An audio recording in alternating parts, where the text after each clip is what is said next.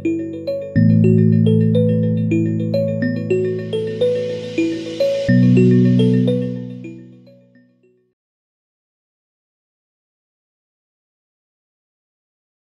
morning, good afternoon, good evening, depending on where in the world you happen to be. This is the introduction to AngularJS Jumpstart. I am Christopher Harrison. Very happy today to be joined by Stacey Mulcahy. Thank you. Why don't you go ahead and introduce yourself and get things rolling? Yeah, I'm Stacey Mulcahy. I'm a technical evangelist out of New York City, and I'm here to talk about AngularJS, and we're going to do a short intro today that's going to kind of take you from the beginning to, the very basics of what you need to know and really allow you to get in depth with it if it's one of those frameworks that you're interested in. Cool. And why don't you introduce yourself? Sure. Again, working out of New York City, mostly I focus on web development, a lot of IoT these days, design and UX. I love to interview designers and developers. It's kind of a little thing I like to do on the side. I do a lot of stuff for Channel 9 as well, and so you can find me there talking about IoT or marketing or anything that kind of just pops up. Of course, I've got my blog, and I also host and run something that's called Young Game Makers, which is just teaching kids how to make games. So if you're interested in that, you should check it out. Very cool. Plug in myself. Plug in myself. Hey, if you don't, nobody else is going to. It's so true. So true. Cool. And then as for me, and this isn't going to do what I wanted to do, but that's all right. We've got it from the other system. I'm a content developer here at Microsoft. I was a long-time Microsoft certified trainer, presented a handful of conferences. I got started back with a VIC-20 and actually graduated on to a Commodore 64. Yes. That's geek cred right there. Yes. Yeah, that's pretty impressive. You can find my blog and the occasional blog post at blog.geektrainer.com. And then beyond that, I run crazy distances, and I'm a husband, father of one four-legged child. Yeah, I just kind of do it all. It's basically what that says. But, you didn't quite say that. Yeah, I get it. I get it. That's not what I said. Whatever. Whatever, right. marathoner. Anyway, so how about the course? So, yeah, back to what we're supposed to be talking about this morning, or evening, or afternoon, whatever it may be. Introduction to AngularJS. The things that we're going to cover in this kind of session today is we're going to talk about, getting started. We're going to talk about how does it work, all the kind of underlying pinnings, a little bit of Angular, because a lot of times when you step into a framework, you kind of don't get that knowledge. So we're going to talk about that, some of the basics like binding and modules, and then we're going to move into things called controllers, kind of controlling the view. We're going to talk about filtering data, maybe some expressions in there. We're going to talk about things called directives, building our own custom directives. One of the most powerful features actually of Angular. We're going to talk about view management and routing. And then we're going to talk about, getting external data and what are your options there. So that's kind of what we're covering for today. Cool. So setting, expectations for this this session, we're kind of assuming, safe assumption, I'm not sure, but assuming that we're talking to web developers, or maybe you're a back-end developer and you want to understand why you would be using Angular on the front end. Experience with JavaScript, yes, that's definite plus. Having an understanding of MVC or any of those kind of frameworks or those principles is important because it follows those structures. And again, we're not targeting what Angular announced as the latest versions and what they're going to do. We're targeting lower versions, specifically probably 1.2, 1.3. So that's kind of where we're aiming towards. We have some suggested supporting material. I collected a whole bunch of tutorials and articles, like incredible amount. I even looked at it, I was embarrassed. So there's a link there that's just a link to all my bookmarks. And as well, if this is something you're just kind of stepping into and you're not quite sure, I did a previous session with Dave Voiles about building single-page applications with jQuery and Angular, and I covered Angular in I think it was an hour or something. It was just there you go kind of thing, not a lot. So, but it will give you kind of a preface of a comparison, especially if you're coming from jQuery, which is important. Yep, absolutely. Absolutely. And then as far as MVA goes, you can, of course, get your 50 points by watching this. We have 2.6 million registered users. You can see the voucher code there at the very bottom. Woohoo!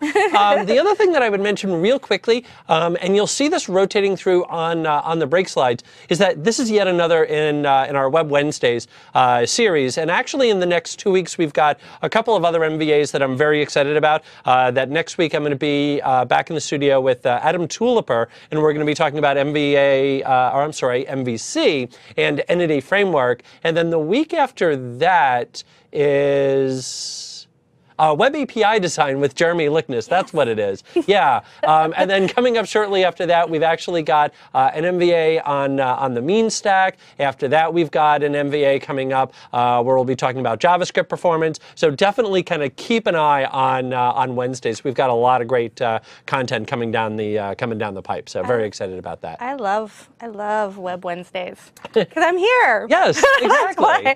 Yeah. And we like having you here. Thank you. Welcome.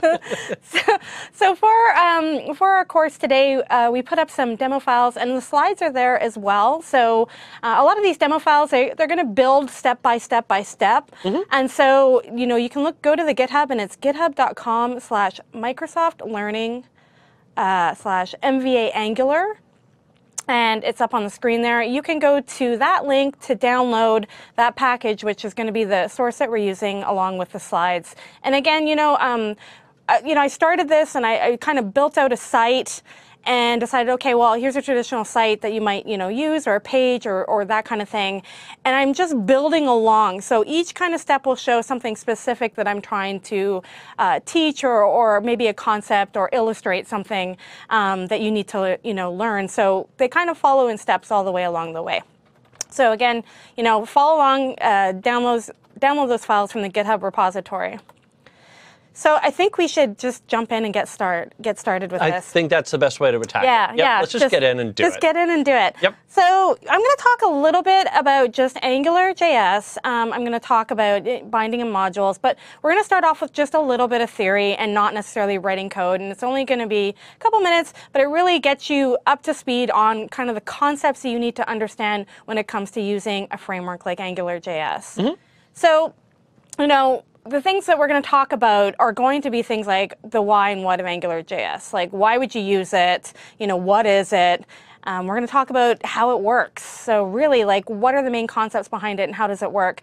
We're going to build a first Hello World AngularJS application. That's just, you've got to have that. It's Hello World. Yeah, exactly. It's not a programming course unless you do Hello World. Exactly. It's required. There's a law. Yeah, it's actually, someone came back and edited everything. It was like, Stacy, you need to add this. And then we're going to do AngularJS modules, creating your first kind of module, and talking a little bit about modules and architecture in terms of bigger applications. What we're dealing here is going to be fairly small because we're trying to illustrate the main concepts. But if you take what you're learning today and move it forward, you're going to need to learn a little bit about the architecture or what's best practices there. So the why and what of AngularJS. What is AngularJS? So a lot of people kind of, ask questions about why would I use this framework if I'm using, MVC on my backend. That was like the first question. Yeah. Why use this instead of MVC? It's funny, and so it's one of those things you have to understand is that this is a JavaScript framework. It's client side, so you can structure your backend application, especially if you're doing things that are like getting data and having routes and things like that. You can structure that however you want. A good example of that is the mean stack, right? You have you're going to be using a database with Mongo. You have Express, which actually does kind of like your server framework, but you use Angular on the front end. And so the reason behind a lot of using Angular on the front end, especially if you're building out those kind of big applications, is that it gives you a lot of structure and it puts things in very specific places. And allows you to work with developers quite easily, especially if you're working on a project that's not just yourself, not a single little page, but if it's a couple of people. And so it's really good for those kind of things.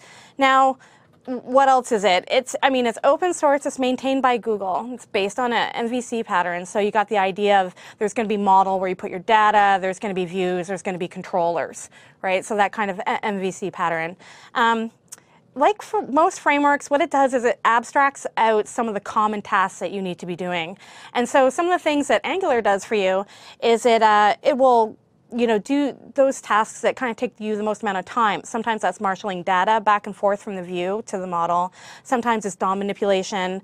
Sometimes it's registering callbacks. All that kind of dirty work that you got to do to make sure that you're showing stuff properly in your HTML, but adding behavior and things like that. It abstracts a lot of those common tasks out for you. So it does kind of it is opinionated in that way about how you should approach certain things. And almost all frameworks are, right? They have a very specific idea of how things should work, and they allow you to work within those constructs or extend them. The other thing about AngularJS is it's declarative. And so we'll kind of show an example of the idea of declarative programming and what that means. But for most people, it means that you can kind of just look at what's going on in the page and understand what should be happening or what kind of things could happen. And so we'll show an example of that.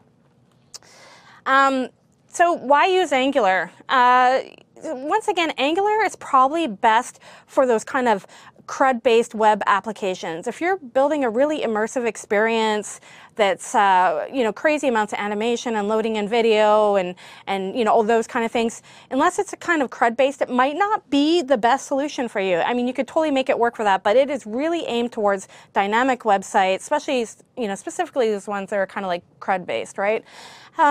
CRUD being create, retrieve, update, delete. Right, okay. Which I always forget what one of them are, and every time it's something different. So that's why I'm always like, CRUD, you know CRUD, right? And then I'm like, I'm not going to fill it out because I always forget. Last time I was here, I forgot. Yeah, exactly.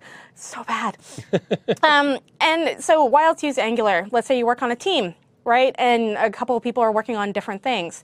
The good thing about Angular is that it kind of allows you to separate those tasks, features, functionality, however you want to organize the work, and it allows, imposes a structure that allow you to kind of work together in those little sandboxes and still, not override or kind of get into everyone else's space. So it's a framework that really imposes this good structure. And so if you're following Angular and everyone on your team understands Angular, and you get a new, developer on because you need help with something, they have a sense of how they should go about it, what things should be named, where they should be placed, what the structure of this application, in theory, should be.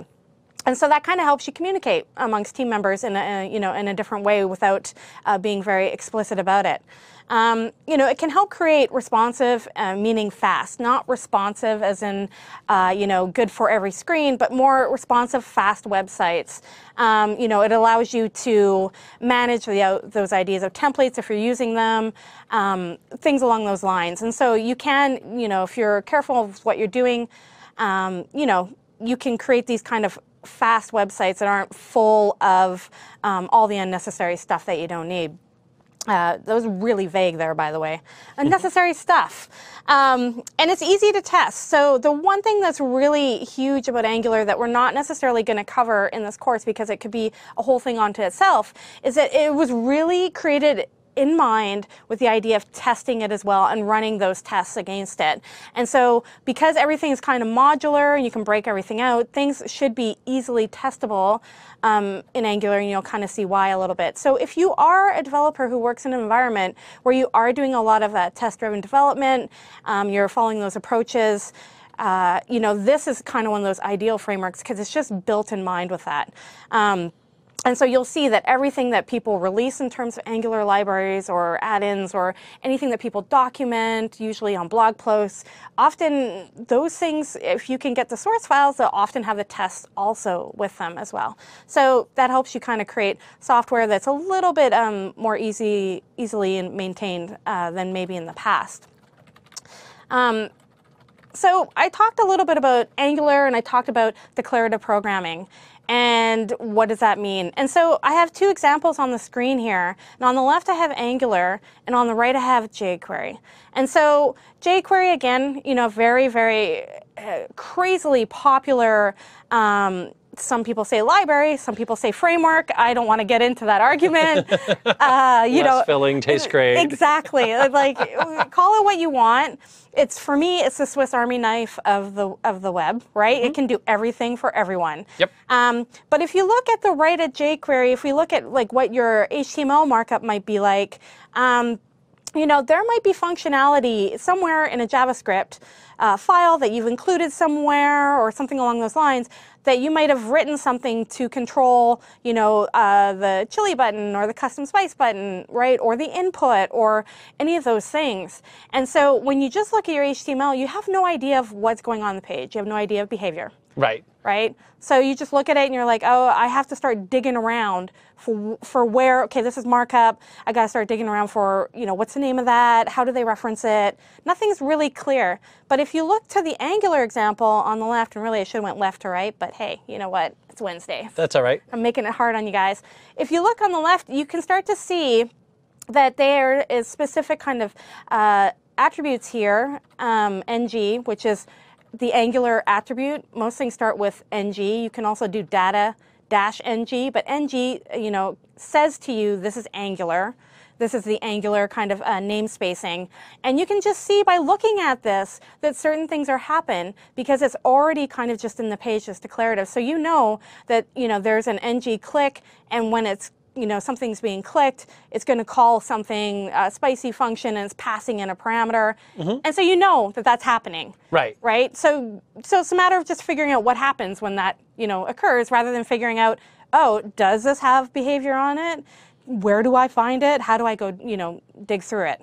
So if I'm kind of already comfortable with the concept of MVC, even if I don't necessarily know Angular, I can look at that and at least sort of get an idea of, okay, there's going to be something that's going to happen here, that I know if somebody clicks on this button, that it's going to go do something, that we've got a particular model that we're working with. And a lot of that syntax, like the placeholders, those couple of curly braces, that's pretty consistent in a lot of other frameworks as well. Like I know Flask uses that as well. Yeah, I mean, the curly braces, we'll get into that. In Angular, it's called expressions, but it's the idea that and a lot of frameworks have it, it's the idea that you're binding something. Yeah. You know what I mean? Like something's happening there, you're binding something, some kind of behavior is going to happen at some point, or be, overwritten or whatever. So whether it's languages or templating or any of that kind of stuff, curly braces, you just got to get used to them. Yeah. Yeah, they're everywhere. Yep, they are. So, declarative, I guess, at the very end of the day, it just means that the intention of the application is expressed or declared in the HTML. And so this is one of the nice things about Angular, and this, my favorite thing, is just looking at the HTML and just saying, okay, well, I don't necessarily know what's going behind the scenes and I can figure out the logic, but it makes it so much easier to understand what items are being bound where and where that logic might reside. And so you'll see that was a very simple example. It's just a snippet, but as we get more in depth, you'll see like, oh yeah, okay, I get it. I know this is bound here, and this is, it should be named this. I got to find that file. It makes coming to an application that might have already been built so much easier in that kind of sense. And so that's one of the big things for me about Angular that I think is awesome for a lot of developers. So how does AngularJS work? Okay, so how does this library work? And there's a couple concepts that we have to just kind of, broach here a little bit and talk about without getting too in depth with them, because there is a lot of stuff happening behind the scenes that Angular does for you.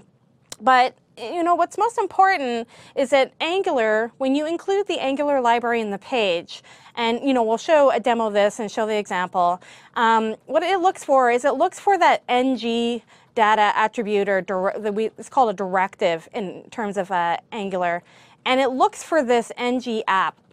So if you include Angular into the page, nothing is really going to happen in terms of what your page is doing. But if you declare something or some node, some element on the page to be of ng-app, it looks for this directive, and once it's found this directive, that becomes kind of the root scope for the application. So again, you could be putting this on your HTML tag, your body tag. You could be putting it on a div. It doesn't, wherever you want to put it, but that's the root of the application. So everything within that should be now contained within it. So what it does is it kind of scans the DOM it looks for this, and once it looks for this, it starts to see, is there a module or something associated with it? Do I need to load it in? What other things does it have? What dependencies does it need? How does this app need to work or run in order to start with any of the kind of Angular magic? And so the directives ng-app, you'll see ng throughout the entire day today. You'll see that on everything. But you can declare it a variety of ways. Another common one, because a lot of people are worried about making sure that your markup's correct and things like that, is data -ng. So you'll see that as well. You don't see it as often. Most people just use ng, but sometimes you'll see it data-ng. And so what happens is it scans for this, it looks for it, and it loads the module associated with the directive or with that ng app specified. So if you've ever used something like require.js, for example, where you kind of like, specify, okay, here's my entry into the app, your main point. I don't know, people have different kind of phrases for it. This is how Angular works. And so if you specify it, it's going to look for that kind of main entry, that thing module you write, right? And if it doesn't find that, if there's nothing associated, it will still do some of the stuff that it should. It just means that you're not necessarily writing a lot of code. And so we'll kind of go into a couple examples of like how you declare it, all that kind of stuff. Okay. But it's just important to note that that's what it's looking for. And so we've got a little diagram. I took this right from the docs. The one thing about AngularJS, docs.angularjs.org, is that they're awesome. They're great. And they're very verbose. So sometimes you need to go back to tutorials and then come back to this. But this gives you a good example of how it actually, the term bootstrapping the app, and how it kind of gets it started. And so again, it goes through the HTML, and you'll see it, goes down to the static DOM, and it's looking for, that kind of ng-app. And this gets fired when the entire DOM is loaded, right? When all the content is loaded, this is when it starts to instantiate the app. So it waits for everything to be completely loaded. So that way, you might have multiple JS files, images, things like that. It waits for the entire thing to be loaded, and it looks for that ng app. And then what it does is it has what's called an injector. And we'll get into that a little bit. We're not going to get too crazy into some of the theory behind it. But what it does is it looks for any of the dependencies or other things that your app might need to run that you might be included. Maybe you're using a third-party library. Maybe you have multiple little modules or sections or things like that. And so it'll go through, it'll find all that stuff, it'll instantiate everything that it needs to do. It's called configuring it, and then it'll run it. And then at that point, and this takes no time at all, at that point your app's kind of good to go. And so that's kind of how it gets bootstrapped. Cool. Hey, one real quick question. Yeah. So somebody asked about data ng versus ng. Yep. Is there a best practice there, or kind of just whatever you feel like typing? Is there browser compatibility issues? So yeah, the problem is, so data-ng will be accepted by all the browsers, right? ng, if you just add it as an attribute or an element, it's not often, some browsers, depending on what you're working with and in terms of what versions of browsers, you might have issues with. Okay. So most modern browsers will all support the data-ng. It's only a problem if you have to support older browsers and you guys start thinking about it. You might want to look at data-ng as opposed to ng. Okay, yeah. All right. So ng for the newer browsers, data-ng if you have like older browsers. Yeah, so I mean, any of the stuff we're looking at HTML5, kind of more modern browsers to begin with, but it depends on the version. Okay. So you got to watch that, but you won't see a lot of people using data-ng, like even in tutorials or examples or anything. Okay. So. Okay. All right. So. The other thing about Angular, just to give you a sense of one of the main phrases around it, is dependency injection. And so what that means is that everything in Angular is very, very modular.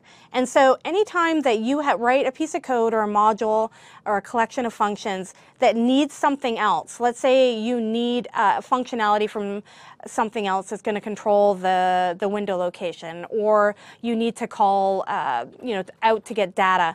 All those things are, it's best to build things and think of things as separate little pieces of functionality that you just inject when you need it. And so dependency injection, it uses what's called constructor injection, and that means that when you create something, you pass it in the constructor, and that allows you to kind of make sure that those things are available when it gets initialized. The other option for some other frameworks is a setter injection, where you have a setter and you actually pass in a setter, you pass the dependencies that you need. But the good thing about this is once you pass in the constructor, you know you're passing these things, you know that you need them. When it's initialized, they're there, they're good to go. There's no order of operations stuff going on. Right. And for those of you not familiar, the whole concept of dependency injection is really just trying to put off for as long as possible setting a variable to its actual value. And that just gives you the flexibility to be able to swap that out without having to necessarily change a whole bunch of code or potentially even any code at all. And it makes things more testable. It makes things more resilient to change going forward. Yeah, because you can go and test what you've injected. Yep. And then you can test what you're using with that. So it's just building blocks. Exactly. Building blocks. And so, you know, again, from the documentation, a little bit of a diagram. Not going to get into this too much, but it is the idea, and you'll see it, and we'll talk about it all the time. Okay, I'm going to need this. I'm going to have to inject it into what I'm doing. And so, you know, not going to talk too much about this, but you will see in our first or a couple examples of what this actually looks like. So I'm going to demo just your basic kind of hello world AngularJS application. Hooray, hello world. Yeah, hello world. And so what I'm going to do is I'm going to move over into my, so I have two environments open actually today. And one I'm using Visual Studio, and there's also Sublime as well. And you know, it really depends on what environment you're used to working in. Both have really, really great support for Angular. Visual Studio has a bunch of things that you can install to add, you know, code complete and things like that, and same with Sublime. So I'll probably just switch a little bit between them just to maybe show you some of the functionalities between these environments. Mm-hmm. If you use Sublime, the one thing is that you need to install package control, and package control will allow you to install a whole bunch of packages that will help. And so you can install things like, you know, Angular snippets, HTML snippets, things that make writing code very, very simple. And a lot of times, especially if you're learning a framework, even me now, I still even fairly familiar with it. I go to write something and I'll, am I supposed to have a bracket there? Is it supposed to be like this? Is it like that? And so these things will kind of make that a little bit easier because it stubs out a lot of that stuff for you. Perfect. So why don't you maximize your window there just to make it a little easier to read. I will. So I'm going to bring up, let's see. So what I did is I created a really basic site that we're going to kind of work off of. And you know, it's the very first example in those folders. It's getting started. It's the hello world. And there's really no functionality going on in here. All I did is it's a basic HTML page. There's no, you know, behavior going on. But I just stubbed out some things that we can kind of start to add behavior, you know, to. So we'll look at things like the nav. We'll look at this main section. We'll look at these items, you know, something that we might, you know, related projects, for example. This might be something I might pull from a feed somewhere at some point in time. Might be more dynamic. So you can start to see how these pieces will, you know, a little bit come together in terms of those kind of things. And I have like a contact page that actually changes the URL, moves to another HTML page. So we're going to look at like, how can we not do that? How can we create this as a single page application? So this is, you know, something that we're going to look at in terms of this project.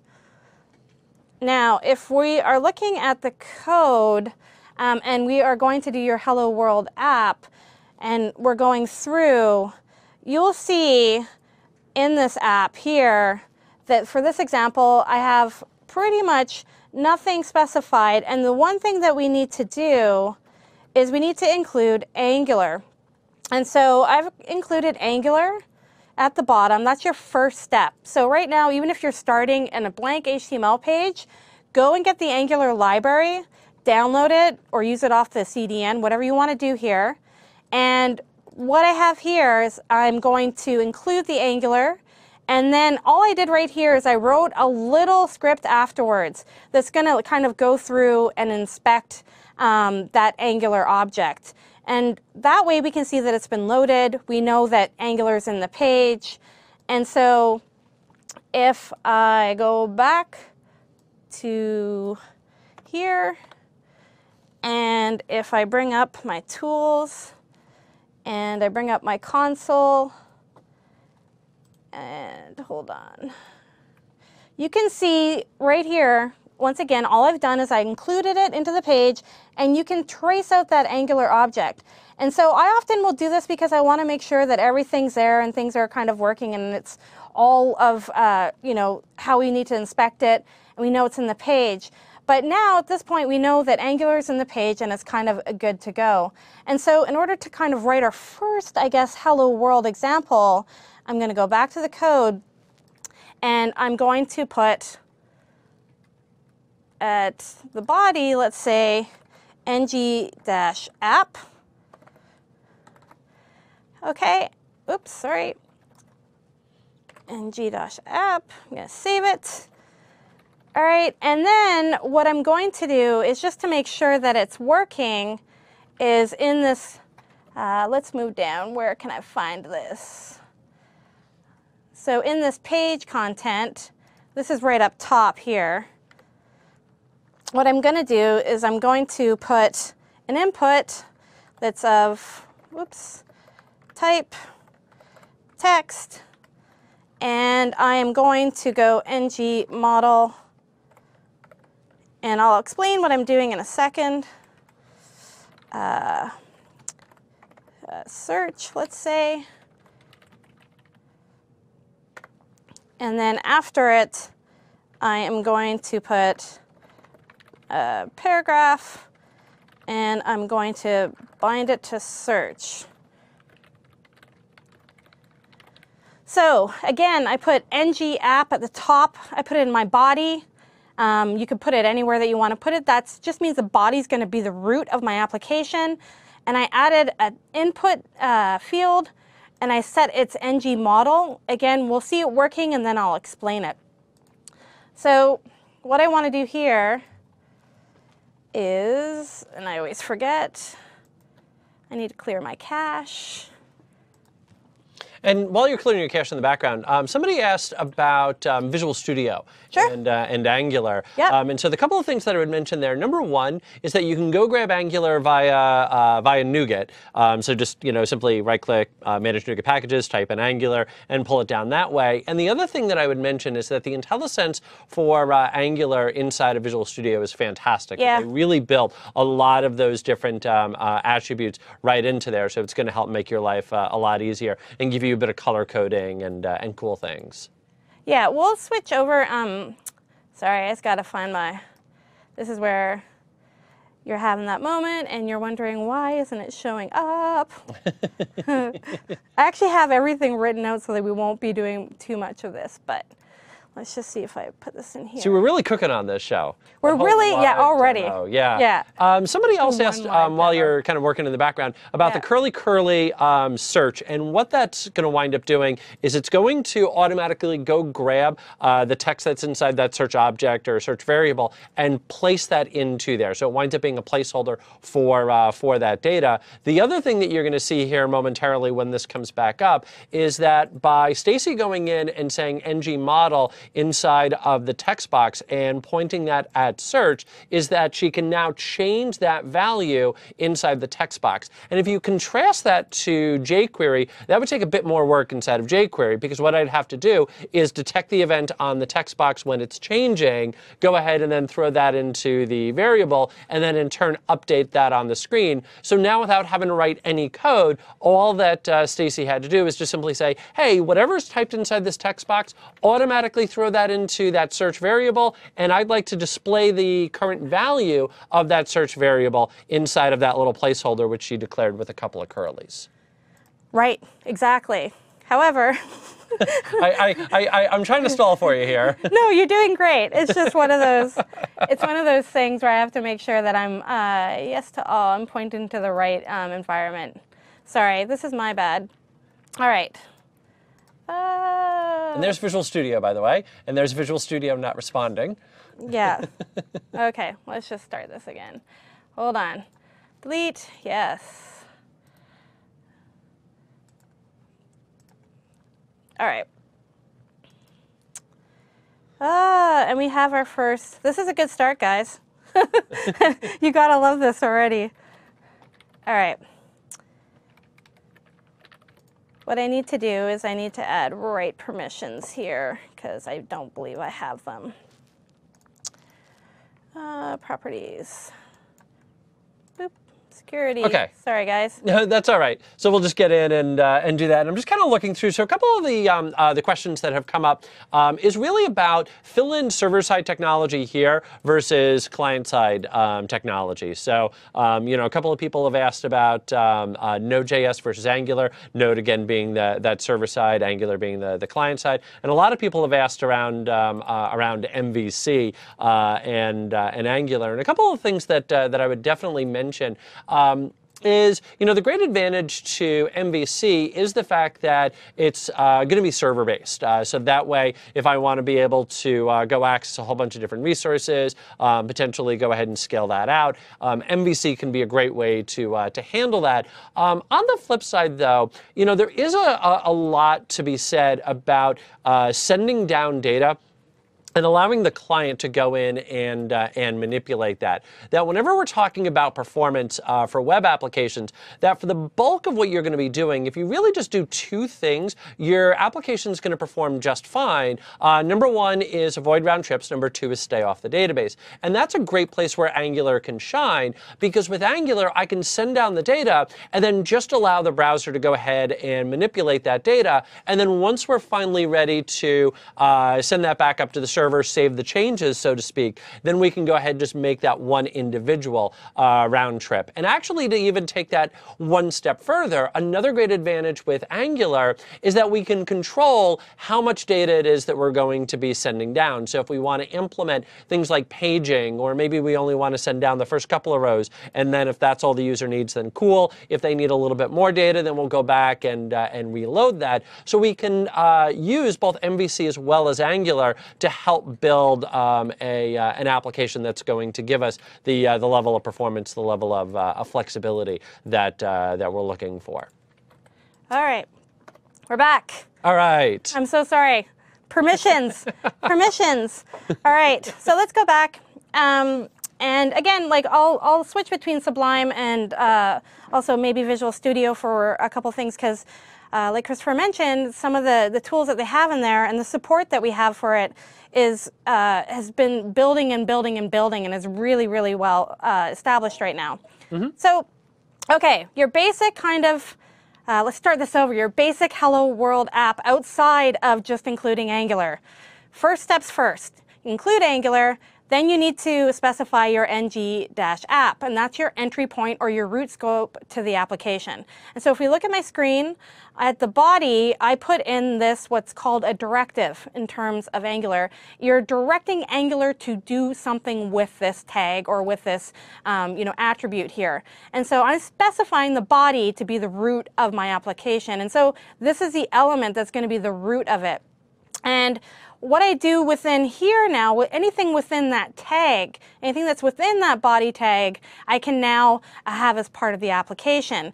And so what I went down is I just, again, went and found a place that I could put an input. And this is your classic Hello World example, because it shows you about ng-app and it shows you about two-way data binding. And so what I did is I included an input here, and I labeled it ng-model, which means that this is going to be the model, and it's going to be named search. And then what I did is up top here, I have a little header in H1, and I bound it to search. So this is the name of the model, and this is me binding it. And these kind of two curly braces, it signifies that you are binding a value or you're binding an expression. Mm-hmm. Okay? And so what happens here is, if we open up my page and refresh it, I have this little input box here, and it means that anything I put into my input box here should be reflected in that title that I bound up top, right? And so you can start to see the power of this, because if you're, starting to type something in and maybe you want to filter results, you can bind it to what's being typed in. You're typing something in and, you have other fields along those lines. Now, that's one example there, But if we go back, I could also, do a H3, and I can go, Stacy puts this here, and I can bound to search. I don't need to put the plus sign. And just do something like that, or I can put this inside the search here, and it should bind that expression. So you're basically just putting in like a little bit of JavaScript right inside of there. Completely. So, right? And it's just what happens there.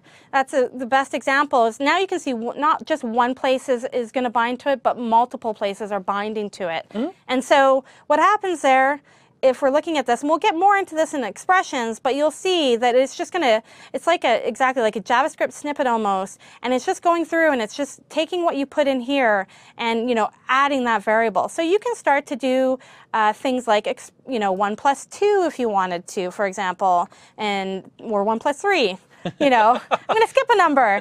And it was just already going to the answer of 1 plus 2. Right. And it will totally come back and, bind those things for you. So to give you, a couple examples along those lines.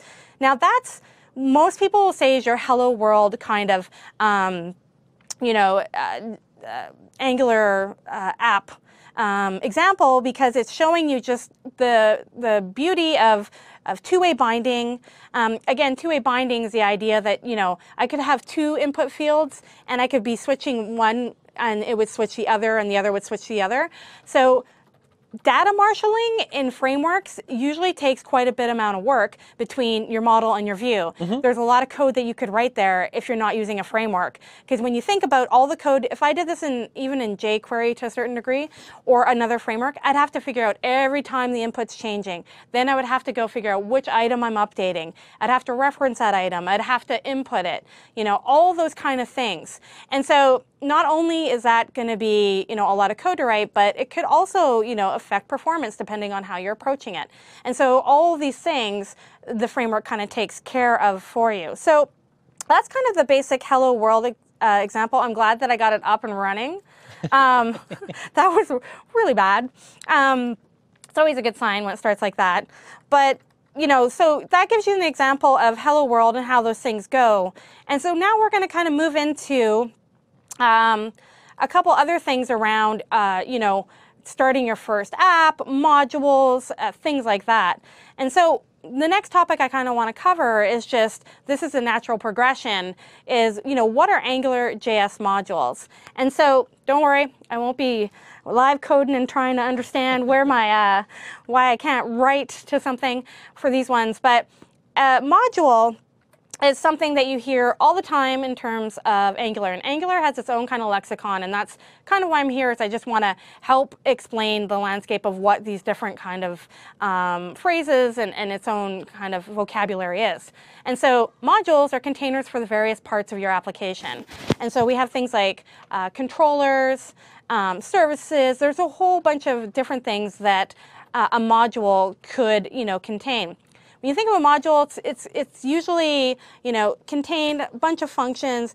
You might organize it around a feature. You might organize it around, certain functionality. So when you think about it, like a contact form might have a module, for example. A list might have a module. The modules are declarative, so they're easy to understand. You will see just exactly, where we're going to declare a module and how it happens. And modules make it maintainable, readable, and testable. Because it's a module and it's kind of like your building blocks, and if you have several modules, you can just go and test that one module on its own. Pardon me. And it defines dependencies for our app. So when you're creating a module, especially when you're creating kind of like your top-level module, that's where you start to declare dependencies that you might need for the app. So maybe you need to do routing, or maybe you need to do something with the window.location. Maybe you need animation. Any of those things, you can start to figure out what you need for your app to work and how you declare them and inject them. And so again, I just included the module API here on the link on the slide. Again, always referring to the documentation because it is really, really good. So when we think about modules and setting up a module is comprised of two major things, I guess, a configuration and a run block. Configuration is where you pass things, or we call them providers in Angular, that need to be configured. So if you want to think about the idea of I'm going to be using an API that requires my secret and my key, for example, so it needs to be configured. You know, you might be doing that in configuration, and then you'll do, and then there's a run block. So configuration is where you configure stuff, and run is kind of where the app actually really kicks off. Okay. So it's at that point, you know, when you're doing run, that you might be dealing with things like instances of providers that you need and those kind of things. But, you know, we'll look at a very simple example. You know, there's some convenience methods for some of this stuff as well, which we'll show you. And when it comes to modules, modules can depend on other modules. So when you think about our app for our main page, we're going to create one single module, but we could actually have it depend or load in other modules. The one thing to note here is that what you're loading in, especially for modules, are loaded in once. Basically, when you're loading in these files, they kind of get stored, I don't want to say like a hash table, but they kind of get stored in a registry. And so if it's been loaded, even if you have other pieces of code that depend on the same thing, if you've already loaded it, it will see that it's already loaded. So, so if we're looking at kind of the module setup, and I just have, you know, some code on the screen here, and again, we have an example, but the Angular.module, the first thing that you do is that you name it, and modules, the naming convention or best practice is lower camel case.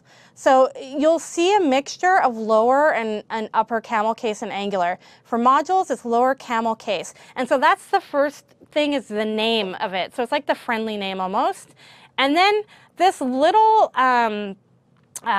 you know, array after the fact is dependencies. We don't have any dependencies in this, for example, but this is where you start to pass in things, and we'll start to show examples of that. And so what happens is that you have this, you know, .config, and that's the, you know, the shortcut to configuring anything that you may need. Again, we probably won't use this for a while. We probably won't need to, but config is where you need to configure things, and then we have the run function. So this is kind of like the module setup. Config gets called before run, okay? And so we're going to show an example of creating an AngularJS module, and I have some code we can take a look at. And what we're going to do is we're going to make a main level app module. So again, in creating a module, naming convention is lower camel case, and you organize by functionality or component type. And we'll get more into that as we go along. So I'm going to demo just what it looks like to create an AngularJS module. And if I go back here and I go into creating a module, again, what I'm going to do is I'm going to show you the differences, because often this requires JavaScript and markup. Okay, so here I'm in the HTML page and creating a module, and you'll start to see that my ng-app has main app.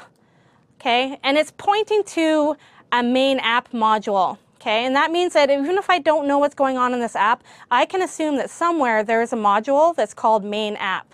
Okay, and again, you see the convention of lower camel case. Now, my file structure here, people argue about the file structure for Angular apps a lot. My file structure here is, most people tend to put most of their Angular stuff in an app folder, and then they separate that app folder out. You know, maybe by libraries, maybe by components and features. So most of my stuff, if it's Angular related, is going to be always in the app folder. And so you can see I have main app right at the root. And so for main app here, you can take a look. It's angular.module main app. And again, you know, if I was writing this out and using some of the plugins, you know, you can do Angular, and we saw module, and it fills it in for you, for example. So you don't have to worry about the syntax so much. So main app, that's going to be the name. These are any dependencies, and this is the config function. And then this is the run. Sometimes you don't even see people use these because depending on what they're building, they don't need to configure anything. They don't need to worry about these things that are going on. Okay, and for us, I just kind of did a little log because I wanted to show you how those things kind of trace out when you're working with them. And so if we go to creating a module, I believe. 02. Oops, thank you. You're welcome. 02, need to save these. Maybe not. Today's awesome. Creating a module. Yeah, that should be fine. 02. Oh.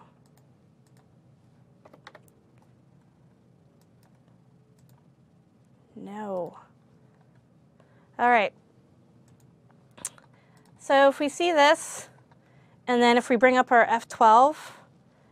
There we go. And then we go to our console and we reload it. Cannot locate. Can't find AngularJS. Min map. Okay, this is actually a good one to go through. So what happens with the min map here? What is min map? Basically, it's like a little file that when you go to download with the min, you don't necessarily see it. And it's one of those files that it goes and it maps everything to it. But what happens is, let's just make sure that, so you'll see I have this here. You'll get this error like that. And what it does underneath the hood, I have no idea, to be honest. But yeah, it's right there. Should be fine. Console. Hold on. That's not good. Okay, one sec.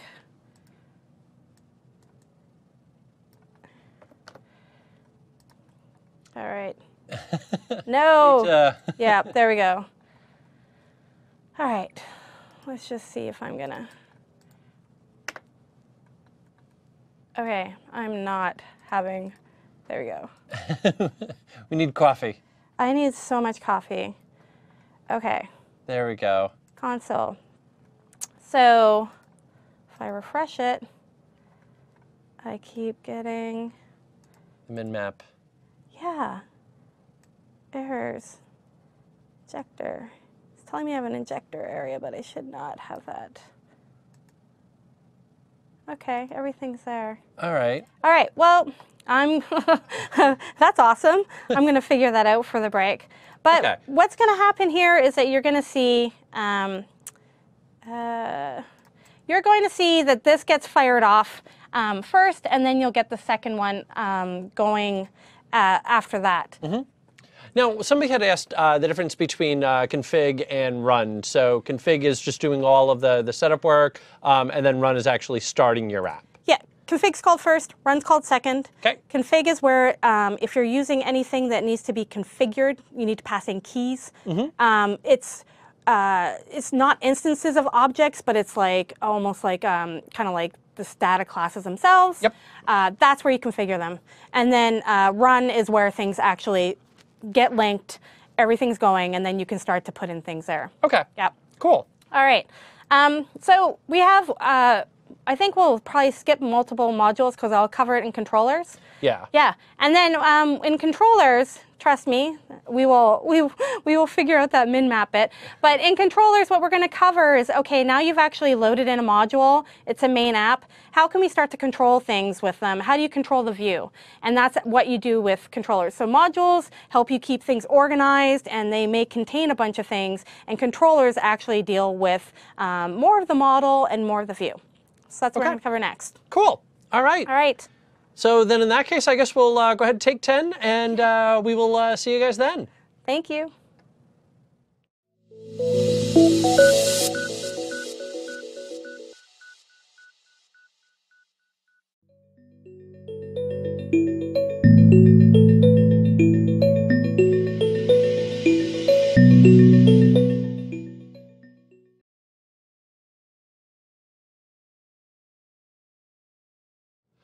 Okay, welcome back for Module 2, the Enhanced Demo module. My name is Christopher Harrison, that is Stacy Mulcahy, and this is Introduction to AngularJS.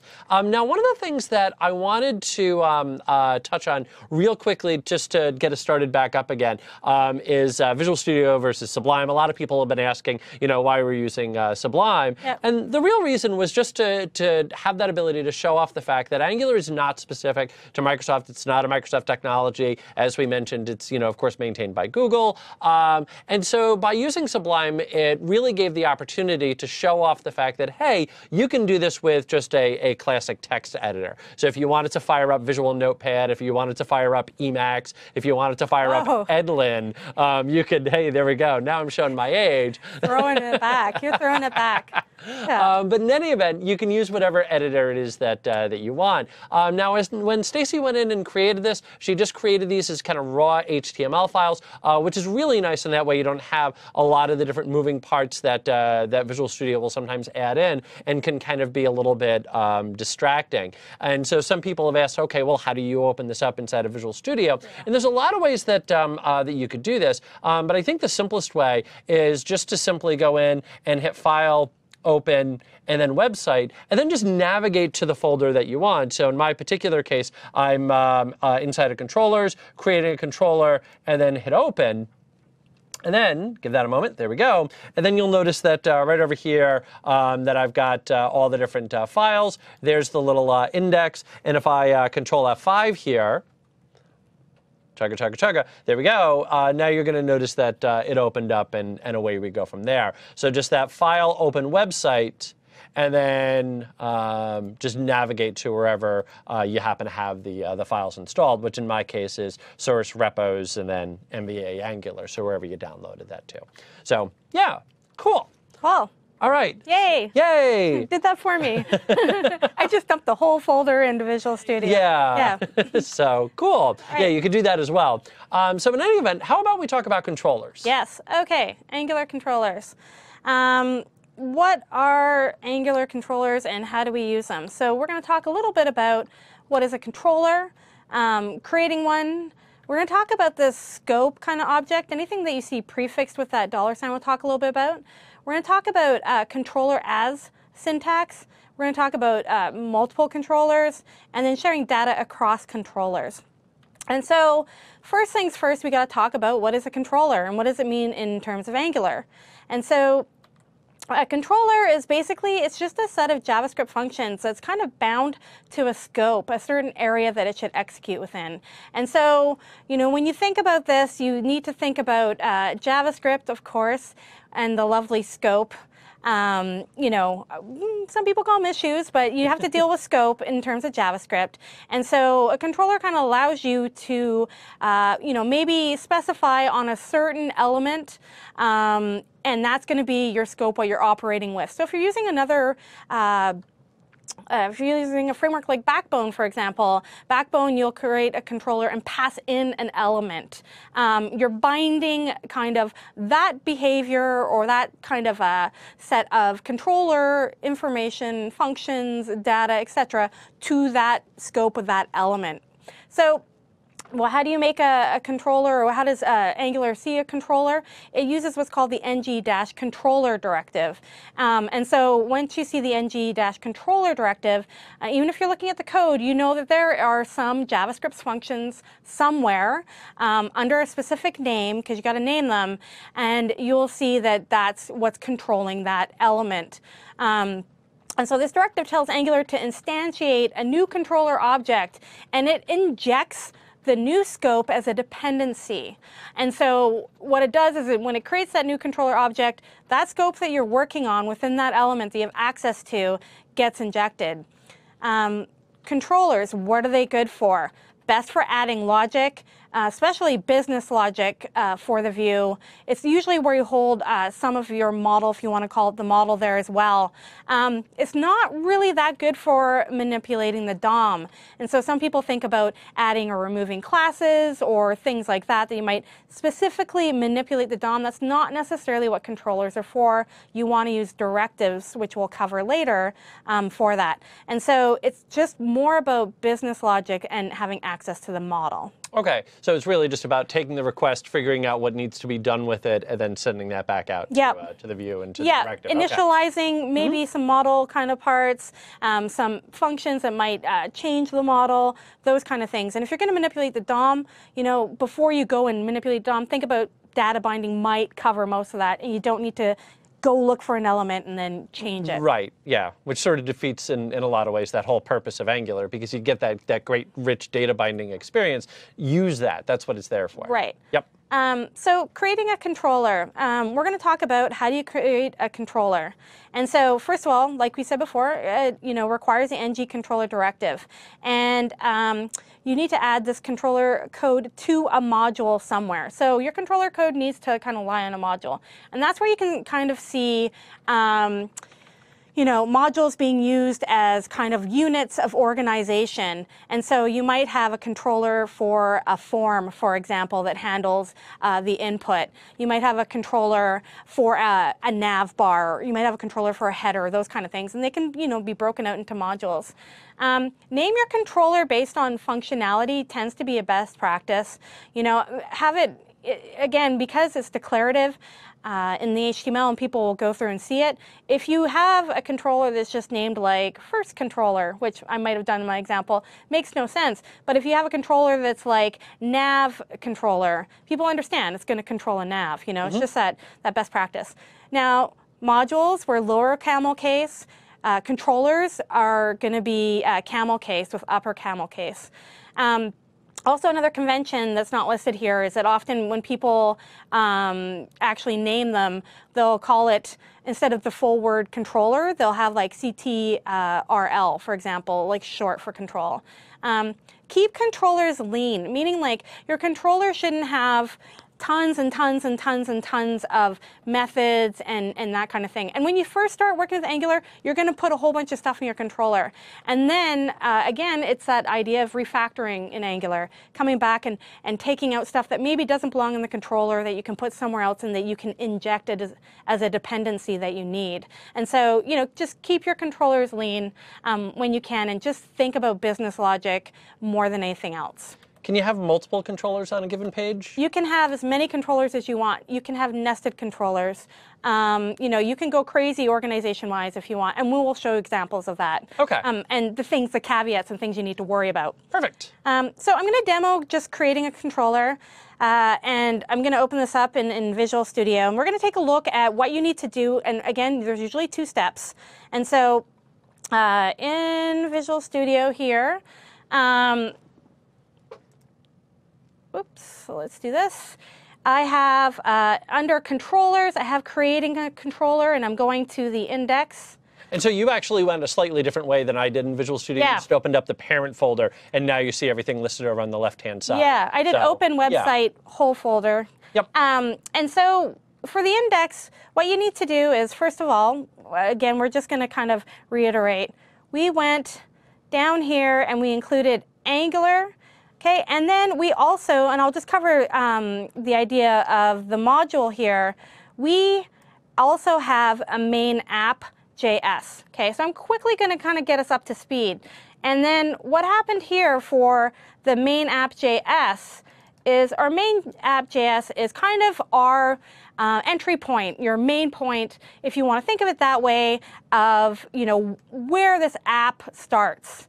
Okay, and the main app is, here's the syntax for it, angular.module main app. You'll see I'm passing in something here. And so I'm just going to go back to the HTML and just show you where main app maps. So we include the main app, that's our module. And then our ng app is equal to main app. So this is seen kind of as our entry point. Now, back in the main app.js, you'll notice I included a dependency. And so what I included was another module. And so this is the idea of, this is one module, I created a second module and I'm including it. So event module is another module I created. Now, where did I create this? And again, playing a little catch up here, but if we go back to the index HTML, you'll see first off, go to the bottom, I included it. So I need to include it, and you'll notice that the order here doesn't really matter because Angular waits until the entire page is kind of loaded before it does anything. And so I included this. It's app event module. And again, it's a very simple idea of a module. I named it event module. And that's just a JavaScript object there. It's just, yeah, and it's, again, dependencies that you need to put in. So what I did is I thought, I have a main app, I'm going to make that a module, and then I'm just going to make an event module so I can handle some of the stuff in the page. So I have the config, I'm not doing anything with it, I'm just tracing out. I have the run, again, not doing anything with it, just tracing out. But this is where you're going to start to see about creating our first controller.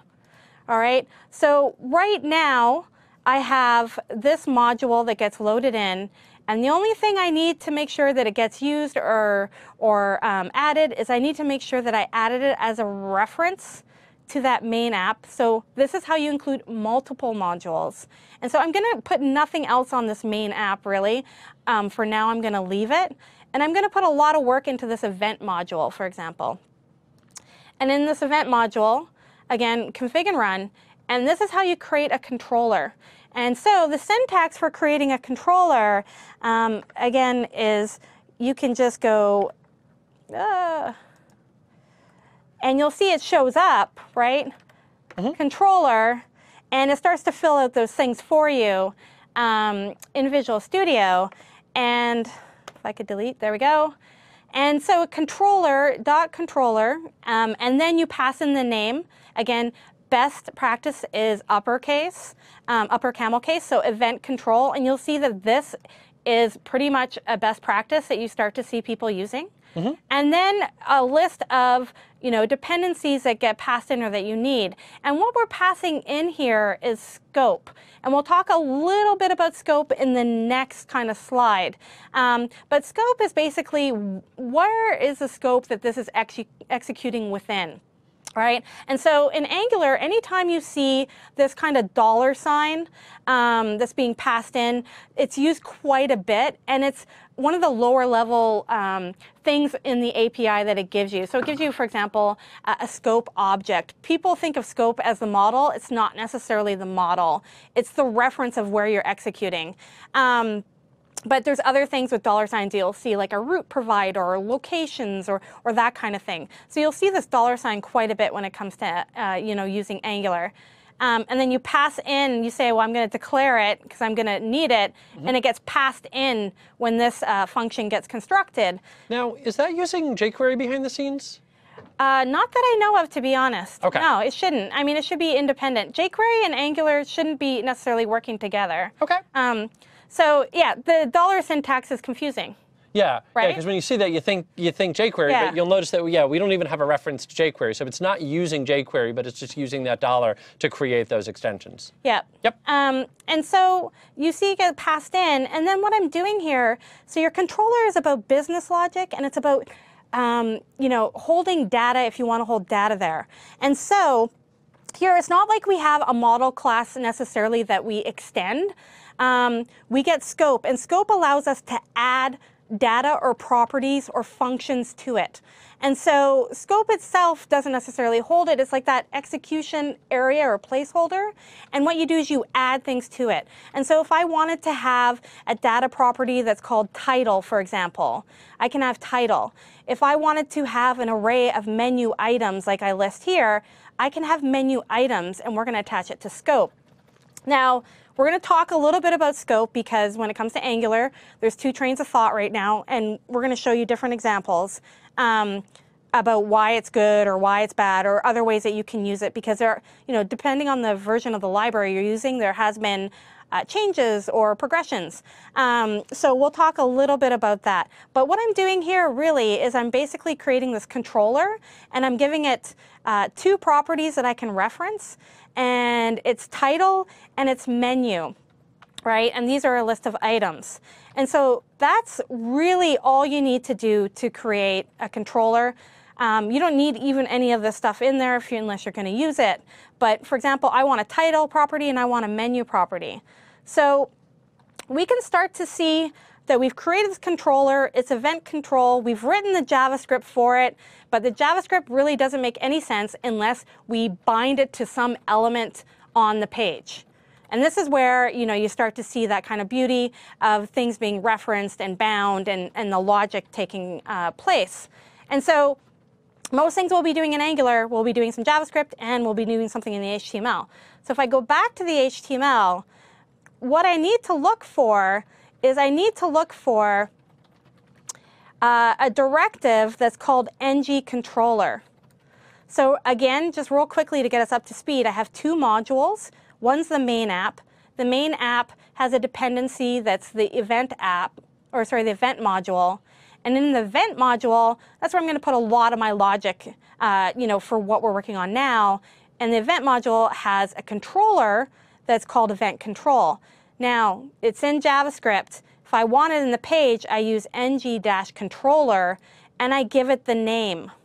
So that's the name of the controller that you created. That's the name of the controller I created, gotcha. Which is right there. So those names map, right? And so what that means is that whatever is within this tag here, it's working within that scope of event control. And so anything within event controller that I write, it can only operate if I'm needing these things within this is the scope it's going to work within. Okay. For example. There's the scope. Yep. So you'll see there's a scope. Now, if we go back to my controller, I declared a scope.title, right? And it's Young Game Maker. Let's see if I'm using this anywhere, and I'll show you how to reference this variable or this property from the page. So I go ngController event.control, right? Yep. And then right here, I put title.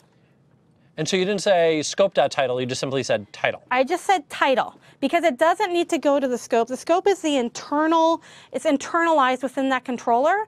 And what happens is that anything within this tag here will have access to those properties on the scope object in event control. So I can just do title. Now, we're going to go through a little bit of scope and scope inheritance and show a couple of examples of that. But if I bring this up and I am here and we're in controller, you will see that this title that I'm using is going to be right up here, right? This is the title that I'm actually using.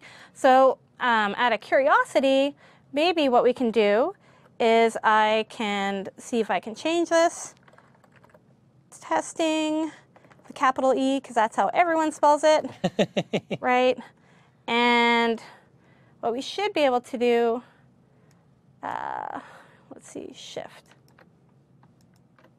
No, why is it not? Are you on the right? Yeah. Oh, no, you want creating controller. You're on the wrong tab. Oh, sorry. There we go. There you go. Thank you. You're welcome. Now it's there we go. There we go. Thank you. This is why you need someone beside you all the time or looking over your shoulder. Pair programming at its finest. I thought I'd be organized and organize all the tabs, and I misorganized them. Welcome. Don't do as I do. So you can see that it changed out testing, and it's getting that variable from there. And so anything within that scope can now get that variable. And that's the idea of just creating a very simple controller in that page. And if we go down here, you will see also for these links, I referenced that menu object. So in the controller, I have scope.menu, and I have two items, right? And they have a name, and they have an href. And so this is the idea of you're almost building out a dynamic nav. Maybe you're putting it in here, or maybe you're going to call it from a service from some point in time. But what I'm doing is I'm binding the name now to the first element in menu, and to the second element in menu. So if we switch that out, and then while you're updating that, if you wanted to get like fancy, you could have written a little bit of JavaScript to loop through all the items inside of menu and created the links that way. Yeah, and we're going to cover some of that stuff as well. Yeah. Yep. So again, if we refresh, you'll see that it changes based on those items, right? So that's the idea of just creating a basic controller. In a controller, your best practice is to really make sure, for example, I'm going to have an event controller. It's going to control a lot of the page just to kind of walk through them. But you can, think of each item as a view. So a nav might be a view. This main section might be a view. And you can start to think of those as having separate controllers. So what we're going to do is we're going to go back to the slides, and we are going to talk about adding behavior a little bit, right? And so the next thing before we get to scope, because scope requires just a little bit more demoing and conversation, is we're going to talk about adding behavior. And so adding behavior, once again, I stored data properties, like model properties on that scope object within the controller. You can also add behavior by adding functions, right? So you can have a collection of functions or properties, whatever you want within that item. And so that's the idea of being able to basically just say, okay, well, I need to, get something from somewhere, and we'll have an example of adding behavior there. Now, I have a demo for adding behavior, and let me just move this up. Oops, sorry. There we go. So much glare. All right, so for adding behavior,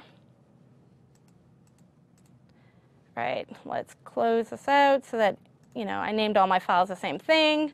In theory, that's a great idea until you're opening up everything. So for adding behavior, and thank you. Suddenly, my glare is gone because people are amazing here. Thank you, Barry. Thank you, Barry. So for adding behavior, we have Gilman in the back of the room. Oops, here we go. So for adding behavior, all I did here in this event module controller, I just gave you an example of index. I created a variable called index. I set it to 0. And, I just created two kind of functions that get exposed, set index and get index. So set index, pass in a value, set that index equal to value, and get index, returning that value. So, kind of like fake, getter and setters for lack of better term, but just a way to show you how you can actually have a function and then access it. Because if you put it on the scope object here, you've now made it accessible or public to the view or the element that it's bound to.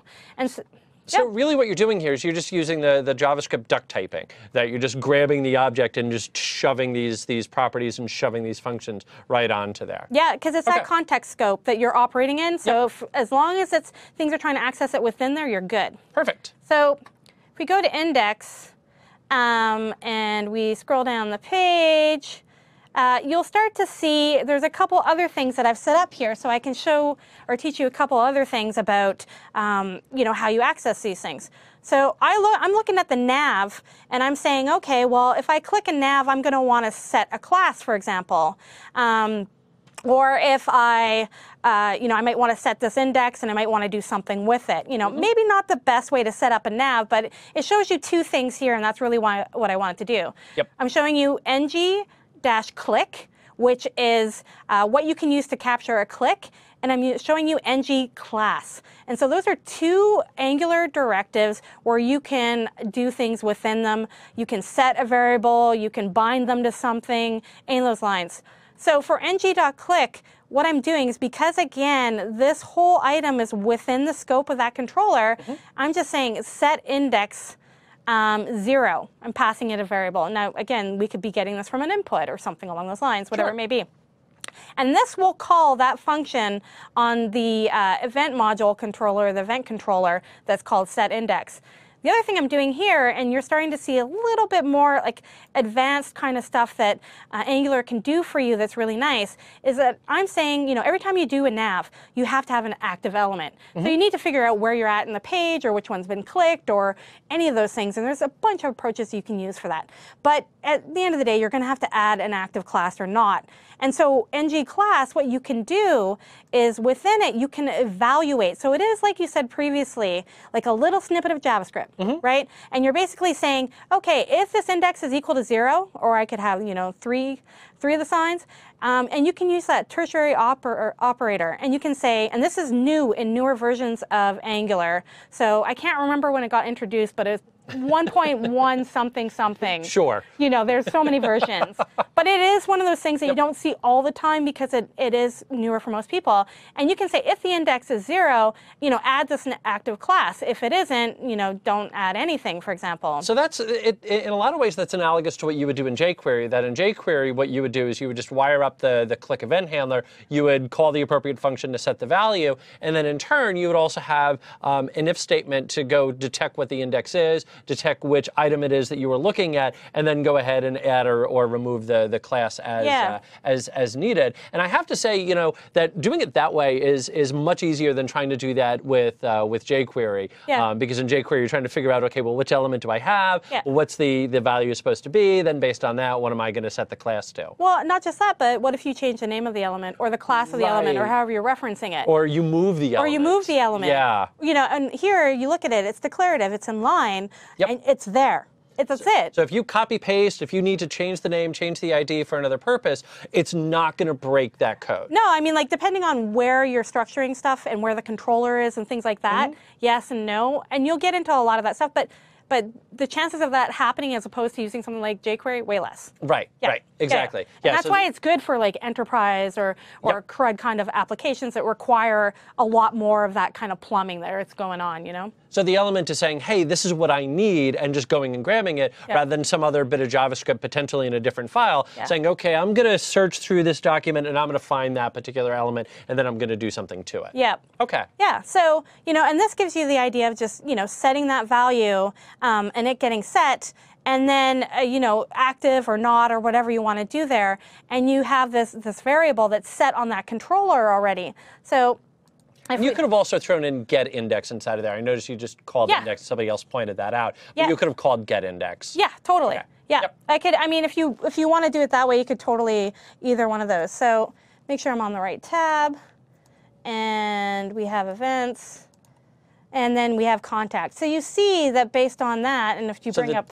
Yeah, the change that we're noticing, and this is a little bit of Bootstrap in action, is you're changing the active. So when you click on events, even though it's not going anywhere on the page, that item is now active. And when you click on contact, that item is now active. Right. And so when you start to build out these pages, that's what you want to start thinking about and building those things out, because especially with something along the lines of Angular, you want to not necessarily being redirecting to new pages. You want things to be loaded in using Ajax, that single page application kind of idea, right? And so this is where those things kind of start to get built out a little.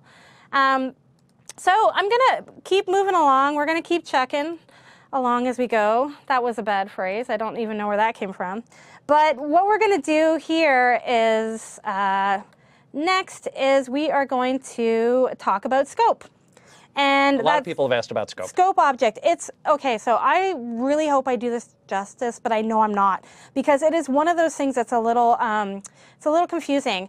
And so basically, what happens is that scope is an object that refers to the app model. Okay, it's not necessarily the app model. It's like a reference point, and it's a reference point for the execution context for these expressions that you're using. And so when you go and you create that controller, scope or the context that you're operating within gets injected, with it if you need it and you want it. Right? And scope is the glue between the controller and the view. And so scope, allows you easily to store data onto scope. And when I think of scope, I think as a reference point for the context, and that I can start attaching things to it, right? And your models are really what you're attaching to it. So I think to call scope the model is not necessarily the best way to go. And I'm pretty sure the docs back me up on that. But the scope is more of like that reference point of where you can attach things that become your model. This is different than some other frameworks. Some other frameworks really want you to create a class or an object that derives from a model of some type, things like that. Now, the one thing the scope does give you is, like other frameworks where you might, have a class that comes from model, is it does give you things like watch. So you can see if a variable on it has changed, for example, right? So you do get those kind of things that you normally get if you're using other frameworks for sure through scope. But again, it's the kind of the execution context for these expressions. And you attach as many things to it as you want. And maybe you even attach like a dot, I don't know, my model, and your model is like one big object and you reference it that way, for example.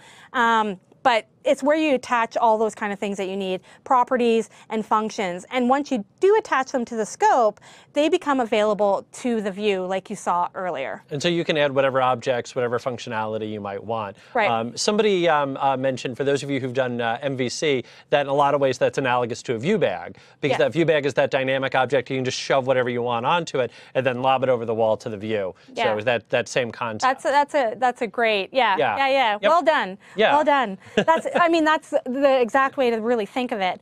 Why didn't I think of that first? So any objects or kind of primitives that you kind of add to the scope, they're considered just those model properties, right? And so that's the way you've got to work with scope. Now, you'll read a lot of stuff, I'm not going to lie. Scope is bad, scope is good, do it this way, do it that way.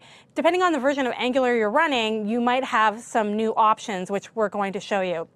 So that's scope a little bit in a nutshell. And you'll see it got injected in to the controller, right? So it's injected once you've kind of created that controller. Once it's constructed, it's passed in. The one thing about understanding scope, goes back to JavaScript, right? JavaScript has like prototypical inheritance. So the idea that a child can inherit from a parent if the child doesn't have that property, they already get it from the parent and then they either hide or shadow it.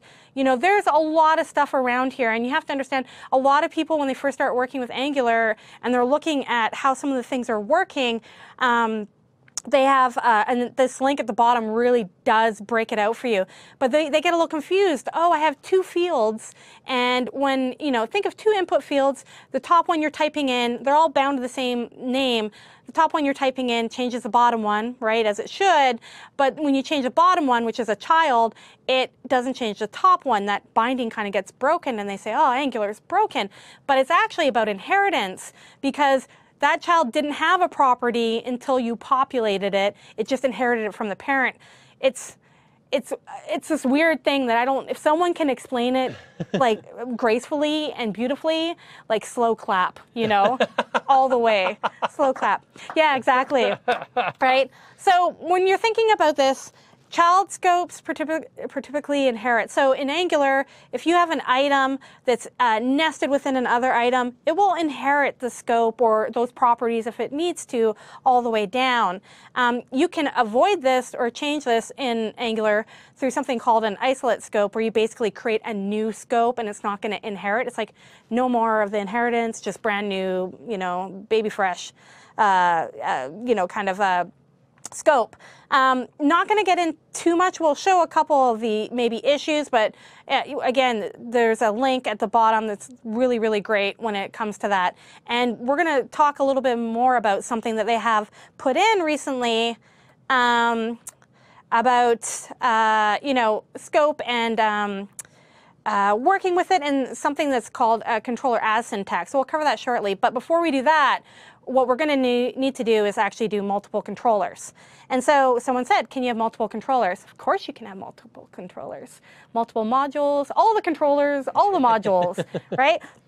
So I'm going to just demo multiple controllers. And multiple controllers, you know, again, if you think of a typical web page, maybe you have one for the header, maybe you have one for the nav, maybe you have one for a list item. You know, you can break them out as much as you want. And when you work, especially with enterprise or a team environment, that's a really great way to start breaking things out, because people can work in their own sandbox and not feel like they're necessarily overriding what anyone else is doing. So I'm going to bring up multiple controllers. If I can open this folder, there we go. Let's close this out. No, I don't want to save anything. Okay, so if we look at multiple controllers, first things first, let's look at our event module. All right, and you'll see that I have that controller that I created, the event controller. Nothing's changed. Again, I'm always going to be building up on stuff. And I have a second controller. And I just made, you know, event item control.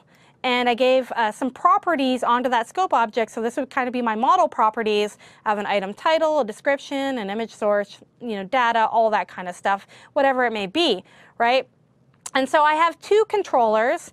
And again, you know, structuring your applications, just, you know, if you're going to have a module for a specific feature, then maybe everything's all, you know, contained.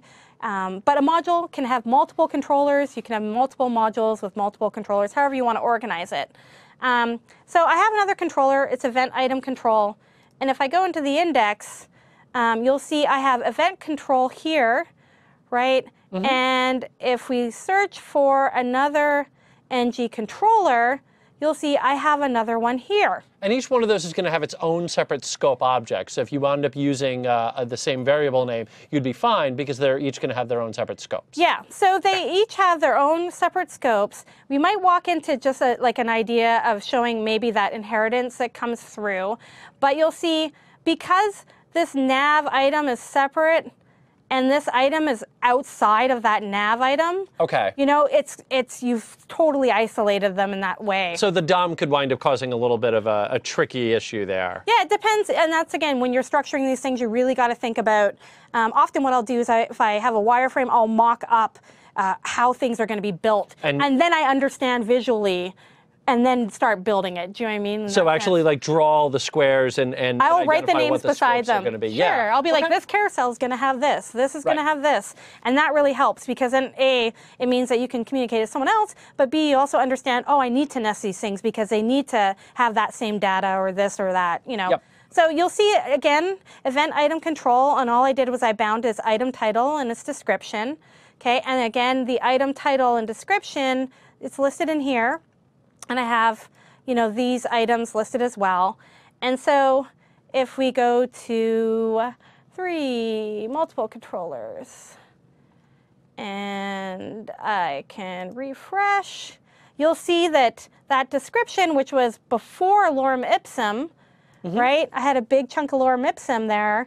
You'll see now this stuff is getting changed out, and so it's being bound, right? And so changing that property would result in changing these items. Now, that was what it looked like before I bound it, and this is what it looks like after I now bind it to that new event controller. So that's the idea of multiple controllers. And again, controllers need to be defined on a module, and you can, you know, organize those things. Most people would say, oh, this is going to be a nav module, you know, and this is going to be a detail view module, however you want to do it. Again, I kept it simple, and it's just event module. So that's going to be the idea of multiple controllers. Now we're going to talk a little bit about scope and how that kind of works. So I have a slide up here, and it's part of the same kind of sequence. We're talking about controller and scope. And so you can have nested controllers. The idea of you might have a header, and within your header controller, you might have a nav controller. And within your nav controller, for whatever reason, you might have a logo, I don't know, controller. Sure. Right? So this is the idea of these nested controllers, whatever they may be. And you'll see that they're all sharing these kind of variables, you know, along the way. Now, what happens is that if this child controller does not have these properties declared on it, Right. it will inherit these. Okay. Okay, and same all the way down the chain, right? It will inherit. If they're not listed here, it will inherit and will use them from the parent. So main controller will have a scope, child controller will have a scope, grandchild controller will have its own scope. If I go in and I call time of day on, let's say, child controller, and it's not in the child controller scope, it'll go back up to main controller and look inside of there. Yeah, it's a prototypical inheritance, right? Yep. It goes to its parent. Okay. And the actual keyword for that in Angular is $parent. So you can do that. So sometimes So if you explicitly want to call up, you can. you can if you want. Okay. Whether you should or not, whole nother story, right? A whole nother story. But you can do that if you want. And it's one of those things where you'll see when things are nested, if you don't have it, it does basically shadowing of the properties. And so it'll just kind of assume the parent's properties because they are nested. This wouldn't happen if they weren't necessarily nested, right? So we have a demo here, and what I'm going to do is, let's see, nested scope. See if I, come on, there we go. Really, I'm thinking at the end of the day, just try and keep it as easy as possible, trying to avoid those types of scenarios whenever possible. You want to, I mean, until you really know what you're doing and how, unless it's a really big application, you go to architecture, just keep it as simple as you possibly can. And so, you know, we'll see that there are, we have our event controller in here, and we have, you know, again, all those things that are coming from our event controller. And then if I go down here and I find our event item controller, and what I did here is I created another controller and I nested it within this event item controller. So that new event item controller that I made, which we saw in the last example, come on, open, there we go. You see, I made this one, and it was changing that title and description on the right. Let's say there's little tabs underneath, and now I have these tabs underneath. And so what I can do here is this shows, the nesting of them. This two controllers being used, but they now are being nested. And you start to see I have event tab controller. I'm using an item title property. And you'll see I don't declare item title property here.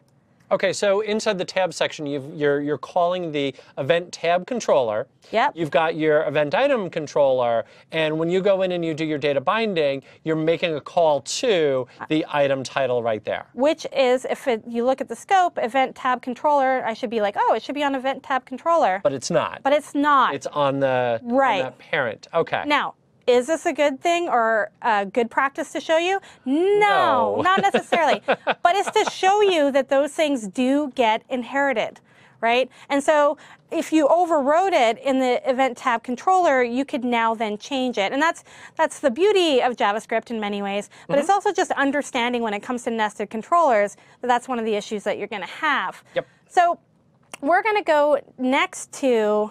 By the way, I noticed that you're putting all your controllers inside that single file, which obviously makes it easier to walk through for demos. Yeah. But if you're structuring your app, should you break that down into separate files? I would totally do a module for every piece of functionality that should be self-contained. Okay. That's like a unit. Because when you think about all the pieces that might go into a module, you might have controllers, you might have what we call directives, you might have things that are like services or values that you need from it. Right. Self-contained. Okay. You know. So that's how I would approach it. But yeah, what I did is just, it's easier to walk through demo-wise to do it this way. Yep.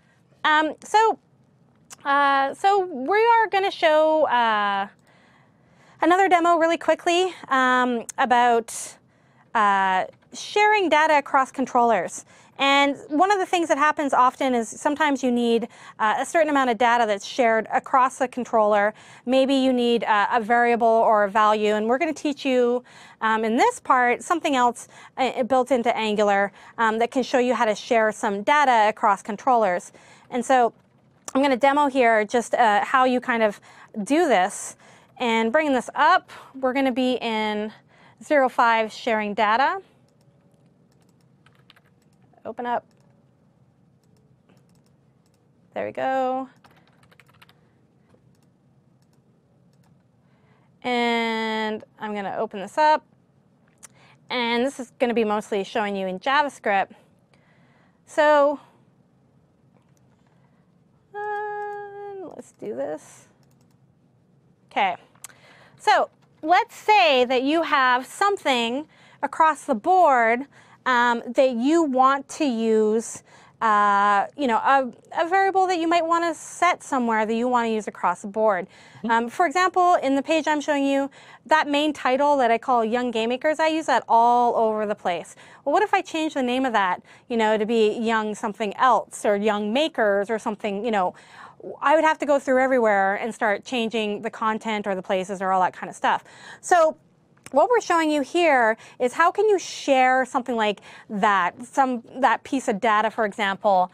And again, this is more data that's not necessarily going to get changed, but how can you store something and how can you reference it from other controllers? And so one of the things, and we're going to get more into this towards the end, but we're going to use what's called a factory.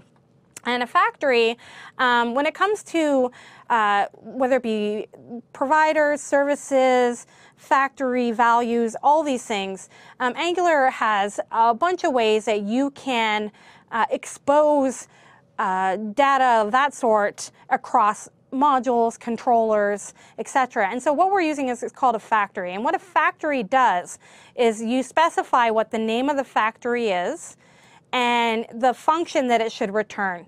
And so it's very, very simple. You just reference this main title, and you're going to get this object that comes back with this title property on it, right? There's other simpler ways to do this. You could use what's also called a value, for example, which we show later on. I'm trying to show you different pieces of the puzzle all along the lines. And so what I do if I want to share, let's say, this main title value across these controllers is I declare it in the module, and then what I need to do, and this is where we're starting to see dependency injection, is I need to inject it, right? And so in this list of dependencies that this controller needs, I'm now passing scope, and I'm also passing that main title. OK, and so that main title is coming from up above. It's coming from the module that this controller lies within. OK. Right? Yep. So what it's going to do is it's going to look up to the module and say, is there something defined here? Yes, there is. It's main title. And then I'm injecting main title, and then I'm passing it in here in the constructor function, and now I can have reference to that main title.title object. Now, I showed you a factory. There's a bunch of different ways that you can do this. But this is just one way. For example, that's in one controller, and I do the same in the second controller, that we can share that value, for example. And again, I'm not changing that value. It's basically a value that's like a constant that's never going to change in this case, but it shows you how you can kind of share data across the boards. And it gets you into the idea of if you need to do that, you need to start looking at things like values or factories or services. And there's a bunch of ways to share the data across them, but most people see these kind of options, whether it be values, providers, services, factories, as the best option, the cleanest, just because of the dependency injection, right? So that's just sharing data across the board. Now, the one last thing I want to cover that's important, because this is the syntax I'm going to be using for the rest of our sessions here, is going to be something that is, let's see, from current slide. It's controller as syntax. And again, controller as syntax, I showed you a couple of those scope issues with nested scope and how you inherit, and you might run into a problem depending on what you're doing. Controller as syntax is newer. Again, it's one of those things, like I said, I don't know what version, don't quote me on it, but it's like 1.12.15. Yeah. 1 something here, X, Y, Z.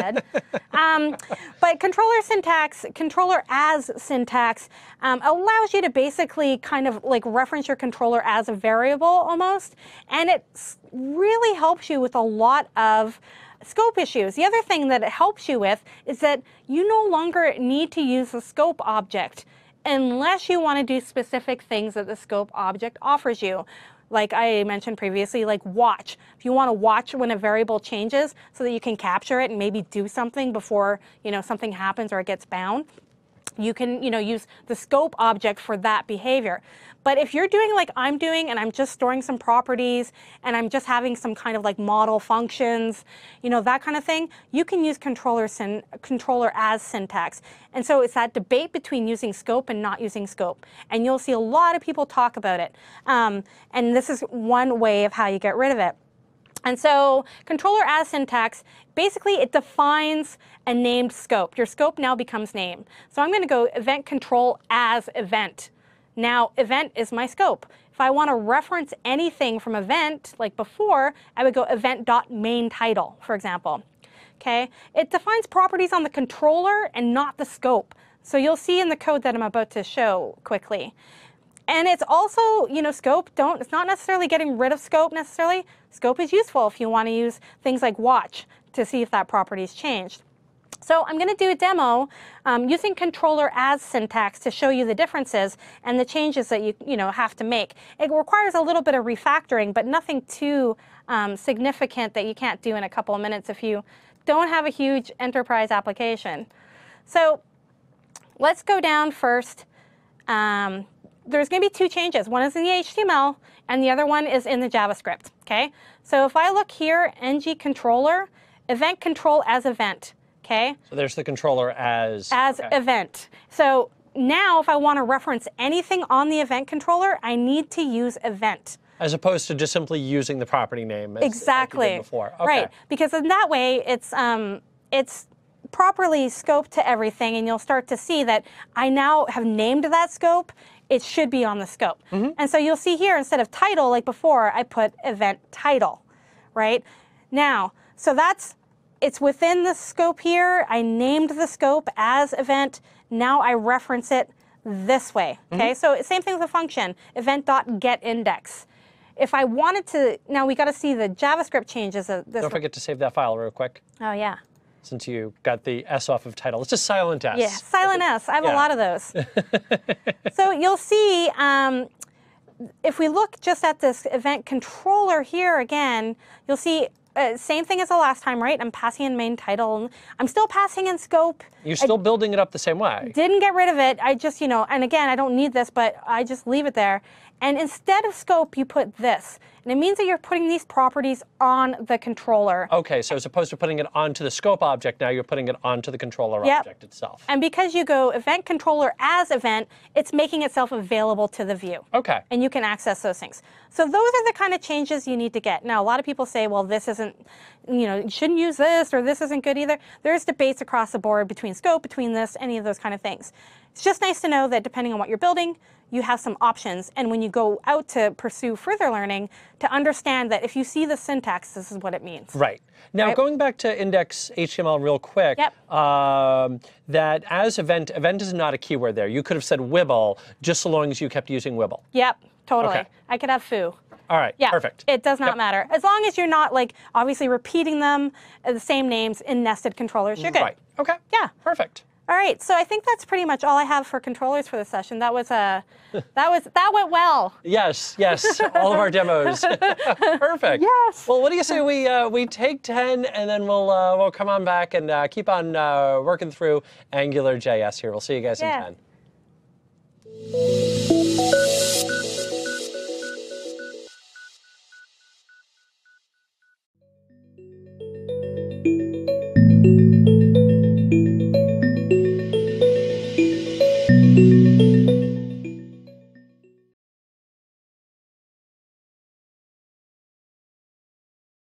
Welcome back. That's still Stacey Mulcahy. Still. Yeah. I'm Christopher Harrison. This is Introduction to AngularJS. And we left off that last module taking a look at controllers and kind of structuring our app around there. So what else now can we add into there? So what we're going to look at now is expressions and filters. We've already been doing expressions. probably just didn't realize that that's what they're called and what we can do with them. So we're going to evaluate them a little bit more, kind of go back over what we've done with them, and then we're going to talk about filters, some of the built-in filters that Angular gives you, as well as some of the other ones. So things that we're covering specifically is going to be, what are expressions? What are they? What can you do with them? Like, now that you know what they are, what can you do with them? Using expressions, right? And we've been doing this without even necessarily knowing. And then what are filters? Using filters, and then creating a custom filter. And so we'll see like where you can start to use those, when they become really handy, you know, things along those lines. So we're going to start off with, what is an expression? An expression is already what we've been using, especially to bind properties in Angular. But basically, an expression is JavaScript code snippets placed in bindings. And the example I put here, we've seen it 100 times, the hello world, right? So it's that idea of, it's a little code snippet. And again, you could put 1 plus 2 in here. You could put you know, a string plus the, you know, variable you're trying to bind to. You could, you know, basically get the result of a function here, any of those kind of things. And you know, an expression is evaluated against a scope object. So it's going to look again at where it is. If there's a scope object, it's going to evaluate against it. And so that's why what you saw when we were binding things to the item title or things along those lines, that, you know, it was looking within that scope currently that it existed within. Expressions are forgiving. They're really lovable, forgiving things, meaning that they're not going to throw you an error necessarily. Okay. And so that's a really good thing, and it's also sometimes a bad thing, because, you know, often if you're going to write a little chunk of JavaScript, if there's an error, it's going to get an error.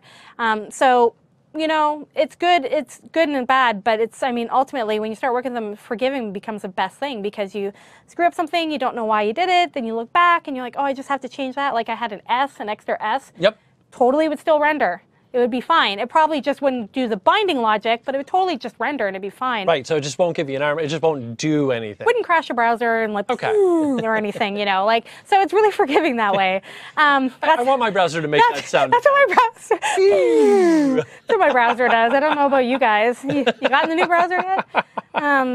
So, you know, and it's one of those things where expressions, they don't, you know, they don't have access to certain things, things like window or document or location. You know, if you want to use something along those lines, you probably have to use a different approach, whether it be, you know, calling a function on the controller or something along those lines. Really good, again, I put the expression link down on my slide just to give you a sense of, you know, where they're at and all the information that you can get from the docs for expressions. Expressions, you know, and I'm doing a demo here, but really I'm just going to walk through our code and kind of just illustrate a couple of the different ways we've used these expressions without really explaining what we were doing, because, you know, that's how you start. You just code and then hope someone explains it to you after. So, you know, I've opened up, I'm in 03 expressions. I just renamed my folder, so it's expressions, and then I'm in the first one. And if I'm just looking at the things that we have expressions for, you know, anything with these little curly braces, you'll see is an expression. And so, for example, this expression is going to bind to a variable. And what happens is that Angular will find that control object, or find that, yeah, that controller, sorry. It will look for anything within it. If it sees the property and it exists, you know, it's going to manage that binding for you and populating populating the view for you. And again, if you change this variable in this view here, and that's the beauty of Angular, it's a two-way data binding. If you change this variable, let's say through an input or something else, even an editable text field, whatever, if you changed it, it would reflect across the board. And so it's basically what this is doing is it's kind of creating a little watch on this variable, and it's saying anytime it changes, just update me. And so it's doing it all behind the scenes for you. So that's like at the very basic, your basic expression. But you've seen that we've started to do other kind of expressions where now we're looking at a more complex variable, for example, here, right? and you're starting to see those kind of things. This could also, depending on what you put in here for an ng class or an ng click, you could also be using an expression to bind to something or to the state of something. Now, expressions can't be used for some things like kind of like a logic flow, those kind of things. But they are really, really good if you want to evaluate something, capture if something's been changed. And most often you'll see, we're doing really basic expressions. So we're just kind of populating, what a value, a variable is, and that's it. We're just binding it to the view. But, you can start to do things like call a function from it or things like that if you need to. And it just, again, looks for it on the scope that it's executing in. So it's looking to that controller. Or it's, or that controller as syntax that you might be using. Again, you just notice I'm using that controller as syntax here just to go over that again. And you'll see that here, for example, I didn't put event.title, so it would inherit it if it found it from above. I could put event.title to make sure it's there. Or here I'm also going to event.menu. So, expressions are very, very simple, and I just wanted to point out that this is what, when they say expressions, that's what we're referring to. Now, let's go from here into what can you do in an expression. And so there's this really good cheat sheet, and I put up the link there.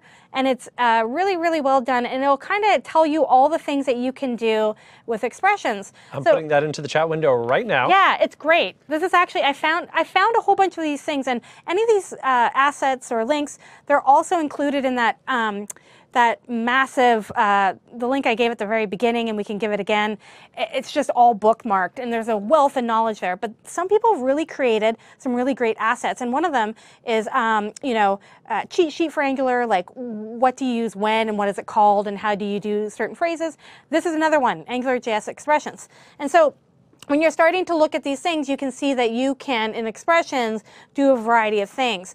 We've been binding to a variable, but you can also, have operators. You can do, 3 plus 5 within an expression. You can do comparisons. You can do, any of those kind of things. So, whoops, sorry. So you might say, hey, okay, well, I want, an expression might be, I'm only going to show this, for example, if the length of the item in the text field is greater than 10.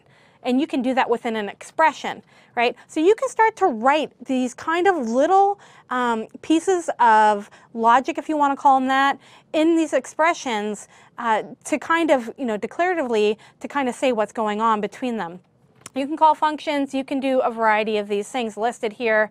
Again, a couple of things that you can't do are things like, if-else statements necessarily, or more like logic flows and those kind of things. But there's a bunch of stuff that you can do, and we're showing pretty simple examples.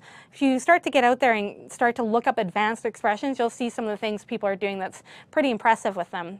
So a couple of real quick things. First of all, a couple of people love the cheat sheet, so well done there. Yay, I'm so glad. And then number two, somebody asked what I thought was a really interesting question. There you go. Yeah, high-fived myself. Okay, I can do it again. High-fiving a million angels.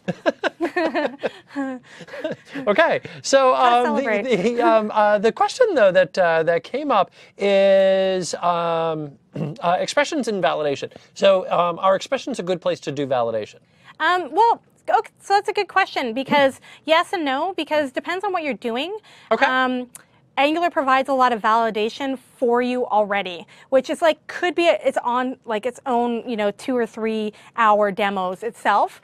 But if you're trying to do specifically form I'm guessing the question is coming around form validation. Mm-hmm.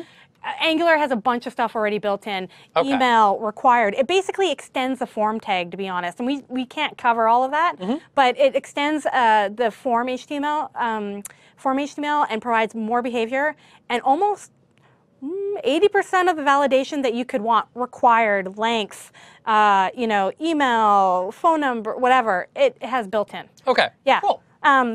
So, we'll built on top of the HTML5 as well, then. Yep. Okay. Completely. It's like you don't do anything different. It's awesome. You basically just use those ng directives to be like ng required, ng whatever, and that's it. So really, really easy. So, again, for using expressions, we've been, let's see what's up in my thing here. Oh, I've got expressions one-time binding. So I've shown using expressions, and we don't necessarily need to write a new one here at this point. But what I want to do is I want to show you the idea of what is called, let me see what's in my list. Here we go. My fault.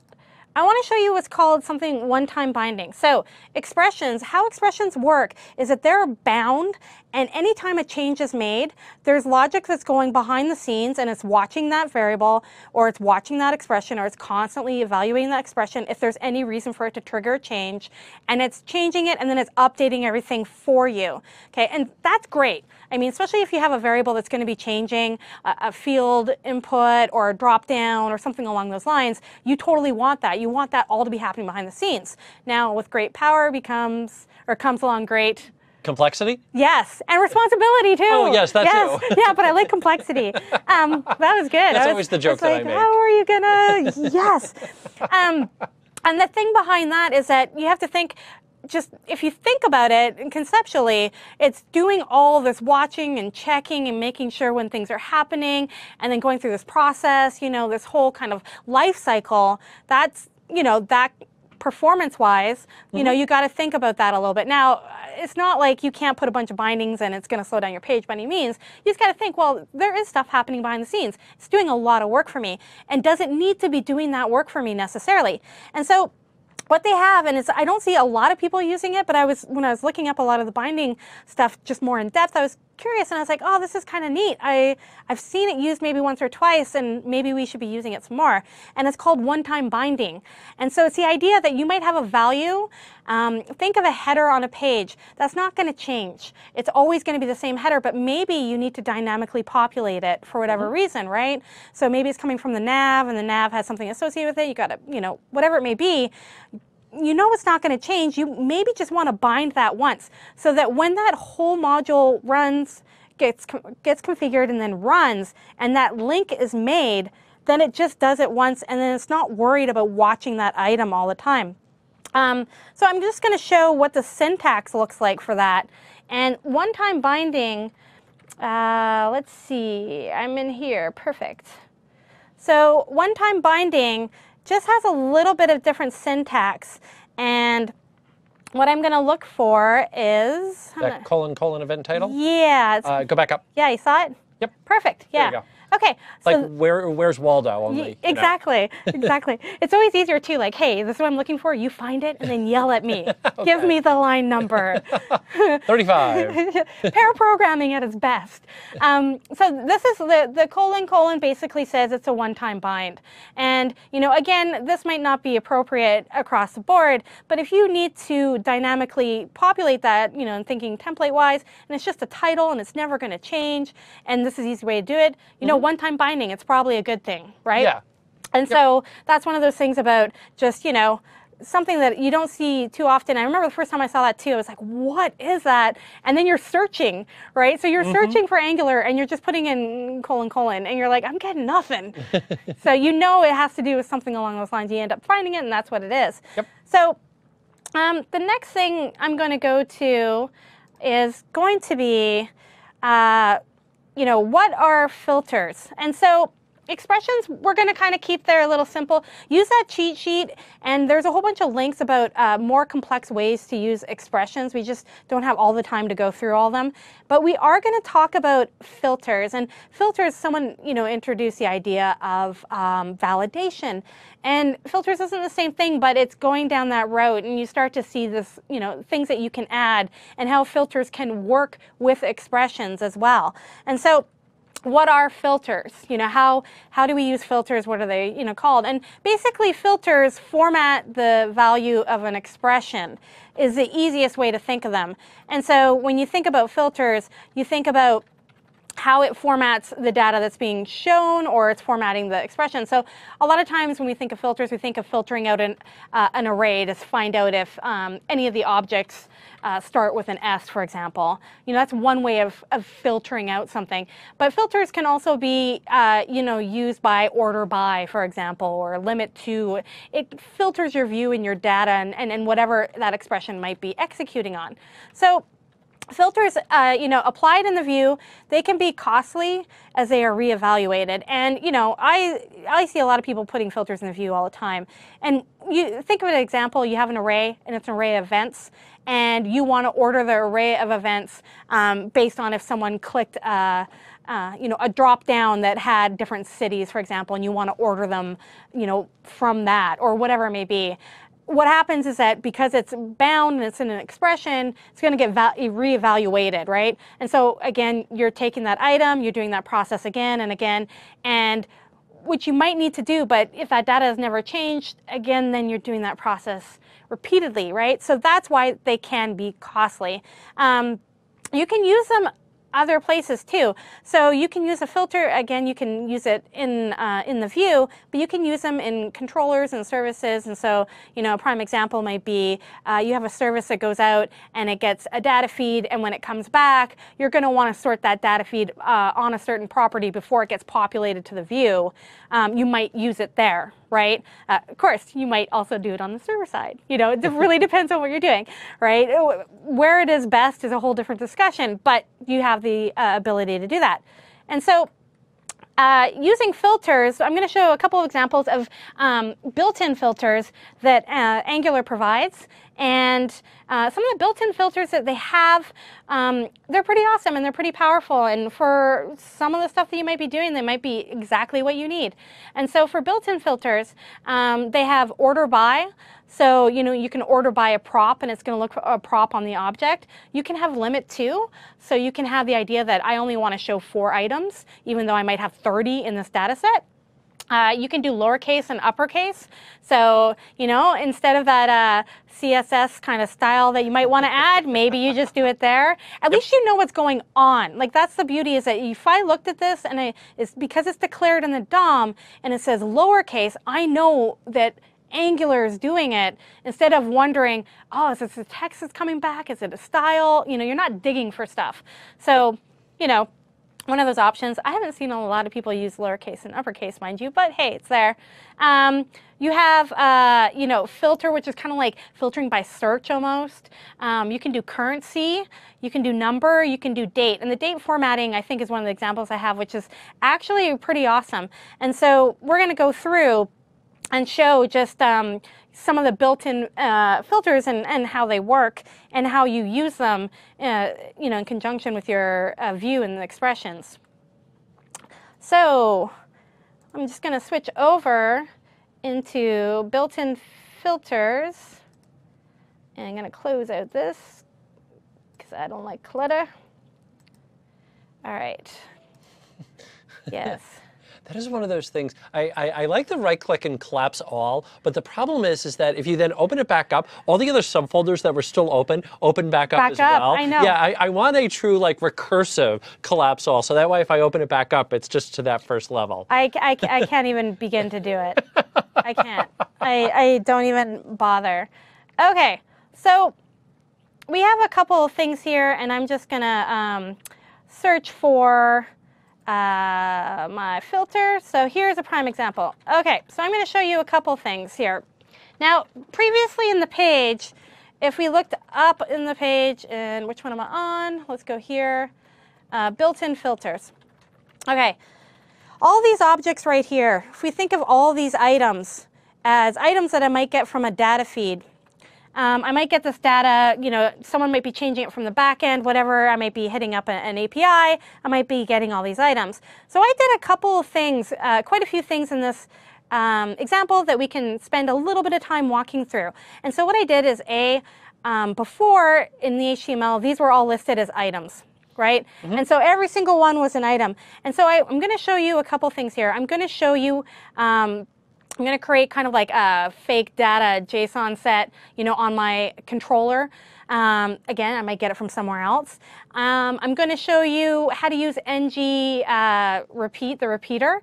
So the idea that you're taking almost like a chunk of code and you're repeating it again and again and again. And I'm going to show you how to filter some of those things, depending on what you're doing. And so if I'm looking here, let's go down to, if you go down to line 95, you'll see related projects row, and it's, that projects kind of section at the bottom. Now, previously, if I was to open up the HTML, this would be a whole bunch of divs. It would be this whole section of these items again and again and again, right? And so what I did here is I'm using what's called an ng-repeat because they all take the same kind of template, right? And so what I'm going to do is I'm going to just repeat this item for as many items as I have. Now, this requires us to go back and look at our data set again and to look at our controller to see what's going on. But just to let you know that that little item is actually a template. So let's see how we got to this point and what data that we need. So if I go into event and I go into event module and I scroll down, boop, boop, boop, there we go, you will see that on my event controller, which is getting huge, right? Not necessarily best practice. It's getting huge. You'll see that I have a whole bunch of different properties that I've been using across the board. Now, I created an events array. And an events array is going to hold a data set, an array of data, each of these little objects that have these properties. Title, item title, description, image name, I have date, and I just put in a date parse here. I cheated because I didn't really want to look up the numbers for it here. So I can pass it in here and it'll just return that kind of date value to me. And they're just a series of these objects.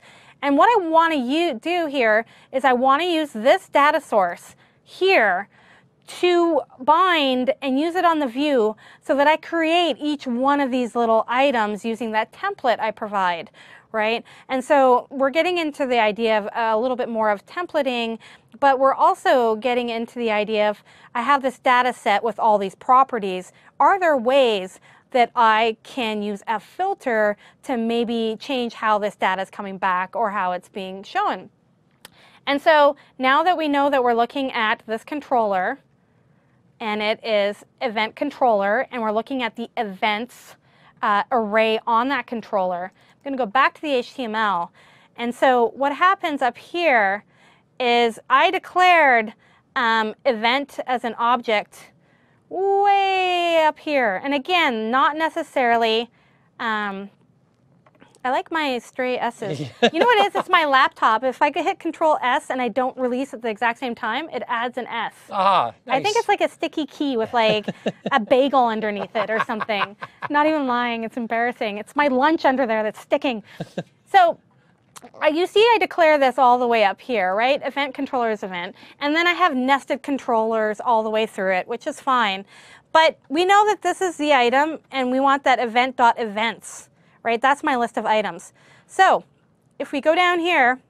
And as you're just scrolling back down, just real quick to interject, you could have loaded all of that data up by using Ajax. You didn't have to hard code all of that. Completely. And normally, this is the way I like to kind of show people because the data's right there, and you're taking away pieces of like what you need to debug, right? Right. And then we're going to eventually move that data into an external source. Yeah. Yep. It's coming. Yep. So what I'm doing here is anytime you want to repeat an item for the number of items in an array, there's a directive called ng-repeat. And so what I can do is in here, I can say item in event.events. So an event is my event controller. Events is that array. And I want to loop through the event.events. And it's going to give me this. Every item is going to show up as a variable internally as item. So it's doing a for each loop, and Yep. it's using that div tag then as the closing curly, or next for those of you who did VB back in the day. Yeah. Whoa, old school, pulling it old school all day today. I love it. I really shouldn't say back in the day, because I know what's going to happen is there's going to be people that are using VB.net and they're going to yell. I apologize. I shouldn't have said back in the day. But I hope that you continue this throughout the day. That would be awesome. So if we're looking at this, it's going to loop. What's that, having people yell at me? No, the throwbacks. Yes. The throwbacks. Okay. The yelling, that's kind of a nice side effect. All right. Yeah. So if you look at this ng repeat, you put it on the item that you want to repeat, and it's going to basically use that item as a template. And so it's going to do a for loop, and each item is going to show up as item, so I can reference it internally as item. But here's where you see, so this is some of the magic. This right here, when you discover ng repeat, you're just like, oh, booyah, that is amazing. But then you get into, you can actually take this source here if you want, and you can apply a filter. And so applying a filter will always show up with this pipe. And so you can apply filters, as we'll see in an expression, or, for example, we're doing it in ng repeat. And what we're doing here is that we are telling it to order this data set by its date property, right? And so its date property should order them based on their dates. Mm-hmm. And it's going to do that. Now, I could also here, for example, let's see if this is up in my browser. Which one is this? Let's see. No, custom, built-in fee. Okay. So I got this one working. Now, so my dates look like they're in line, right? January, February, March. Yep. I also might have put them that way. And then I could also do, should be able to do, and that pipe and that's, one of the very cool things about this is that it's similar syntax to a lot of other spots. That pipe has pretty much universally been take the data from this command and send it into this one, send it into this one, send it into this one. Yep. Yep. It's just chaining them, right? Like it's basically saying, here's the things you need to apply to it. Yep. And that's, I mean, the chaining is you see it across the board in terms of,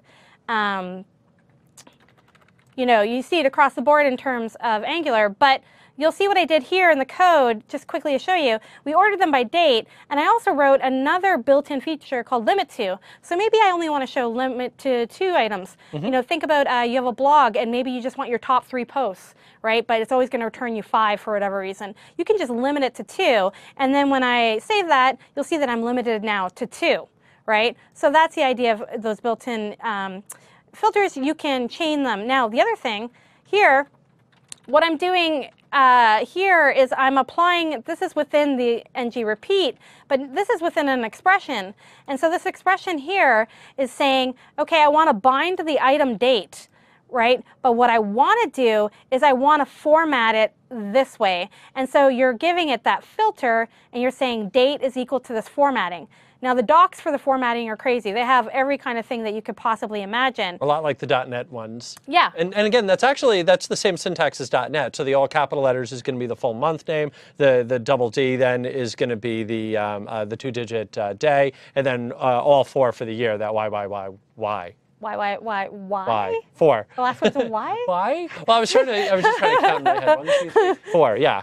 I love when people, I love when they keep it consistent like that, because it means that your learnings from one place is easily transferable, or you feel comfortable. Exactly. Yeah. And actually, a couple of people have brought up different things. Like comparing it to MVC in the view bag, comparing to WF and data binding. And a lot of those concepts are very similar. So if you learn that, then you just simply have to learn kind of the new environment, the syntax there, but not necessarily a whole bunch of brand new concepts. Right. Yeah. And that's the beauty of any of those things, and especially when you're coming into frameworks, because they all have their differences and they're all strengths and their weaknesses. But you start to realize some of those things, and you can start to leverage some of your knowledge already from before. Yep. And it's great when the taxonomy is a little bit familiar. So that's filters basically, and the built-in filters. I think I gave you the official list. They might have 1 or 2 more, but again, you can filter your data that way.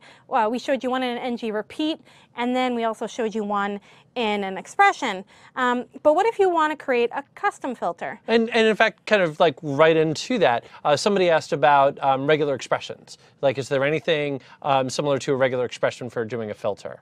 You know what? That's a really good question, and I think you can. I think yes, and you got to do it through custom filters. Okay. Yeah, Yep. it's a good question. Good question. Yay. Keeping me on my toes.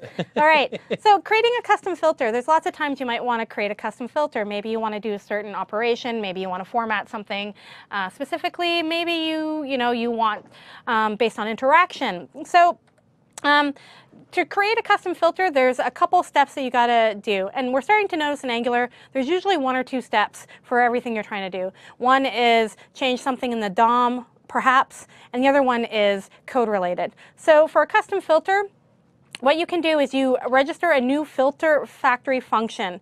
You do it at the model. You do it on the model, and the model will have a .filter function, which we'll look at. And you return a filter function. So for anyone who's done filtering of any sort, most of these things across the languages work the same. You define what your logic is and you're returning it, and it's going to pass in the variables, so, execute that item, return what you need. And so filter functions, typically, almost all the time, there's a couple cases where maybe not, but they should be stateless, right? You're passing in what it needs, it's going to filter it, and it's going to return that stuff back. It should not care about state. And so we're going to look at creating a custom filter. And so for this example, I am in 05 custom filter. And sorry, just going to close this out. Don't want to confuse myself. And we are going to look at, let's see, is this custom filter? All right.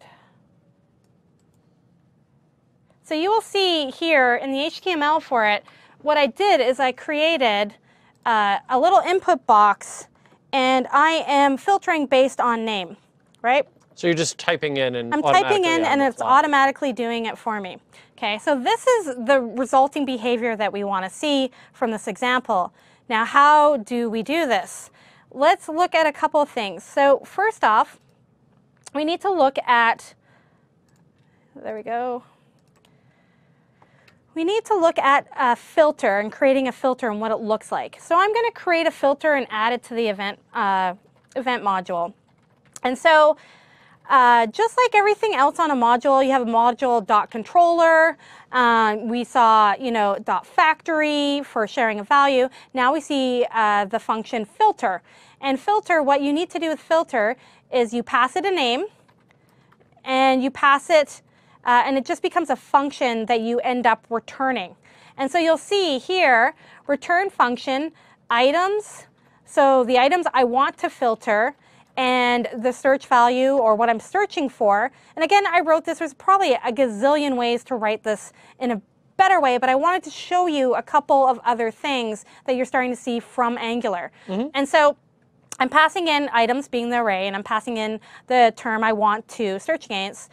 And I'm saying, okay, let's create a variable that's, empty, because all of those terms that match what I'm looking for, I'm just going to dump into this array and return this array. And so what I'm doing is I'm saying, okay, if no one's passed in search, if there's no search value, just return all the items, right? Because obviously I have nothing to match.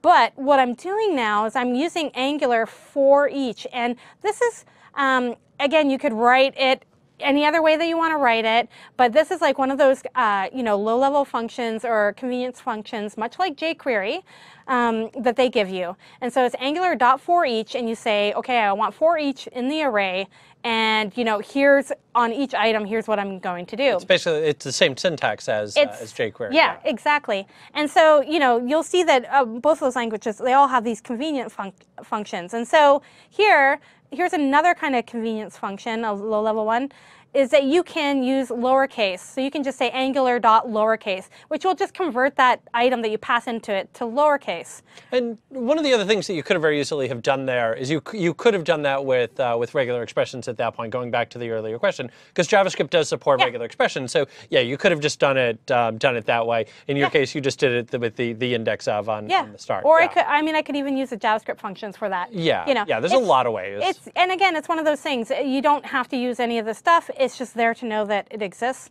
And people, it's like jQuery, when people start using it, they really use it. Right. And they use everything in the framework. And that's when you know someone's using it well, in my opinion, because they're just leveraging everything. Yep. But again, you don't, it exists, whether you use it or not, different story. Yep.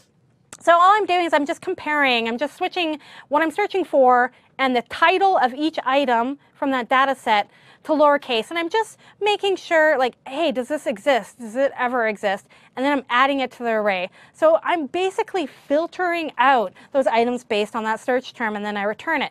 So this is one part of the puzzle, is adding that filter with that friendly name. And so my filter now is search city. So I've written my filter, but how do I actually use or test it? And so to go into the index HTML, we're going to scroll down and we're going to find where we changed our repeater and everything else that we did. And you will see that I have right here, I have an input text box, okay? And I put input text box, and this is where you're starting to see a couple other different things. Now, input text, they need an ng-model to understand what it's binding to or working with or changing. Now, we saw this in the very first Hello World app, right? Now, this ng model, you basically say this is what the model is. And what I did, again, on that event controller, I have a property called search, and I'm binding it to there. Now, for all of you who are doing any kind of research in Angular, you will see a whole bunch of information about using the dot, right? And the idea is using the dot in your model so that you're scoping things properly. And so we've seen it in the controller as syntax, and we're following it through here. But again, the dot idea is how you can kind of help with a little bit of that scope issue. So I have a little property that's just on the event controller, and it's called search. And all I'm doing is, that's what its model, it's going to change that value as you type in. And then what I do with this ng repeat on this div for each of those items I'm going to draw out is, before, remember I had order by date? My next filter is going to be that filter I called search city. And what I'm filtering on is the event.search.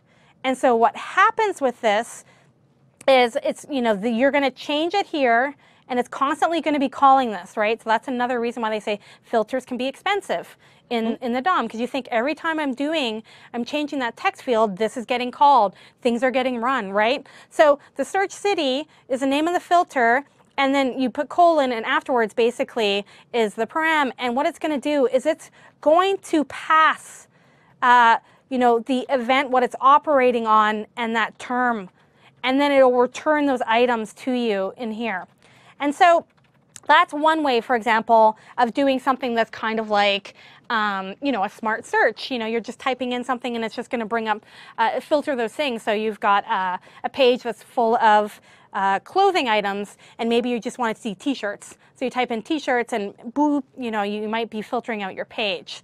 And then also I noticed that you have the exact same syntax as all the other filters, that you just simply said search city colon, and then just passed in the parameter, just like you were using the limit to, the order by, and everything else. They all fall kind of into order that way. And so just understanding like how, the main thing about a filter is registering it on your model or on your module. And then the second one is just making sure that you're returning that function. Because even though I say return the filtered array, I'm returning the entire filtered function. And so it's going to run in that scope. And that's the main thing about creating a custom function. And just to kind of show what I mean by that is that we're actually returning right here this function. And so that gets operated and sent in that scope. Pardon me. So that is what I have for filters. That's pretty much what I have for expressions. I think I'm under time this time. Yeah, but I think we're good. So was there any questions about, see anything? Does anyone have any? Somebody asked about multiple parameters. Multiple parameters, yes, you can. Okay. Yeah, and it's much of the same syntax. I think it's just, honestly, I think it's just a comma. The commas? Yeah. Okay. Yeah. All right. Yeah, and then actually, it's funny, the biggest questions are really about, So somebody asked on that search, will it automatically update when search is changed? And the answer to that is yes. And that's why you were able to just change out the text box and type in a brand new, just like this. a brand new value. Yeah, so you'll see, and every time that it's doing in the text box, you'll see I type in S. It's looking for the name of that data set, and it's saying, okay, well, S and S match. That's why I get Seattle and San Francisco. As soon as I type an A, I'm only going to get San Francisco. So it's continuously matching that stuff as you type along and filtering. Cool. Cool. Well, then, I don't know about you, but I'm kind of hungry. Oh, yeah. I'm always hungry. All right. Well, let's go ahead and take a meal break, and then we will be back right about the top of the hour. So we'll see you guys then, and we'll actually dig into directives. Yeah, that'll be fun. All right. Cheers.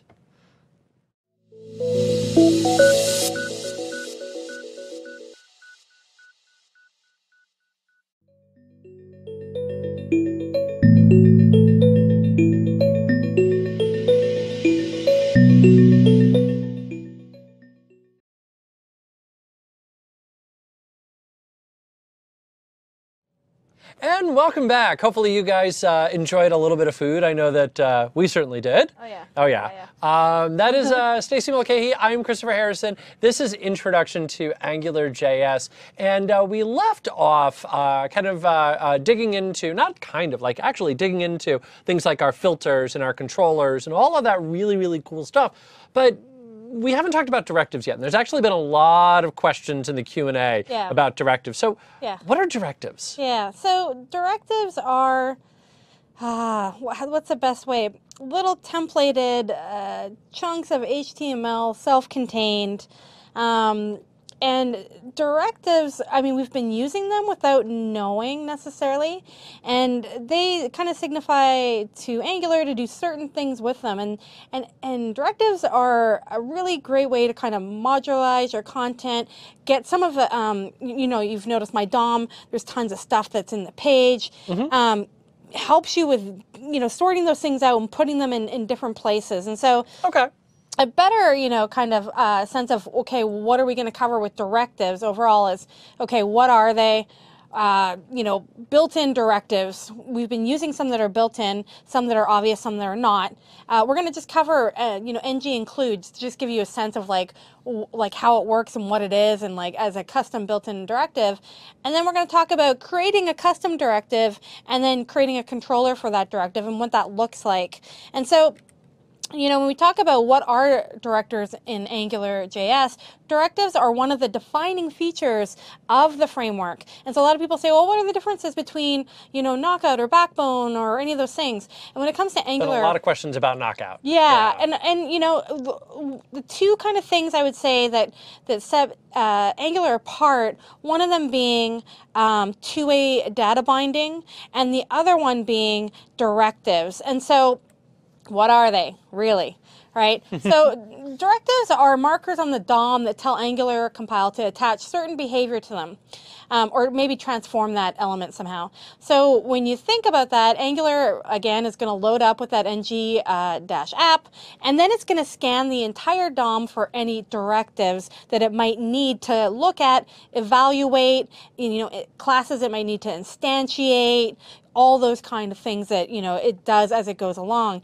And so much in the same way that if you use other frameworks and you're specifying, like, here's the item, here's the class you should use, or things like that. That's what Angular's doing. It's just saying, oh, do you have a directive that's an ng app? You do. Awesome. I need to instantiate an app. Here's the module for it. Oh, here's the dependencies. Oh, do you have ng repeat?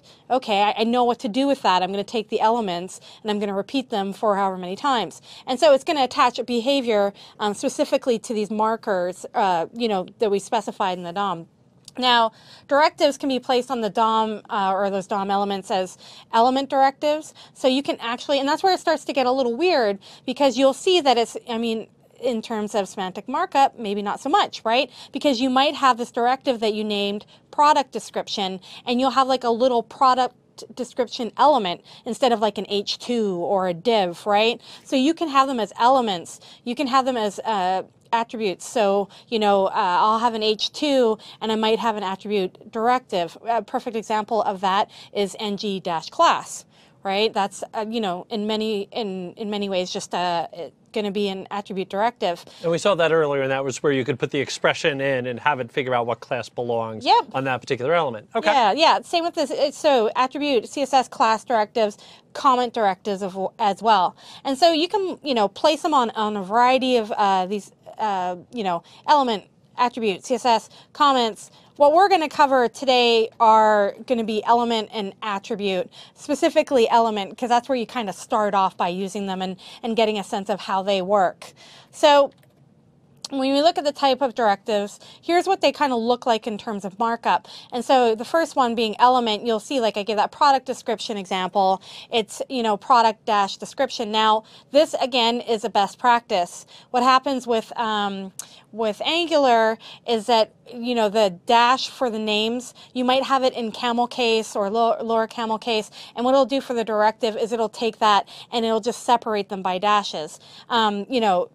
For most of everything that you see in terms of best practices for the web, even class names, you'll see mostly dashes. If you're going to have, no underscores, it's mostly dashes. So they kind of follow through on that. So an element, for example, you might go through, and if I'm scanning the DOM and it's declarative and I'm looking and I see, oh, okay, Christopher wrote this product description directive and I see this tag, I know that it's not a standard HTML tag. I know that it's extending HTML in that way in terms of using directives, which is one of the defining features of Angular. So I can see it that it's there. I can go and find that directive, and then I can start to see what's contained in that directive. The thing about directives is that we've seen this pattern, again, we're talking about other languages. We've seen this in other languages too, where you can create a component of some sort, whatever you want to call it. Right. Terms are really loose. But, and you can use it self-contained, and as long as you namespace it, whatever, you can use it in other things. So this is, a pattern that they've kind of brought into that. So element, so obviously you're going to see your element. The attribute, again, it's like appended to an element, so it's going to be like H3, and then you might have, some kind of attribute directive there. Comment directive. Well, that's funny. I put the same thing there. But a comment directive does give it some information, and especially they're really handy when you're doing testing, things along those lines. Class directive, which is one I gave an example of, is, you see it placed in the class, and it might do something along the lines. Now, what are directives really kind of like, what are they good for? And directives are really good for anytime we talked about DOM manipulation, for example. Let's say you want to assign a class to something based on some kind of logic, or you want to animate something, or you need to manipulate the DOM. People almost always tell you to do it in directives. They say keep it out of controllers, keep all, controllers are just about business logic. So there's very much separation of, control and separation of tasks. And so directives are really, if you got to get into the DOM for some reason, that's really what directives are aimed for. And so again, I think in my listing of bookmarks, someone wrote a really, really good article on all of the taxonomy of Angular. So we've covered things like directives, controllers, there will be services, there will be providers, all this stuff. And there's a breakdown of when you should use what, because a lot of people get confused about when you should use what. And you'll see DOM manipulation in the controller, should be in the directive, so on and so forth. So built-in directives. Angular has a bunch of built-in directives. We've been using them, right? Again, we talked about directives being signifiers on an element, maybe in a class, maybe attribute, whatnot, but it's those little markers on the DOM that's kind of like saying, oh, hey, Angular, here I am. You need to go through and, associate some kind of logic with this or bind some kind of behavior with it. So there's a lot of built-in directives. ng-app is like one of the ones we can think of. Some of them are very obvious, so we can scan the DOM, and if anything that has a like data-ng or ng, we know that that's an Angular built-in directive. That's its namespacing for it, if you will. But some of them aren't, as visible. And a good example of that is, and we talked about this previously, is the form, element. Form element, what Angular actually does is it kind of adds additional functionality without modifying it. So you don't need to go ng-form. It's just form. It just automatically assumes that a common task you're going to have to do is deal with forms and deal with validation. So it extends form. So it's taking HTML5, basically extending it, and what it's doing is it's providing you with a bunch of functionality that you need to do again and again. A form in terms of data binding, like we've seen, a form in terms of validation, specifying minimum or maximum characters, or required, or email, or things like that.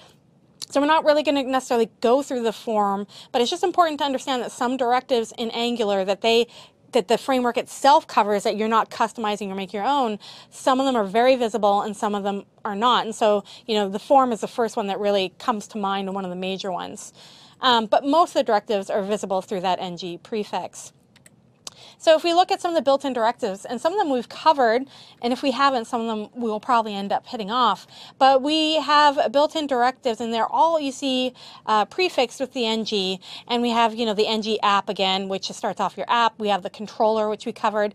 We have show and hide, which is something that I'll show in the next example. Show and hide is one of those directives that's really nice to use, because you could be like, hey, hide this error message unless there's an error that's being detected on validation. Or, show this item when they click this tab. Right? So you can start to, instead of going to jQuery, writing all this logic and adding and removing classes, or using the hide and show or whatnot of jQuery, you can do it within Angular and not worry about it. There's a few other ones. Some of them are Boolean related. So you have like ng checked, is it checked or disabled? You have selected. You have style. You have ng href. Which is needed depending on if you start using things which will show in the next couple sessions about routing. You have ng source, which basically, instead of source for an image, it gives you just a little bit of different functionality and make sure that you can bind values. So, we've got some built-in directives, and we've been using them without really calling them directives. So one thing that I wanted to show was a new directive. We've covered a couple, but I want to show the ng include directive. And as we start to, build out a site that's not very, very simple, and you're starting to see that your DOM's getting super cluttered and hard to read and things like that, most people start to separate common kind of things across their pages or their app into more towards like a template, if you will. And so this is like one example of how you can create, create a template using ng include. And so a very, very simple example is I'm just going to be in 04 directives, and I'm in 01 built-in directives. I'm going to be in ng include. And one of the things I'll show you is what I did is up here in app event, and again, you might want to have, well, okay, let's not say might. You're going to want to have better organizational kind of structure, but just to keep everything in one place, I separate it this way. And what I did is I created a header HTML. And so what I did is I took out that entire kind of nav bar area, and I just dumped all of this HTML into a header HTML, like a little template. So if I had multiple pages across the board, and everyone's going to have an app that gets instantiated, I can use this as a template. Or maybe if I need, for whatever reason, if there's a nav I might use repeatedly in the page, that kind of thing. So I just separate it out into its own kind of partial, which is something that as web developers we're pretty familiar with. And I think in general as developers you're pretty familiar with the idea of a partial or having an include of some sort. And Bring so, back header files. Yep. Yeah, exactly. Yep. So if we're looking at the index and we're looking at ng include, the way that ng include works is it looks at this item when you declare it, and you got to specify the source. And so you just point to the HTML that you want, and what's going to happen is it's just going to include that just as is. And you'll notice that like I literally ripped it out, copy pasted, didn't change anything, and because all this stuff's in play and I'm still referencing it, it's still going to work just fine. So it's going to be included and again inherit all that you know, all this logic and this controller that it's within. So it really is just like the old ASP kind of include file that I would have all of that markup, all of that HTML, and then when it's being processed, it just simply loads up that include file and just drops it right into that spot. Yeah, exactly. And it's one of those things where, you know, depending on where you use it, you might use it just for something that's simple, that doesn't have a lot of logic, if you need something to use it repeatedly. But it does give you the sense of like, okay, you've learned one more directive, and this one's a little different because you need the source. And you'll notice the other thing here is you've got... That is a little funny. Yeah, you've got the double and then the single. And it's because it has to go in and evaluate like where that path is. And what it does is it makes an AJAX call basically out to that item and loads it in. And so that's how you see these things being, you know, sometimes the one thing I will say about Angular, sometimes when you haven't touched it for a while and you go back to the syntax, you'll be like, oh, do I need curlies? No. Do I need 2 sets of quotes? What do I need? And then you're like, ah, and then you're in the flow. So, you know, ng include, that's just an example of, again, another directive that we can use. And so let's go from here. So we're going to talk about creating a custom directive, and I've kept this really, really simple. I just wanted to show the steps towards it. And, you know, creating a custom directive really requires, again, like we've been doing across the board, two steps. One is you need to create, you know, your template or the HTML. It doesn't always need 2 steps, but you need some kind of HTML. So you either need a template, like a string that you're going to reference, or you're going to reference like HTML page or snippet or whatever. You need that, and you need to register your directive on your module. And so we're going to look at just creating and using a custom directive. And again, all I'm doing is I'm just going to pull out something that I'm using that I might want to reuse. And I'm going to take that out, rip that out a little, and then we're going to take a look at how that works and just the structure and the steps for it. So, and the other thing I'll show as well is I'm just going to show something like that ng show maybe in action a little bit, because a lot of people are like, oh, that's really handy, I think, but until you see it in play, you know, it really adds a lot of value. So maybe I'll actually do the ng show and we'll show the custom directive right after. So here's a prime example. If we go to, let's just bring it up. If we look here at these items, I'm just going to show you ng show for the minute. If we look at these items here, you can see that different content's being written to this thing underneath. So this could have a whole list of items, and they're being basically shown and hidden, right? And so as I click them, you can start to see this rotating through. Well, how do we kind of achieve that? We can do it with a directive called ng show. And so what happens, actually, is when I click this item, I'm going to set a value on a controller that's going to be like, this is 0, this is 1, this is 2. And then these divs that I have here, I'm just going to basically say, hey, show me if I'm equal to, you know, if that value is equal to 0. The next one will be show me if that value is equal to 1 or 2, and, you know, so forth.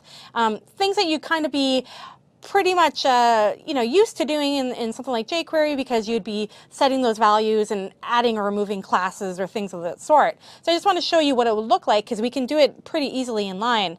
And ng show is often used when you start figuring out more of like states and views and things like that. So if I just close that out, if we look here at those tabs, what I did is I created a new controller. Again, it's on that master crazy, don't do as I say, event module class. But I created a new tab controller. Again, I'm using this spelling right here, CTRL, because that's kind of the best practice currently. And it's event tab control. Again, controllers are all going to be upper camel case.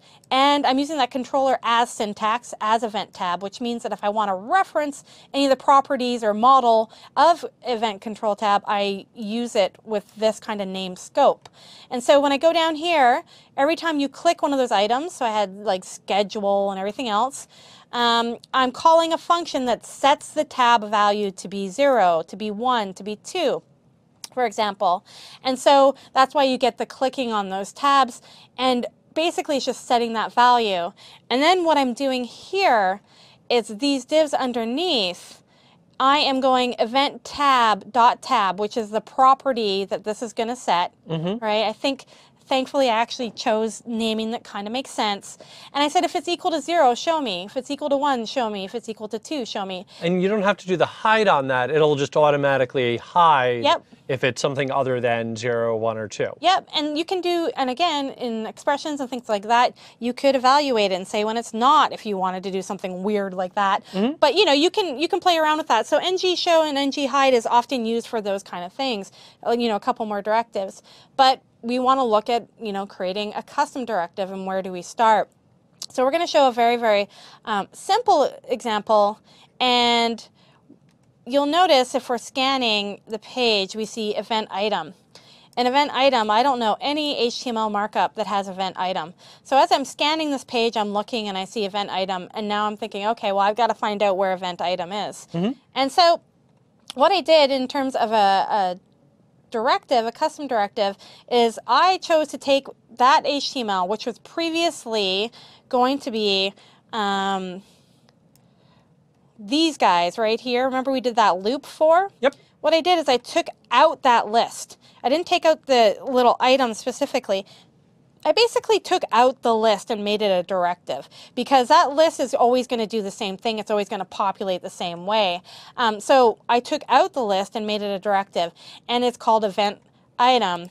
And so what I can do is if I go back through my app, go to event, I'll see event item, and I see that I just pulled it out, right? And I didn't do anything here. I didn't change any of the data or the scoping. I just left it as is, because I just want to show how you can start to build it one way and then start to refactor when you need to. Because often you're going to write out this stuff and you'll be like, oh, hey, I'm using this again, or this might be better as a directive. You can pull that out and then get it to work and then start to refactor it if you need it. I can just here, by putting in here, I can just assume that I'm going to get this event you know, controller, and it's thing all the way inherited down the line. So I'm going to get that, and I'm going to have access to it. So this is one, you know, easy way to do it. Now, directives can also have their own scope. And so maybe I don't want to inherit from here, and maybe I need something set, for example, or I need to have something control in a different way. You can do that as well. But one step is to put something in a template, and then the other is to make sure that you go into the code. And the code is actually more important than the template, because you could always use a string for a template. Right. You know? And so once we go down here to event module, sure, I just add it to the end, because that's kind of how I roll. You'll see directives. We have a couple of things to discuss with this when it comes to directives. Now, directives are going to be lower camel case, and you notice that I did event item, small, and then capital I, but in the... yeah, there's no dash. What it does is Angular takes those items, separates it, and puts a dash there. Okay. Yeah. All right. So that way you can use the naming convention based on where you are. Yep. Because in HTML it should be a dash. In JavaScript you want it to be that camel case. Yeah, and it's also like when you're going through, maybe you have multiple. Your name's a little bit more complex. Maybe you're building a really high-level enterprise app, and maybe this is you know. I don't know, large list item or large list, you know, directive or whatnot. You know, you might be something along those lines. So the main things, again, is when you're looking at these things is going to be controllers are upper camel case, modules are lower camel case, directives are lower camel case, and then they get converted in terms of the DOM. Okay, so that's the first thing you got to think about. And then the other is when you write a directive, you pass in this function and you're going to return something here. And so I've kind of done a couple steps here, and we can talk about these properties along with other properties.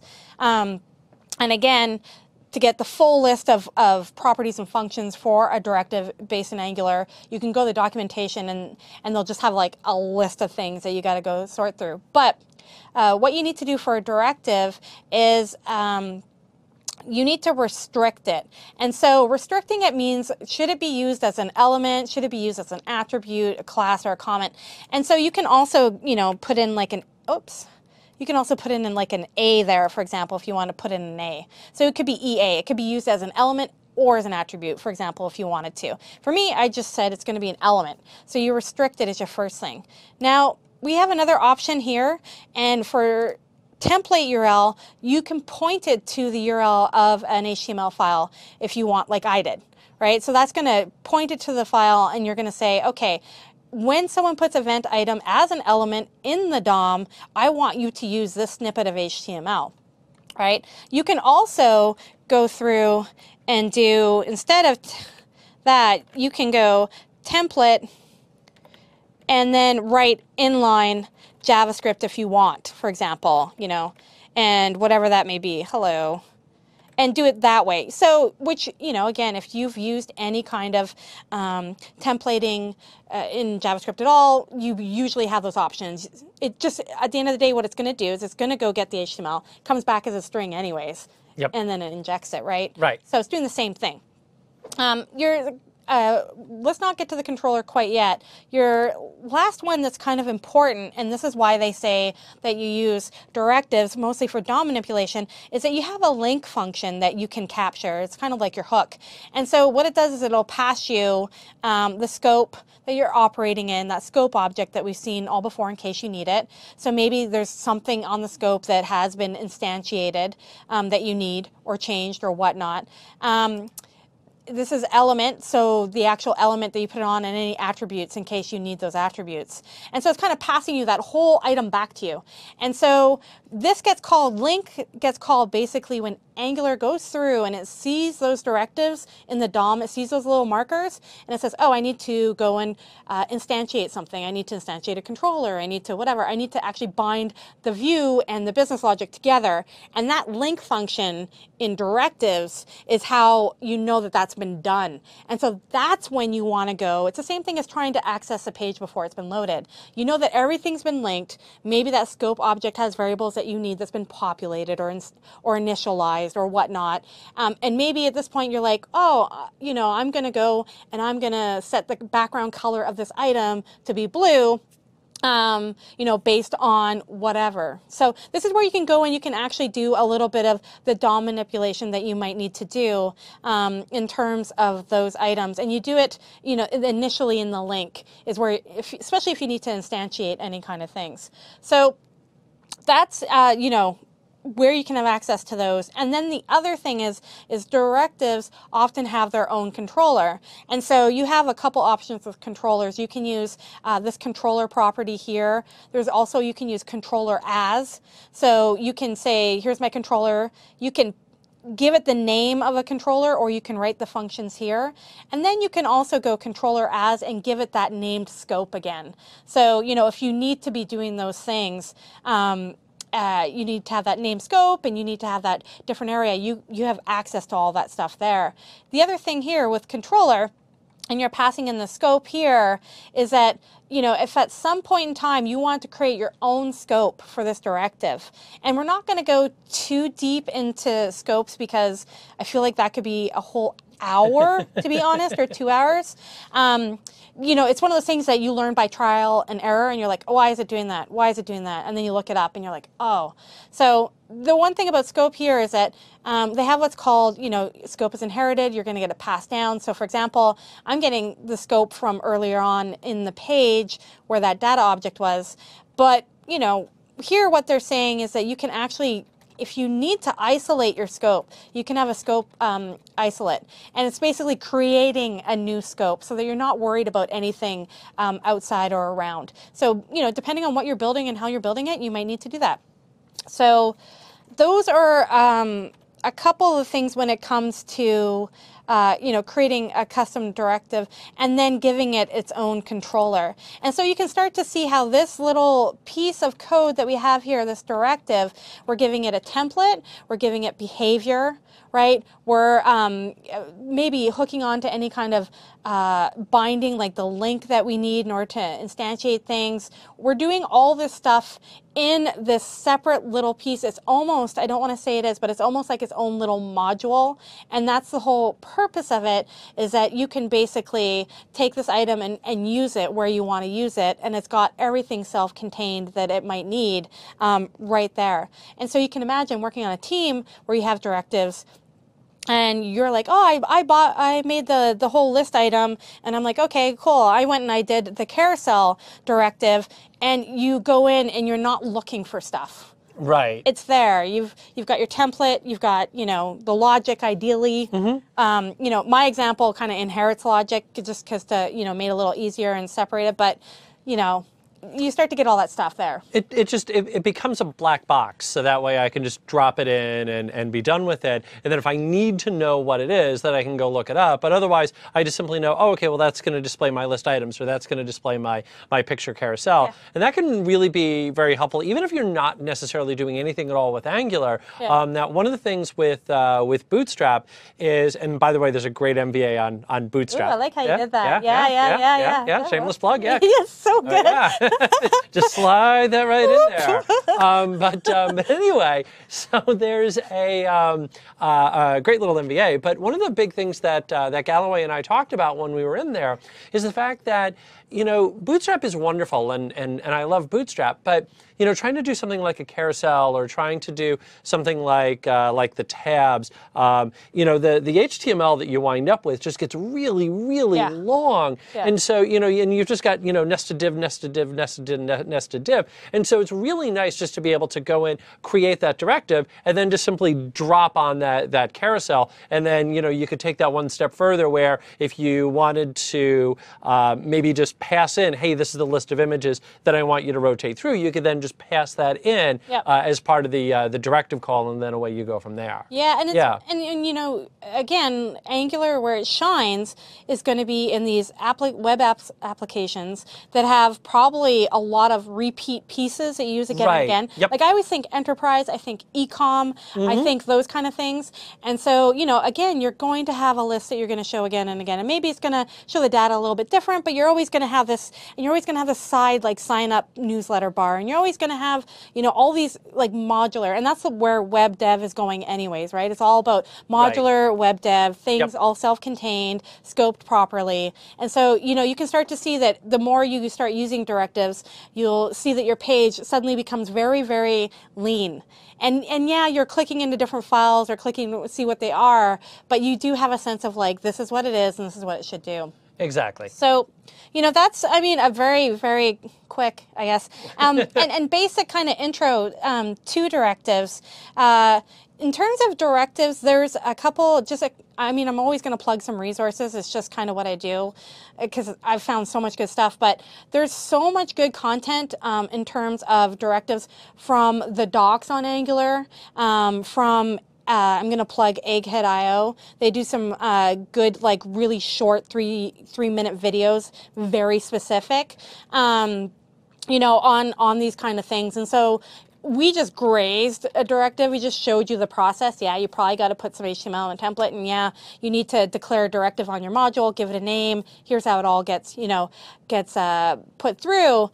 But, you know, depending on what you're building and how you're building it, there's a lot of really good information, especially about manipulating the DOM, which we didn't really show. But, you know, when you get into that and understanding how to use that, that's where it becomes super powerful, I think. Right, absolutely. Yeah. And that sort of leads into another sort of side topic that's been asked quite a bit today, is really that okay, so should I use MVC or should I use Angular? Yeah. And the first answer to that right away is, remember that Angular and MVC, it's not an XOR. It's not an exclusive, or it's not choose one or choose the other. You can absolutely use them both in tandem. And there very well might be times when you're doing, you know, SPA, single page application, where, okay, fine, this is going to be all Angular and I'm just going to be calling services behind the scenes. But the majority of the time you are going to be using both and taking advantage of what each one is going to give you. The great advantage of Angular is that you can do so much of this processing down at the client, and you can also then at the client just go request the little pieces of data that you need when you need need them, as opposed to MVC, where I get the ability to start doing server-side processing and potentially get a little bit more security that way, kind of abstract away my my business logic. So there really are going to be advantages, disadvantages to both. It depends on what it is that you're trying to accomplish, and don't think that, well, because you use Angular, you're not going to do MVC anymore, or vice versa. Well, I mean, I have a really good example of that. That's just like real world example. Yay! But we were building a site. We need like a tagline down at the very bottom. Real world example mode. Yeah, it's just a globe. Yeah, exactly. There we go. Yeah. But I mean, a real world example, you know, because I get this question all the time, is we were building a site for a major .com that had different sections that obviously had to be different pages, and it's a .com with a long legacy of having a site and having a presence. So they had SEO things, you know. So we couldn't say to them, by the way, we want to make your entire site a single page app, or we're just going to Ajax load everything in. We knew that we would have a section that would be products. We would have a section that would be, you know, register or log in or any of those kind of things, whatever it may be. But so we did it, our server side is one solution, but we did have on the front end in terms of Angular, okay, our homepage might be a homepage Angular app, right? And that's going to go and make requests out to finding, you know, has this person logged in already? If they've logged in, cool, we're going to show them this. What's their name? You know, so there's little pieces of Ajax that you can make to make that, that experience a little bit more personalized or make a little bit more sense, you know, things like that, you know, even like a little sidebar that was giving like the latest information, latest tweets, social activity, you know, that might be a home Angular app, and we still used it. We still had a controller for the header, for the carousel, for the whatever, all those kind of different directives. And then you switch over, and let's say you're going to go, you're prompting the user to create a username and password. You know, you want them to be able to log in. You still are landing at that logging page. It's not, you know, Ajax. It's got a page. You've got a website structure. You're doing all that stuff that you want to do on the server side and back end in that sense. And what we're doing there, again, is it's another app maybe, and maybe it's a login app, and it's, you know, those kind of things. So, you know, there are, yes, you can use them together. You just got to think about this stuff as front end, and it's not, an Angular app doesn't mean that you're going to have a one page that's never going to refresh. You know, it doesn't need to be like that. It can be about modules on the page that you're controlling, you know, that you're handling interactivity. Because when we say jQuery, we're not assuming that you're never going to switch the page ever. Right. We're just saying you're adding a little bit of something to the page, right? something. Yeah. Yeah. So I might have with MVC, that might have, you know, whack products, for example, so I'm going to show you the list of products, but maybe the page itself is now going to be driven by Angular. So when I go in and I say next page, I'm just going to load that next page of products down by Angular. Yeah, load more. Yeah. And maybe when I go in and I do my search, once again, using a little bit of Angular, that I'm going to make maybe the request back to the server, or maybe I'm just going to subfilter what's currently on the page, depending on what it is. Yeah. And then I'm going to create another page, just like you said, for login. But that experience, the actual UI might be driven by Angular. Yeah, it's managing the front end interactivity and structure. And it doesn't have to be a one page, you know, and that's why they say it's good for CRUD applications. Yep. Not just front end, but, you know, server side as well. So, exactly. Yep. Cool. All right. Well, next we're going to be doing a little bit of view management. So talking about routing. Excellent. All right. Sort of a perfect dovetail. Well, let's go ahead and take 10, and we'll see you guys back then.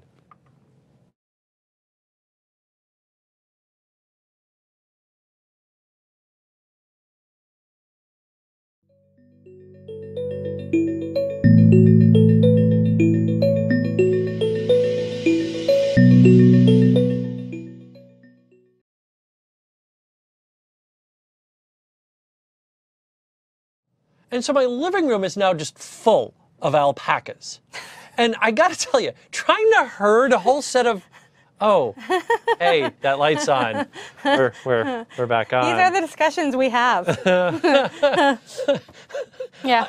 I'll tell you later. In any event, that is Stacey Mulcahy. I'm Christopher Harrison. This is Introduction to AngularJS. And we left off talking about, well, not herding alpacas, but rather routing. Yeah. So why don't you tell us a little bit about routing? Yeah, sure. So most frameworks, unlike alpacas, have some kind of routing capability of some sort, and the idea of view management if you want to do that. So what we're going to cover today in this session is we're going to cover basic routing that's provided with Angular, so route provider, just like view management, how that kind of works. And then we're going to talk about UI router, which is actually something that's basically an add-on to it, and is kind of more of the darling, so to speak, than the traditional routing sense. So let's look at routing, view management, UI router. If we look at these things, there's a couple things we need to look at. We have, using ng route, we have, the idea of how do we use route provider and how do we have pretty URLs. Remember, pretty URLs gets rid of that hashtag that's in the middle of your app. Using a UI router, and if we can get to it, maybe a little bit of animation. And so those are the kind of things we're going to cover.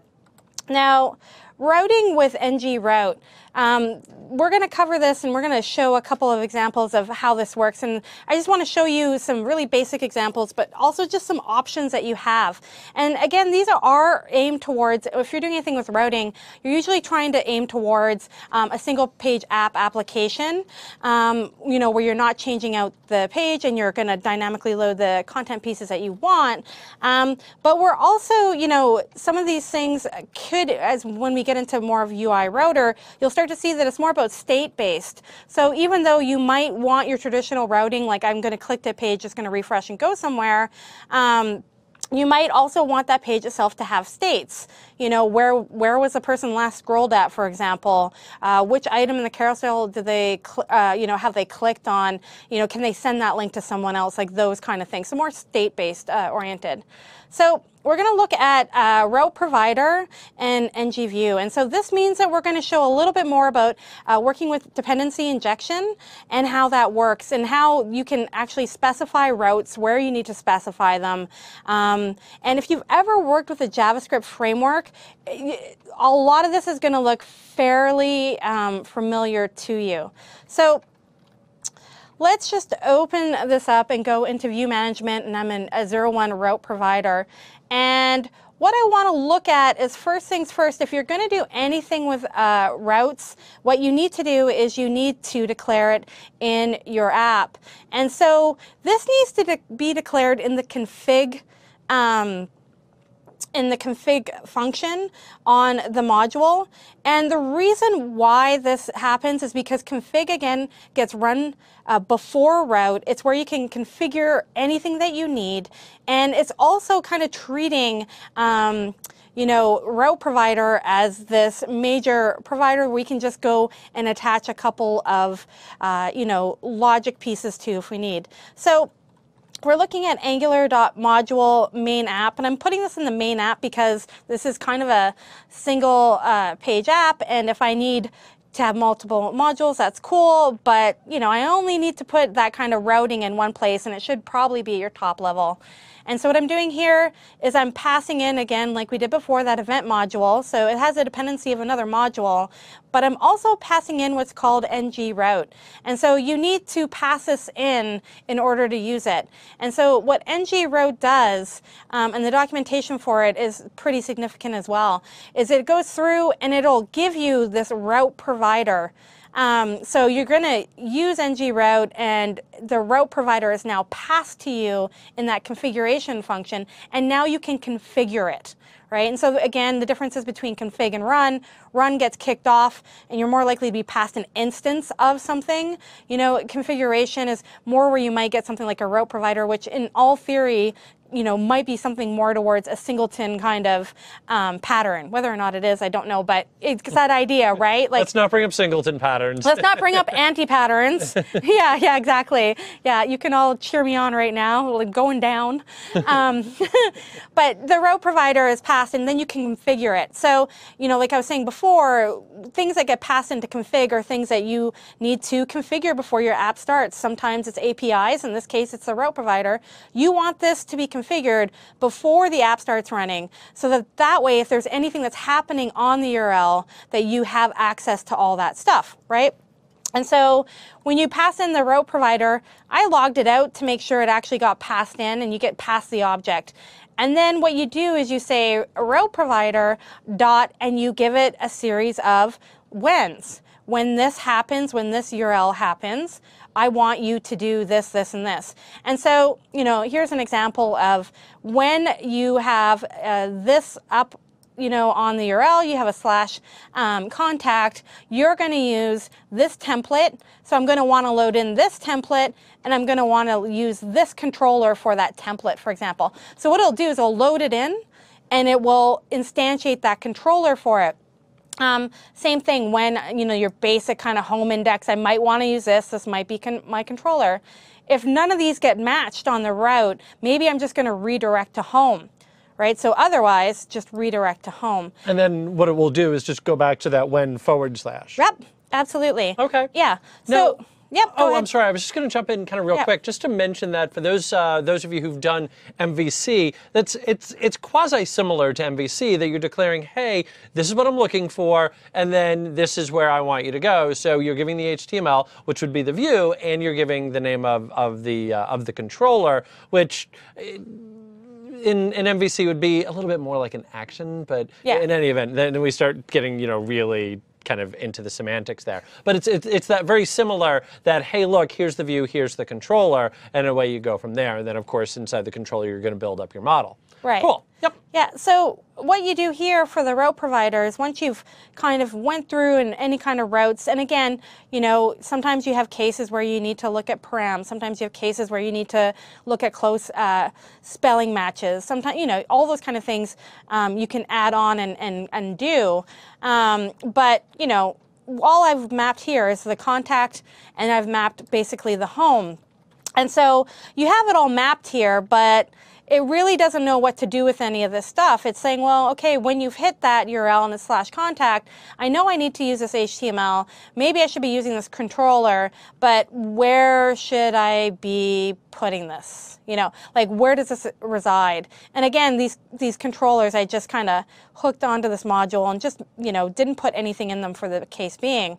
But it doesn't know what to do with it. So how do you actually, now that we have the logic, how do you bind the logic to the view? And so what you need to do is you go back, and you'll notice that I have contact here, and I have home HTML here. What I did is I took some HTML, and I just separated out that big chunk of the page. So basically anything within that container. And I'm showing like a big page. You might be using this for something, much smaller little sections, but I'm showing the overall page. So I took everything from the home page, or that main index page, and I put it into home. And I took everything from the contact page. I don't have my body or my HTML, just that snippet that I want.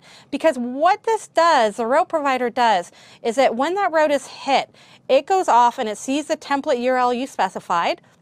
It makes an AJAX call, it goes and it grabs that URL, it loads it, and it returns it to you. So now you need to put it into the view.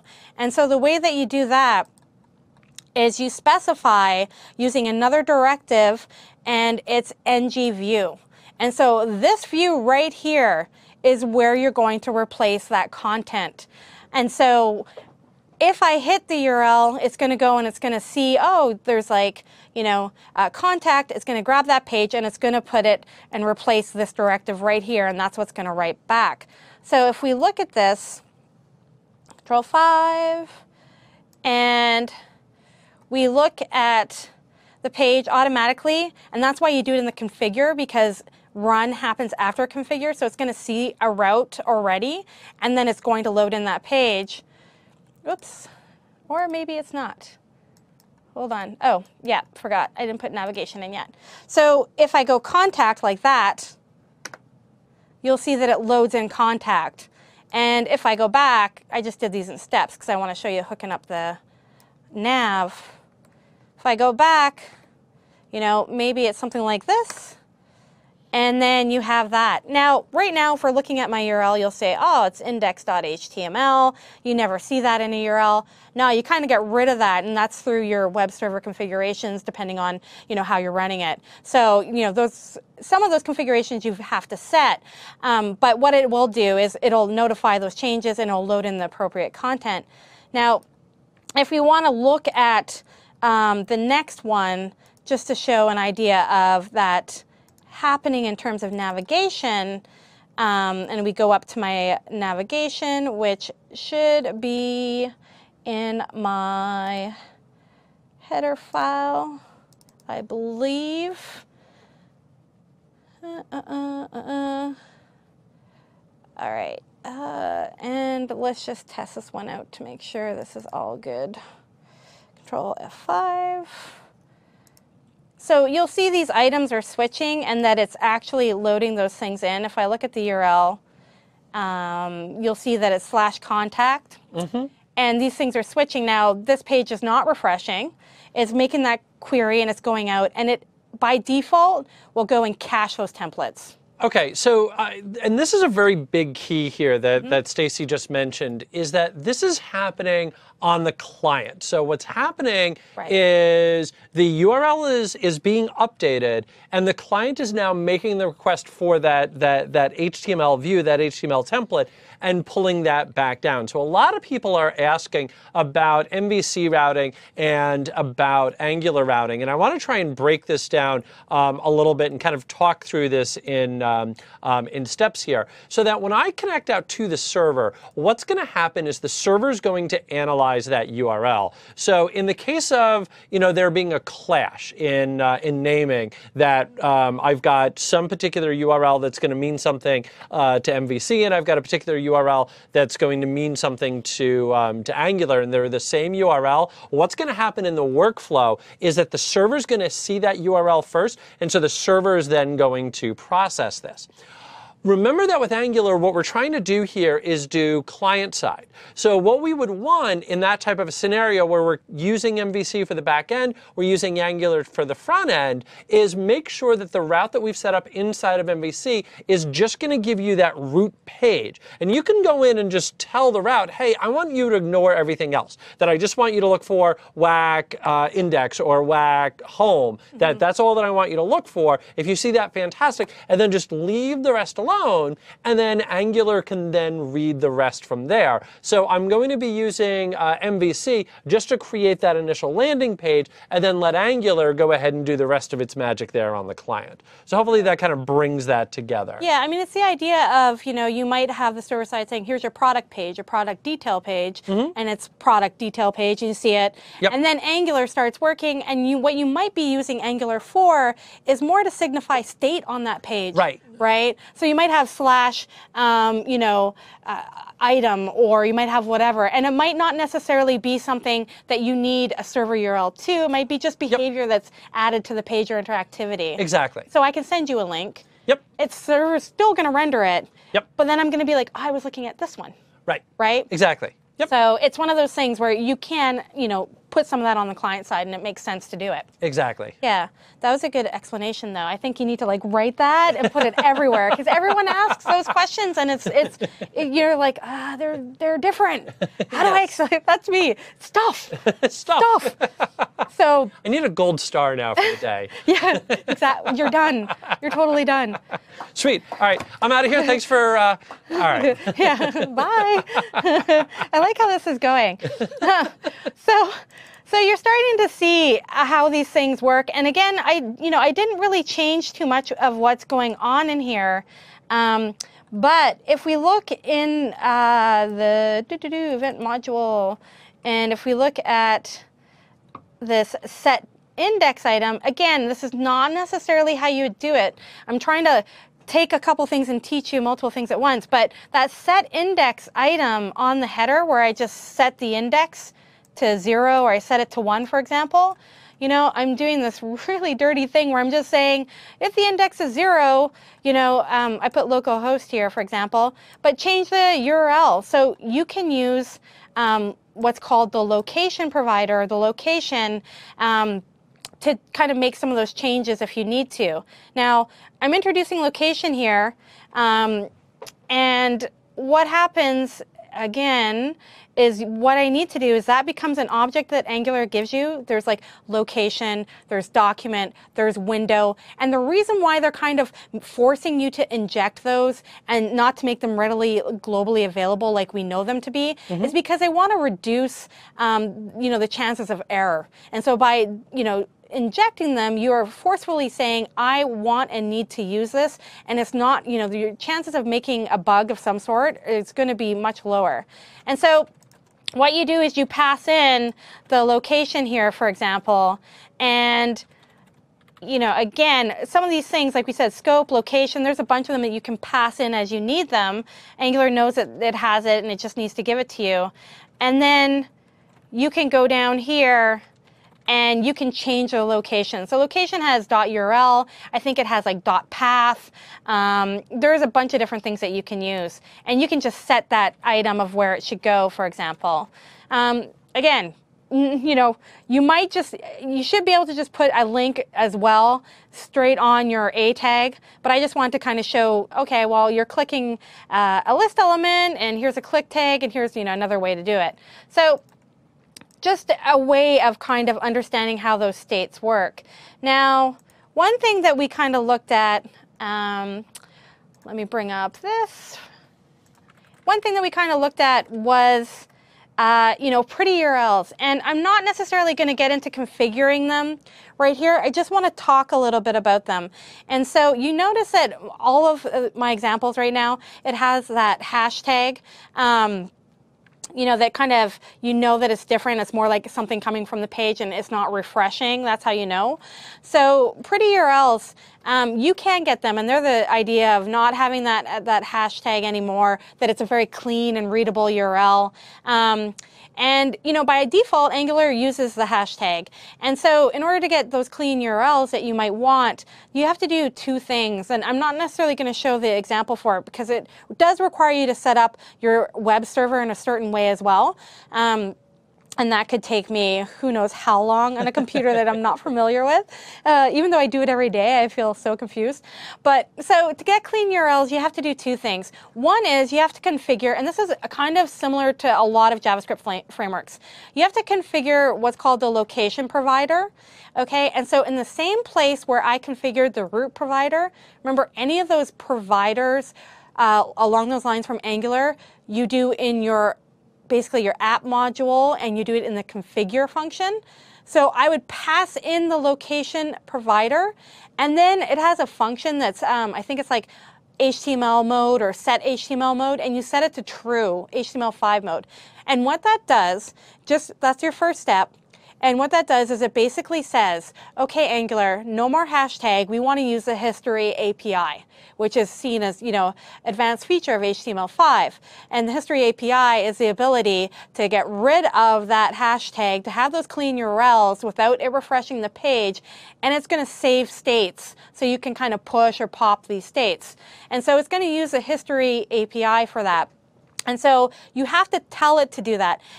Same thing, the other framework that I'm fairly familiar with, Backbone, same kind of thing. You need to tell it, yes, I want to use this.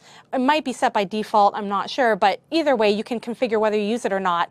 And then the other one you need to do is you need to set the base for relative URLs. So for example, if you're looking at me and my file structure, I have these folders that are all level deep. Like those are not necessarily, the root is really hard to determine. And so there's a couple ways to set the base for your relative URLs. Now, if you're deploying a site and your site's going to be angular.com and this is going up there, you're not going to have a problem because it's going to be at the root of it. But you are going to have a problem if you're putting up a site that's within a subdirectory. And so that requires a little bit of configuration in terms of location provider and setting the base for it. And the base is actually a tag in HTML. I think I got an example I can show you. and you can set that base for it. Or, depending on how you've structured your web server and everything else, you might be able to, have that nested kind of document as your root. But somehow you got to tell it that it's a root. So that's how you get clean URLs. And just to show you how you get the location provider in, I can do that quickly in this example. What I would do here is I would pass in one more thing, and it would be, sorry, I need a string, and it would be location provider. So again, this is another dependency I need injected, and I would want it in the constructor function. Don't forget a comma after, yes. After actually both of them. Thank you. You're welcome.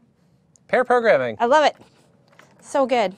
And then you got location provider. Now it's available here, and what you might do is you might go, whoops, location, and you see it shows up, and it should have, it's got HTML mode, and you basically, set enabled, something like this, to true.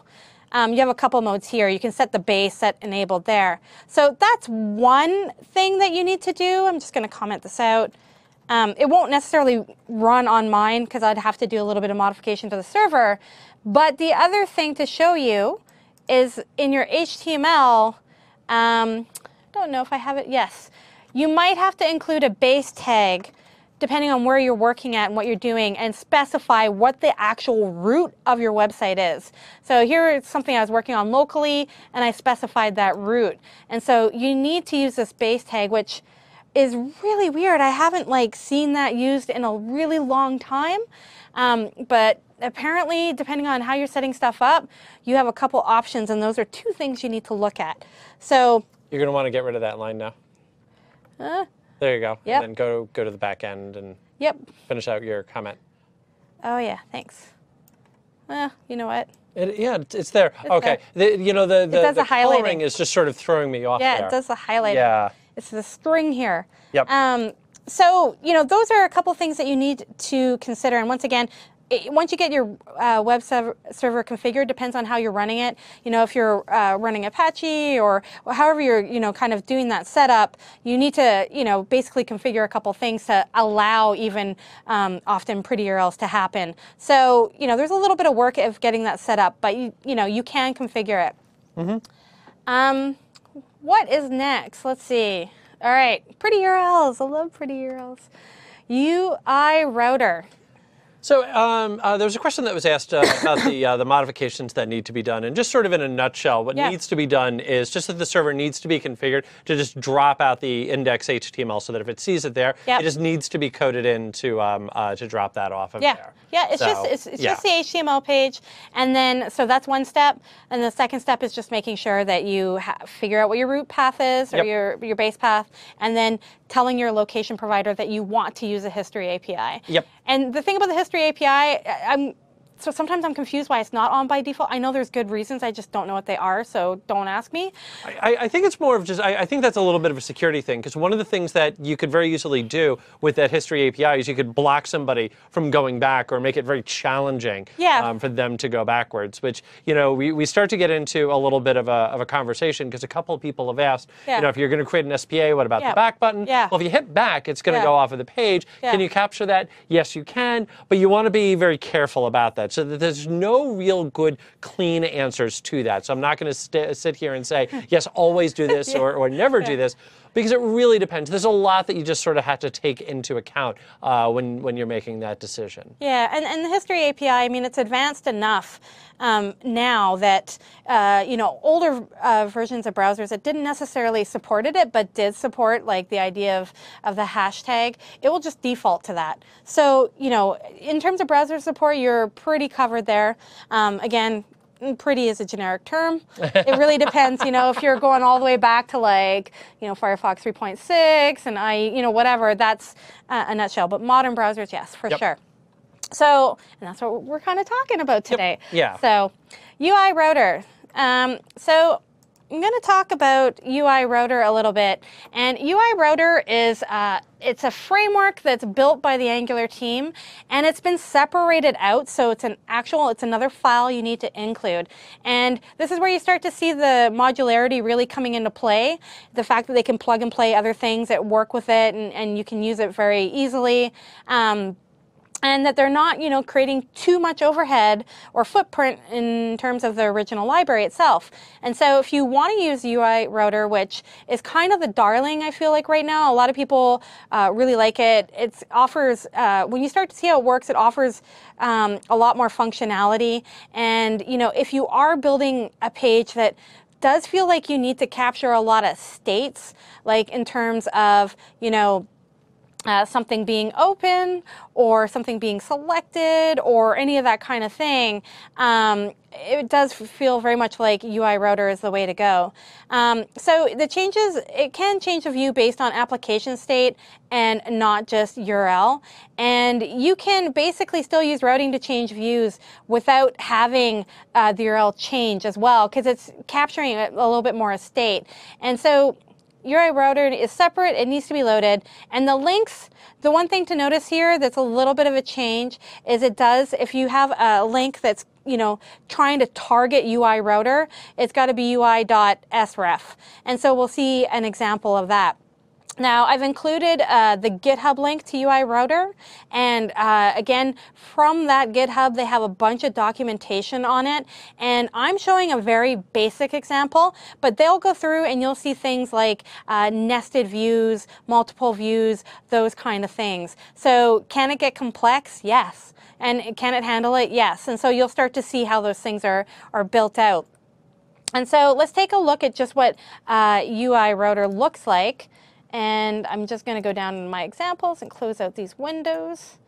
And so UI Router, if we open up the index here, and if I open up, let's just run it, 5.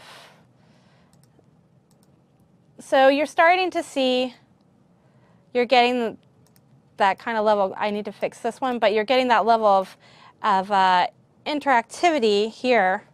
And so let's just see what's changed between it, between those kind of things.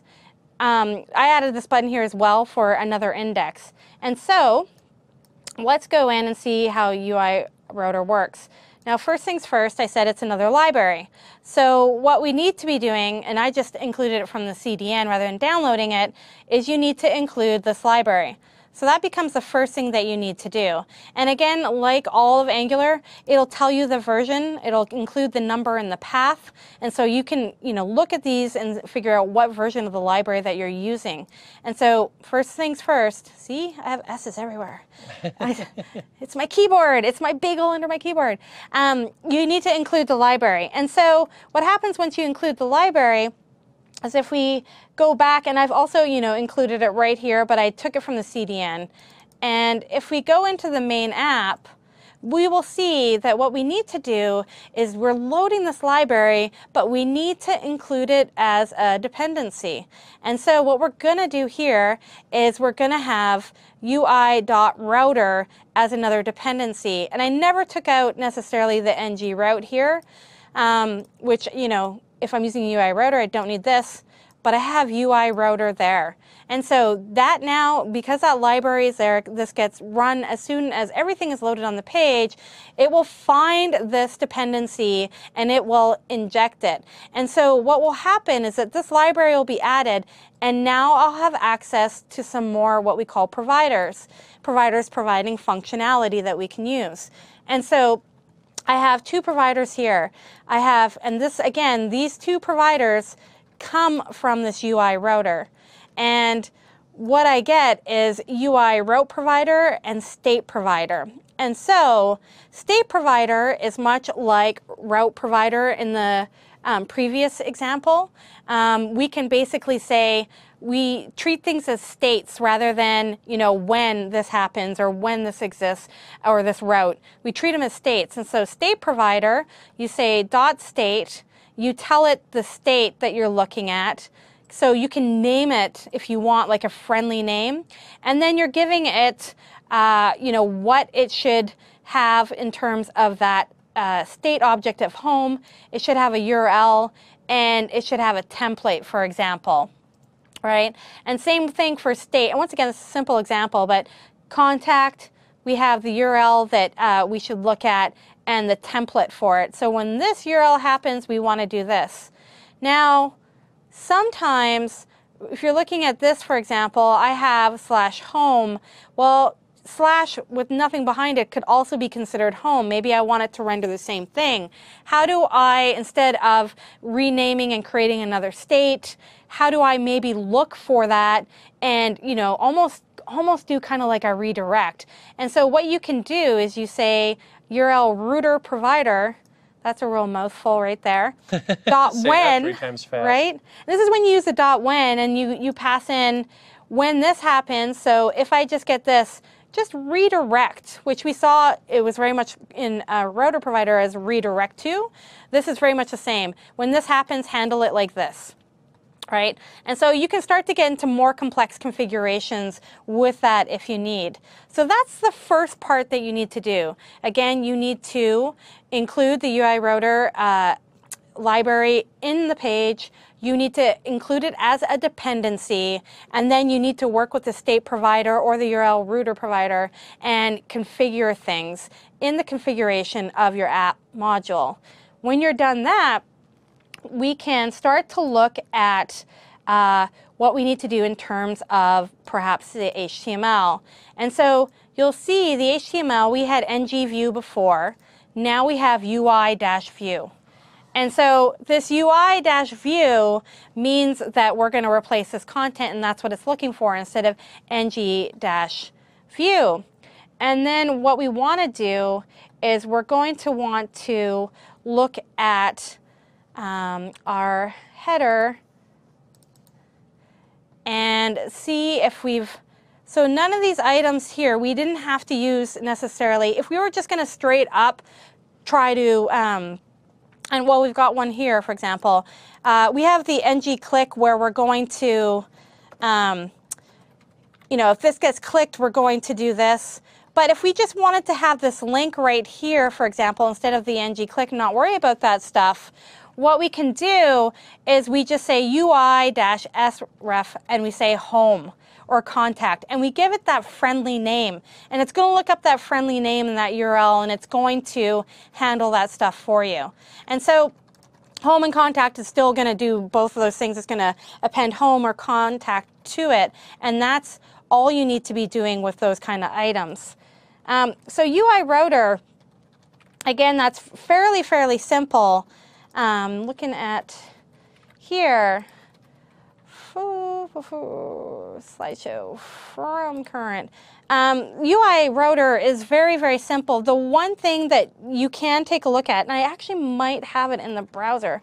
Let me see if I have this up somewhere. No, that's location. Okay.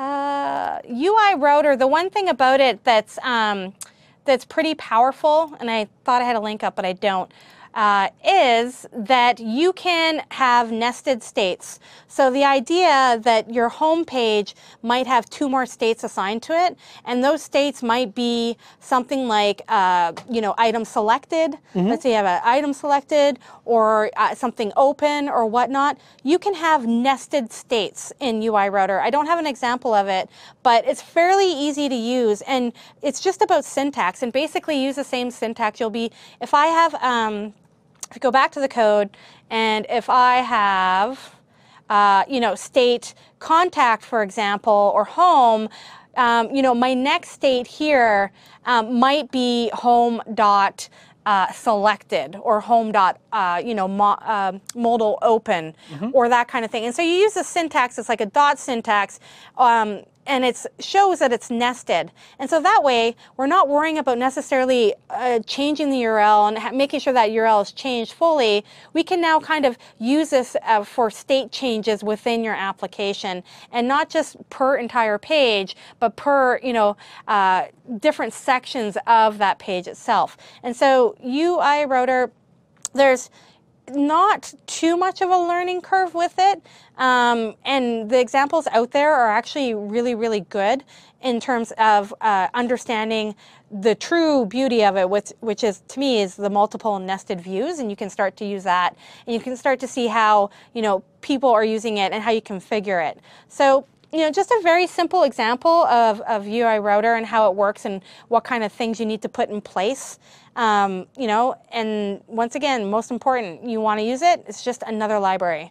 And you need to configure it like anything else. Okay, so you get the you get your nested states. And would you say this is a little bit easier then to set up? To me, I think it's easier to set up, and it gives you more functionality. Okay. And so anytime you go and you search right now for routes in Angular, there'll be a lot of stuff on Route Provider and what's built into Angular. Right. But then you'll see everyone's talking about UI router, and there's a reason. Like, it's just for the functionality and what you can do, and the fact that also Angular themselves is like, oh, we have another library, and it's a little bit more powerful, and here you go. Right. Yeah. So, but I think it's important to have a base understanding. I mean, they fundamentally both kind of work in similar ways. Right. Because at the end of the day, it's still just getting on that routing, getting on that view. Yeah. Totally. Okay. Yeah. Cool. Yeah. Well, up until now, you've been doing everything kind of local. Yeah. How about we start calling a server? Yeah. All right. Yeah. How about we take a break first? Yeah. Yeah. We're gonna do this. All right. Yeah. We'll go ahead and take a break. We'll see you guys back here in 10.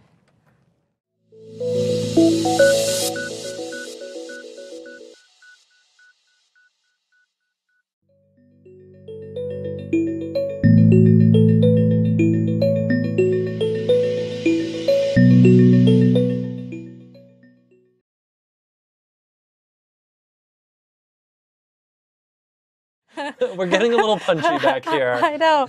We're talking about sound effects. Yes. Like sound effects turned on. Whoop, whoop. See? Sound effects. The person making the sound effects at this moment is Stacey Mulcahy. I am Christopher Harrison, and this is Introduction to AngularJS. Now, one of the big things that Stacey's been doing throughout all of her demos, and by the way, Stacey, you've done an amazing job throughout all of this. Thank you. Yes, you're going to glow now. You also got a compliment on your fingernail polish. Oh, how it's I kept meaning how to it's bring that chipping up. and No, they really liked it. Oh, thank you. Thanks. So, but anyway, one of the big things that Stacey's been doing with her demos is trying to make this as consumable as possible. And when you're talking about a real-world AngularJS application, I mean, you can have dozens upon dozens of files, and structuring all of that really starts to become a bit of a challenge. And so you've been kind of keeping everything as straightforward as possible. Yeah. And along those lines, one of the big things that you've been doing has been just focusing in on local data. So nothing has been dynamic. You haven't gone to a server or anything like that. Everything's been hard-coded in. Yeah. Something tells me we want to be able to go to a server at some point. Oh, yeah, of course, right? Don't you always? You want to get your data from somewhere else? Absolutely. Well, show us how to get some data from somewhere else. Yeah, exactly. So what we're going to cover in this last module is we're going to talk a little bit about external data. And I'm just going to load in a JSON file that's local.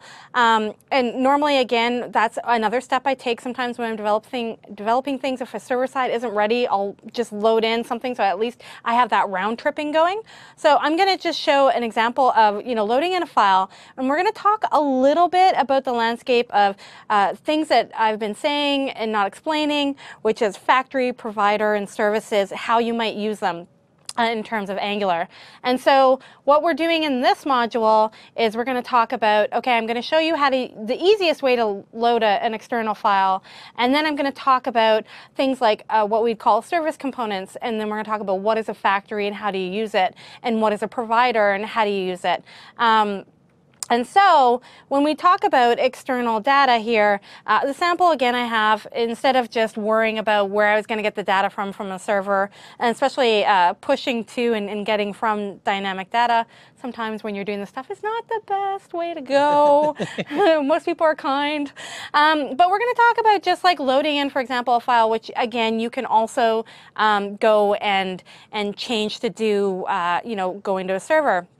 And so we're going to talk about HTTP, and it's a built-in resource to make REST requests that you can use.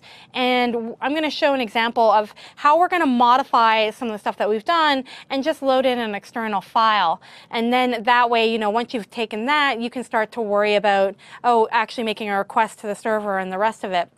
Now, there's a bunch of approaches to do this, and we're going to kind of build this one up a little. So I'm going to do a demo about just getting some external data.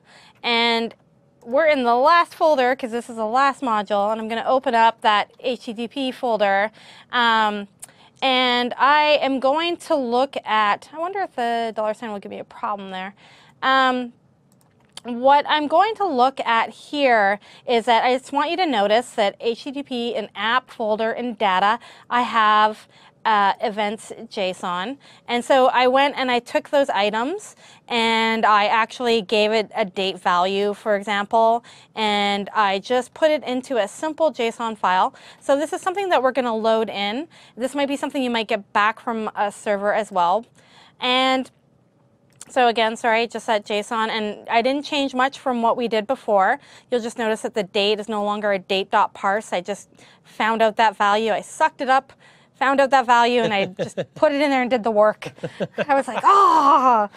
So again, this is just logic, and this could be coming from anywhere. You're just doing it from a file again, just to make life a little bit easier. Well, there. and you never, you know, I'm demoing. I don't want one more thing to. Right. Yeah, the less moving parts when right? doing a demo. I remember one of my favorite presenters, Steve Riley, who you've never got to see him present, was amazing. He would never do live demos. It was nothing but screenshots, just because he'd been burned one too many times. He just gave up. Yeah. So yeah, the fewer moving parts, the better. That's me in live coding, because I think that I don't know what happens to my hands, but they get all weird. Yeah. And the keyboard moves, but it's not. So I'm always like not typing right, and people are like, she actually works as a developer. It's based on the number of people that are watching that, it impacts your typing skills. Yeah.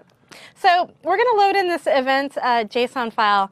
And so a couple things that we're going to want to look at is we're going to modify a couple things. We no longer want that data in that event module. So if we look at the event module, and if we look at where the events are, I got rid of the events. It's no longer here. We no longer see it there, right? Much cleaner. We've got this menu. And you start to do this with all of the stuff, right? Like maybe you're prototyping something and you're doing it, you're hard coding it this way, and then you're going to start to build it out a little.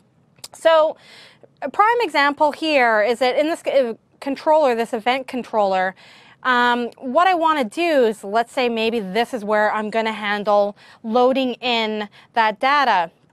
Now, where you should load it in, how you should load it in, all that stuff becomes an architecture question. And so here, I'm just kind of showing you, I'm doing this in the controller, and the controller is going to, use HTTP to make that request and then save the data basically on itself. So that way in my HTML, the way that I've scoped it already, because I already had that property, I'm just dynamically retrieving those items. So right here for HTTP, I have event controller, and now I need this resource, this dependency, and it's the HTTP dependency, and again, comes with Angular, and I can just pass it in as I need it. And so what's going to happen here is that now I'm going to have this available to me within the scope of this event controller, much like I have the scope object.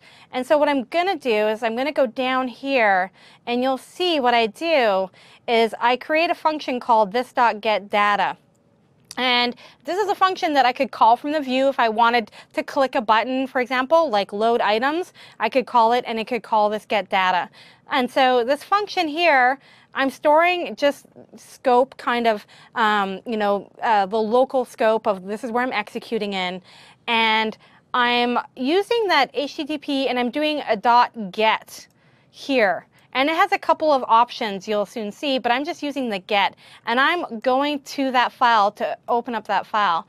Now what happens is when you call this get, it actually returns you fundamentally a promise, right? Because this is an asynchronous operation. It's not just going to automatically be populated and loaded. It's going to take however amount of time to go and get that file. So what it does is it returns a promise, and on that promise, if you haven't worked with promises, they typically have, success, error, done, depending on what frameworks you're using and what they add to them. So here I'm just using the success, so I'm going to assume this is going to work.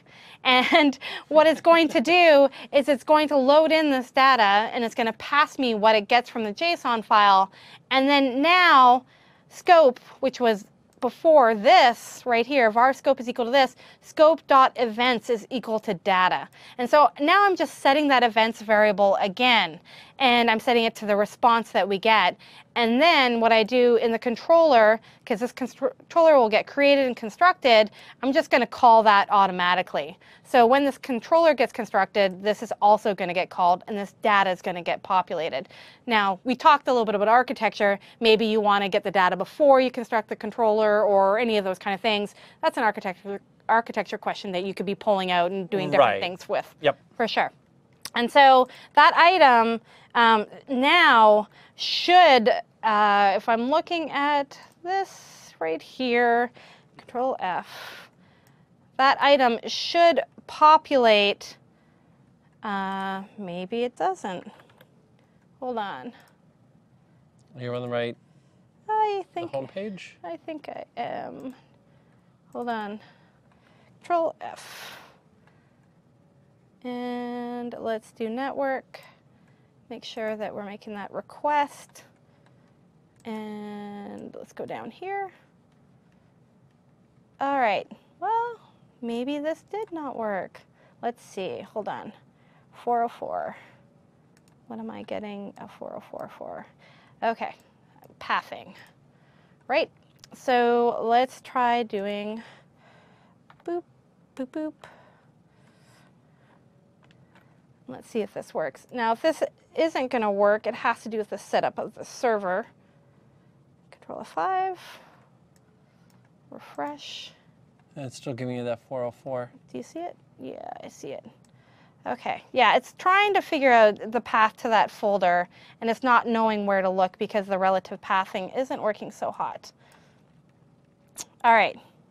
Gonna need to app data events JSON. Okay.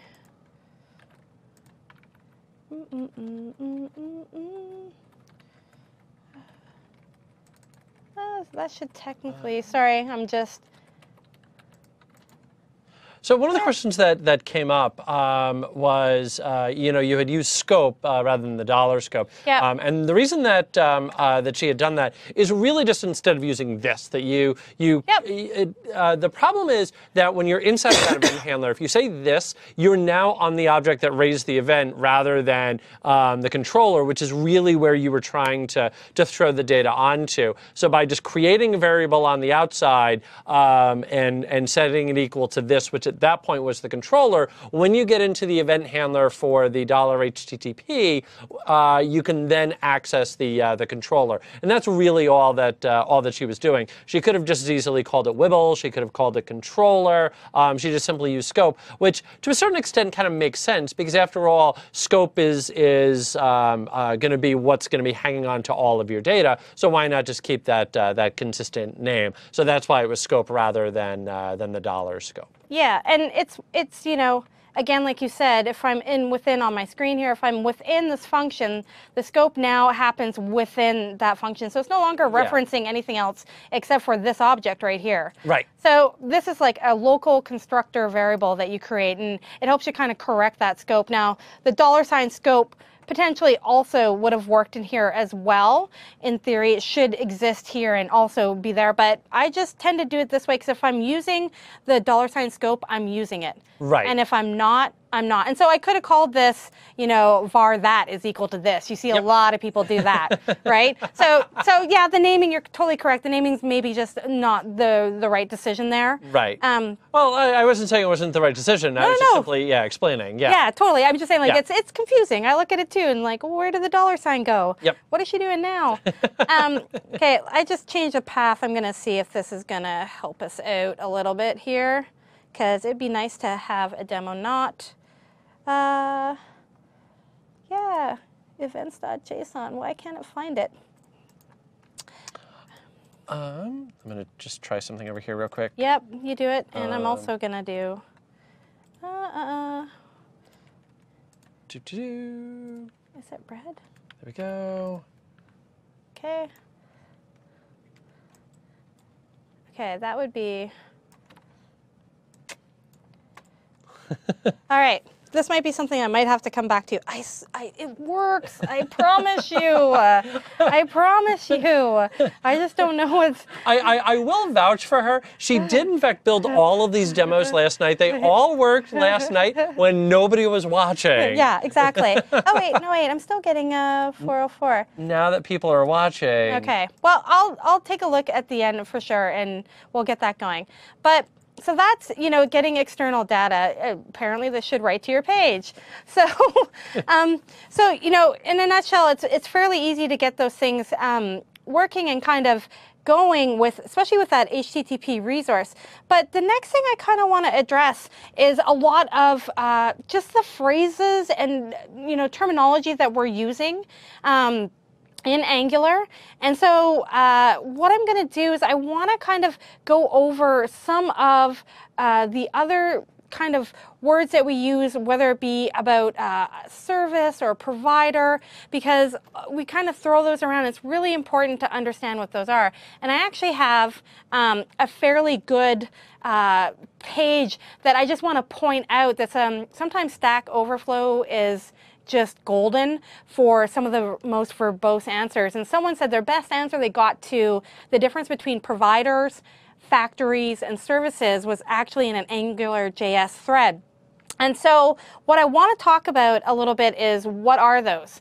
And, most importantly, if we're looking at some of the service stuff that we have, Angular has many built-in service or provider components. And I've been using the term provider a lot, and you've seen it in the taxonomy. We have route provider, we have location router provider, those kind of things. And you'll see that people kind of interchange provider, service, there's value. There's a couple of them like that. They kind of interchange them, and there's some differences. We talked about some built-in providers or services. We use the HTTP one, which should load in data. We have the window one. There's timeout. There's you saw location. So some of these things are available, and you inject them as a dependency, and that way, you're being very explicit about what you're doing and how you're trying to do it. And so you don't want to just have a window.location.whatever or, document.scroll to somewhere. You're actually seeing in the controller that this is being passed in and then operated on. So when we come to those ideas about, services and providers and factories, there's actually a really, really great thread that I just want to kind of bring up because I can't explain it any better, to be honest. And it really does kind of explain when you use a factory, which you've seen me use before. I used a factory to return basically a little data object that was shared across. Remember, it had like a main title. I've used a provider. I showed the route provider, the state provider. So I just want to, there's this thread that we can kind of just quickly go through, and it's just very simple. It's like, when to use what, And did you want to chime in? Oh, I was just going to say, it's working. Oh. Here's why. What did I do? So one of the things, because when you were developing it and playing with it earlier, you were using IIS. Yeah. And so IIS knew what the extension of .json was. Yeah. Unfortunately, it's the IIS Express doesn't. Okay. And so what you can do, and if we just take my system here real quick, I can show this off. I love you so much right now. Actually, there was somebody in the chat window that had mentioned this. Thank you so much. Yeah. And I also saw that when I got a 403-hour message. Yeah. But anyway, so if you add that into the web.config, then that will go ahead and say, hey, look, that's an acceptable data type. Yeah, you can actually serve it up. Yeah. And then now you'll notice if I come back over here that sure enough, it's got all of your projects loaded up. Redeemed. And then I would also add, that if you start going in and doing your search, that all of that is working as well. Redeemed. Thank you so much. Whoever's in the chat room, I owe you. I don't know what I owe you. but I owe you. Thank you. That just honestly makes my day. Norston, congratulations. You get the gold star for the day. Yeah, gold star. Yep. I wish I could make a gold star sign, but I don't know what it is. So just a big heart. Yeah. So we're going to talk just a little bit about, and again, I just pulled up this thread because I think it says it way better and very concisely, than I did. But I'll kind of just show you, give you the examples of how they describe it. And this is coming from, it's a thread someone posted on Stack Overflow, and I think it was coming from one of the mailing lists to do with Angular. So there's, we talk about services, factories, providers, for example. And so when you think about services, services is model.service, and you register it with a name. And the thing about services is that you are provided with an instance of a function. So that's what you're kind of returned when, or the result when you declare a service name. So, depending on what you're doing, service might be a good option for you. And so there's different examples of when service is a good thing and when it isn't. If you're looking at factories, we did a factory. I showed you a module.factory, and then what I did is I created main title, and all it did was return a title, for example. And so, when you're declaring your factory name, what happens is that you are returned the value that is returned by invoking that function. So if you remember in the factory, which I can, open up and take a look at, let's see, it's going to be an event module. And if we go to the top, if you look at the factory, we name it, and it returns the result. Okay, so you're not getting returned the function, you're getting returned the result. Whereas a service, you're getting returned that function. Now, if we go back, we talk about providers. Example providers that we've seen so far during the day. We've seen route provider, we've seen a state provider, we have seen URL router provider. They're all named providers, right? And so providers, what happens is that you can, in your config function, configure them the way that you need to configure them. And then what happens is that you get passed back an instance of it when you go to use it in a constructor function. And so, in this thread, they talk about the provider function .get, providing back that kind of instance of it per se. And so, it actually gives you that instance that it creates, and then you can start to append things. So, you can configure it in the configuration function of your module, and then, basically the constructor function is instantiated, and that function reference is passed back to you. All of these things kind of come from, if I remember correctly, come from provider. So services and factory, they all kind of, come from them, but they're all different, they return different values and act in different ways. So provider, if you're thinking about, I need a provider, and outside of the examples I provided, you might be thinking of something where you need to configure it with, I always use APIs as a good example, because I almost always need, a client secret and key and whatnot, right? So, there's that. And then there's also value. And value is another simple example where it's just really like almost, hey, this is equal to this. My main title is going to be equal to this value.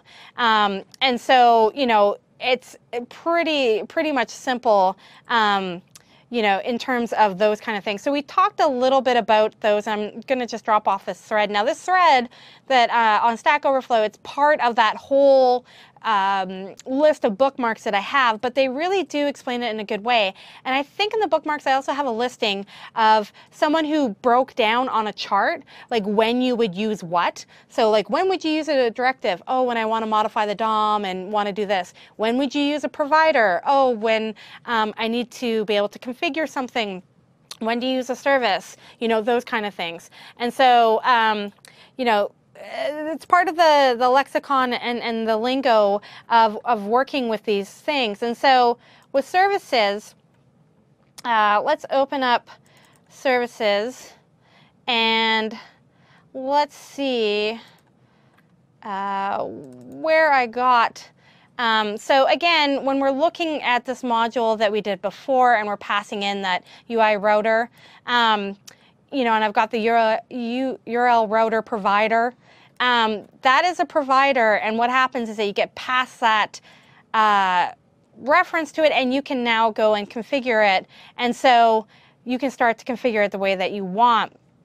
And then you'll see down here, I have a factory, and so what I did with that function to go and get that you know, that events JSON, what I did is instead of putting it in, I'm going to close these things because I'll click the wrong one. You'll see what I did with this is I created a factory called events. And I'm passing in the dependency I need for this factory, which is going to be that HTTP, right? It allows me to make requests. And I'm going to return this item. Now remember, a factory is going to return it, and you can pass in this callback here. So what we're going to see here is wherever I use this factory, I'm going to have, I'm going to be able to call it via events and then call the get function on it.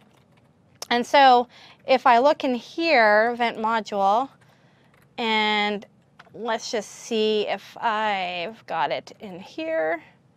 Boop, boop, boop. Scope. You'll see here, whereas before I had that code right at the bottom here that was get data, and I passed in HTTP, and I did it here. What I've done here is now I'm passing in events. Okay, so I'm passing in that events that I declared as a factory.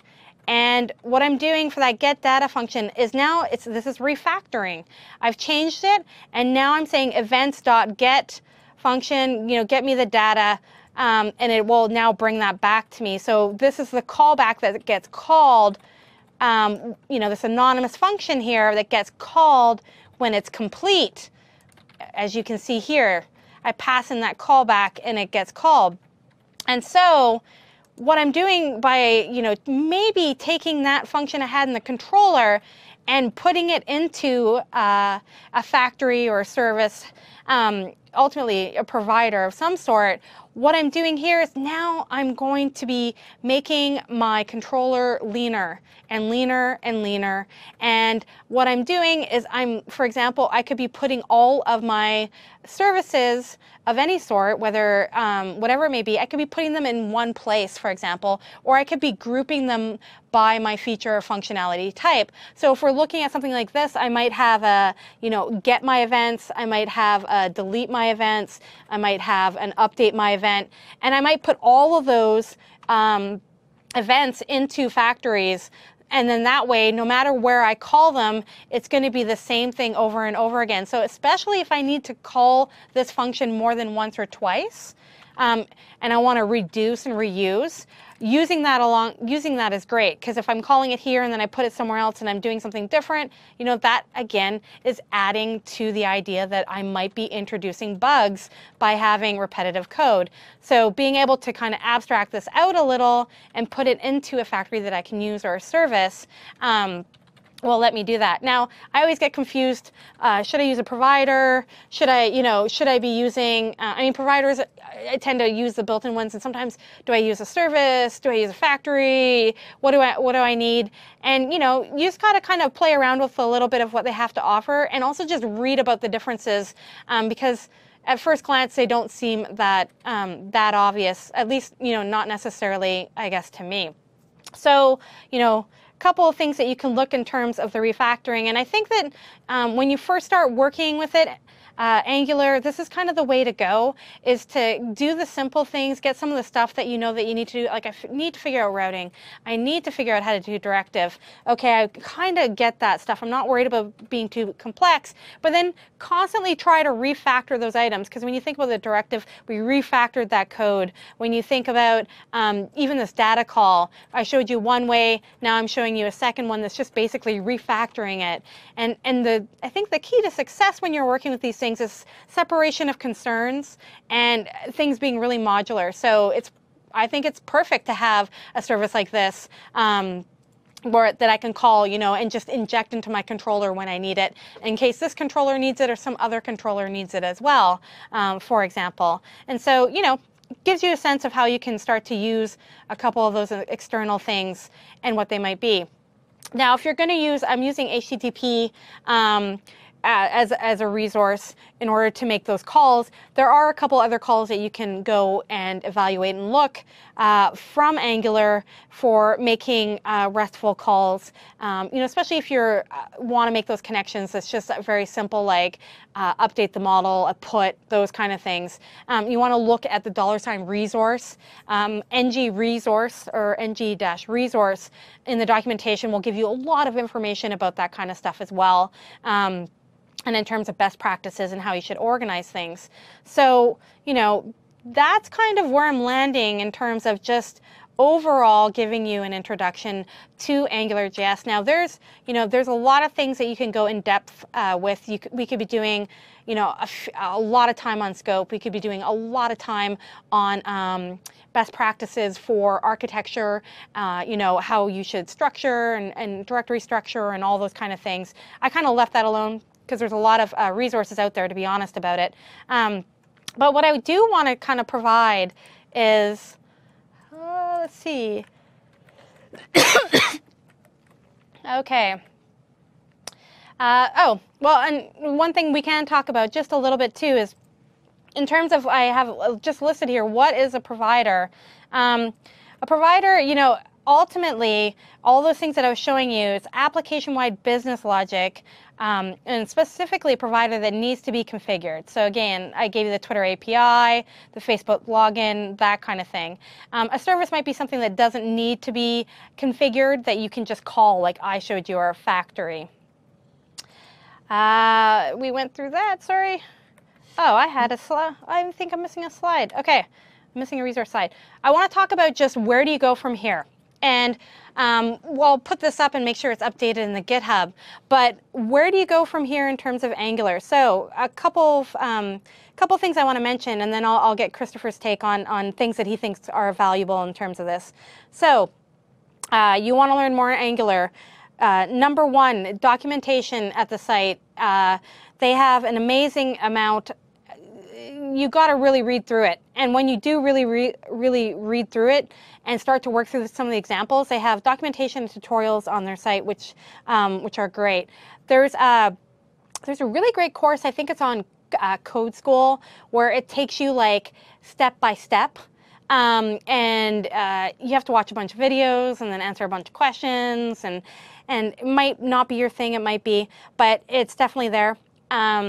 There's anything by egghead.io. I'm going to mention two people I think that are, there's a bunch of people who are really well versed in Angular, but the two that I feel really do a great job of explaining them, this might be a personal plug because I just think they're awesome people in general, but it's true. But one is Joel Hooks, so it's JoelHooks, Joel Hooks on Twitter. You can just type in Joel Hooks and you'll find him. He's associated with egghead.io. They do a lot of little, really, like I mentioned, short videos, 3 minutes. Hey, do you want to know how to use scope and directives using isolate? You can find it. And so Joel Hooks is great, talks about a lot of Angular stuff. And of course, one of the kind of, I would say, top a community advocate, if you will, of Angular, I would say, is John Lindquist. And so, again, associated with egghead.io. He did a lot of work. He used to work with one of the IDEs, WebStorm, and did a lot of work with the plugin to make Angular and IntelliSense and stuff like that. So those are two people I would really recommend on following in terms of working with Angular and getting a better sense of where to go with it. We presented, I'm going to bring it up again because I think that it is probably, if you're looking for a master list of, there we go. That list that, I've been throwing that into the chat window like all day long. That's basically all I've been doing for today. Just copying and pasting that URL into the chat window. Yeah. Just tossing it out there. So this URL right here, this this pinboard one, it's got, I've been just saving Angular articles like over the last year or so, and it's got a lot of really, really great stuff on that, all the way from very basic, like your first Angular, all the way to, I have stuff about nested controllers, to directives, to all sorts of stuff. So to me, that's kind of like your end-all be-all. I want it to be the end-all be-all of all things Angular, but you know, there's a lot of stuff along those lines. Do you feel like there's anything I'm missing in terms of like resources or as far like as things that you've used or know that people really like? Not really. I do have one last little demo that I want to show. Yeah. Yeah. So yeah, let me. See, that's not the only thing you're doing. You're not just throwing the link in the chat room. I'll just sit over here. This guy. No. Yeah, so one of the things that I did over the last couple of minutes, because I really wanted to show off just kind of that final step, and I figured, you know, let me go ahead and build it and test it over here, just to make sure that all the moving parts work. And then we'll go ahead and demo it. So we're going to see what happens. This worked 30 seconds ago. If this doesn't work, well, you know. But here's what I did. So I actually took, so right up here, and if you'll bear with me for 2 seconds here, I just want to launch, zoom it, zoom it, zoom it, zoom. Oh, you are the master of zoom it. I am. Yeah, that's my problem. I haven't been able to draw on screen all day long. So in any event, here's what I did, is I created a brand new MVC project. And I actually just dragged and dropped all of Stacy's code into this project. So here is everything on the app folder. So you'll notice that I just grabbed that we've got Angular, I've got the UI router, and then most importantly is there is her event module JS. I made no changes except for one line of code that I'll get to in a moment to any of her code here. So all of that is the same. And then I've got the index HTML, and again, all of this is everything that Stacy's been demoing. So I haven't done anything. So excited. Yep. Keep going, keep going. All right. So then what I did is inside of models, I created event data. And I went in and added on all of the little properties that Stacy had on her JSON object. So if I actually open up the JSON object, there we go. So there is all the different properties on the JSON. And one of the little things, unfortunately, is you do have to match casing. And this is one of those things that gets a little annoying. Is JavaScript uses one casing standard, .NET uses a different casing standard. So we do have to match casing. So you'll notice that I've got title and item title and all of that. So all of that matches here. So all I did was I just created a normal little class. Then I went in and I added on a brand new controller. Now I hard-coded everything into here just because I was doing it real quick while Stacy was talking. And you know, so it's just all there. And the only thing that I implemented was just a get method. So I don't have get by ID. I don't have the rest of, I don't have the cut of CRUD. You know, the cut of CRUD. That's got to be a book or a mantra. Actually, I picked that up from Julie Lerman. Really? That's so good. The cut of CRUD. So good. Which, by the way, if you want to get into Entity Framework, Julie Lerman. So, but anyway, and the other thing that I didn't do is I didn't throw in a database here because, you know, if you're anything like me, and I know I am, when you're just trying to learn something, reducing the number of moving parts really becomes important. So I hard-coded all of this in. But again, and I want to stress this, I could have very easily built this up inside of Entity Framework and thrown that into a database. I absolutely could have done that. But in my case, I just hard-code that in. So now I'm just going to return back a list of the event data objects.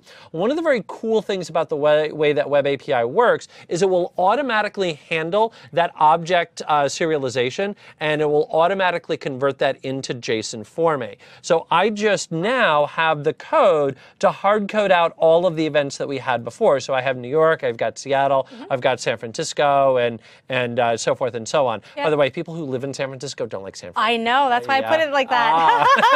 I was like, that's how I say it, and I get in trouble every time. Too funny.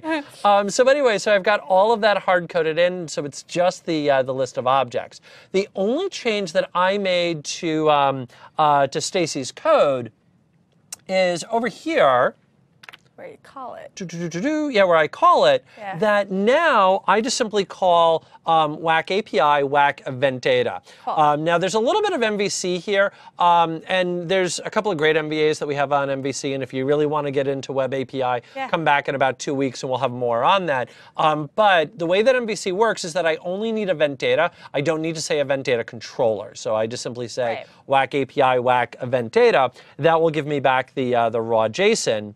And so now I'm just calling that. So instead of calling that JSON file like you had, now what I'm doing is I'm calling into that, that web API that I just created. So the end result of all of this is that when I launch this, and I now go to index HTML, there we go. There is everything down below. And again, now all of that is coming from that API that we just did. And again, you did. Yep. We can go ahead and do that. So, hey, it worked. Yay. So excited. So there's bringing all of that together, and I will check that in to the GitHub repository as well. I like how I'm busy talking and you're like stealth coding. Like I didn't even hear you. I'm sneaky like You're that. like, oh, I think we're missing this part. We should really show them this. Oh, hi guys. Like it's amazing. Amazing. Thank you. Thank you so much. That's awesome. Beautiful. Yeah. Yeah. I think that's perfect. Yeah. So a couple of real quick things. First of all, that's me. That's Stacy. Follow us on Twitter. Can always use new followers on Twitter. Second, you should notice here momentarily that there'll be a brand new poll question up. Please do answer that. Third, do check out the couple links and the GitHub. Come back in a couple of weeks. We have a lot more great Web Wednesday stuff. And Stacy, thank you very much. Thank you for having me. Thank you. Hopefully we'll have you back soon. Yes. And thank you to everybody for tuning in all around the world. And so good night, good morning, good afternoon, wherever you happen to be. Thanks, and we'll see you back here again soon.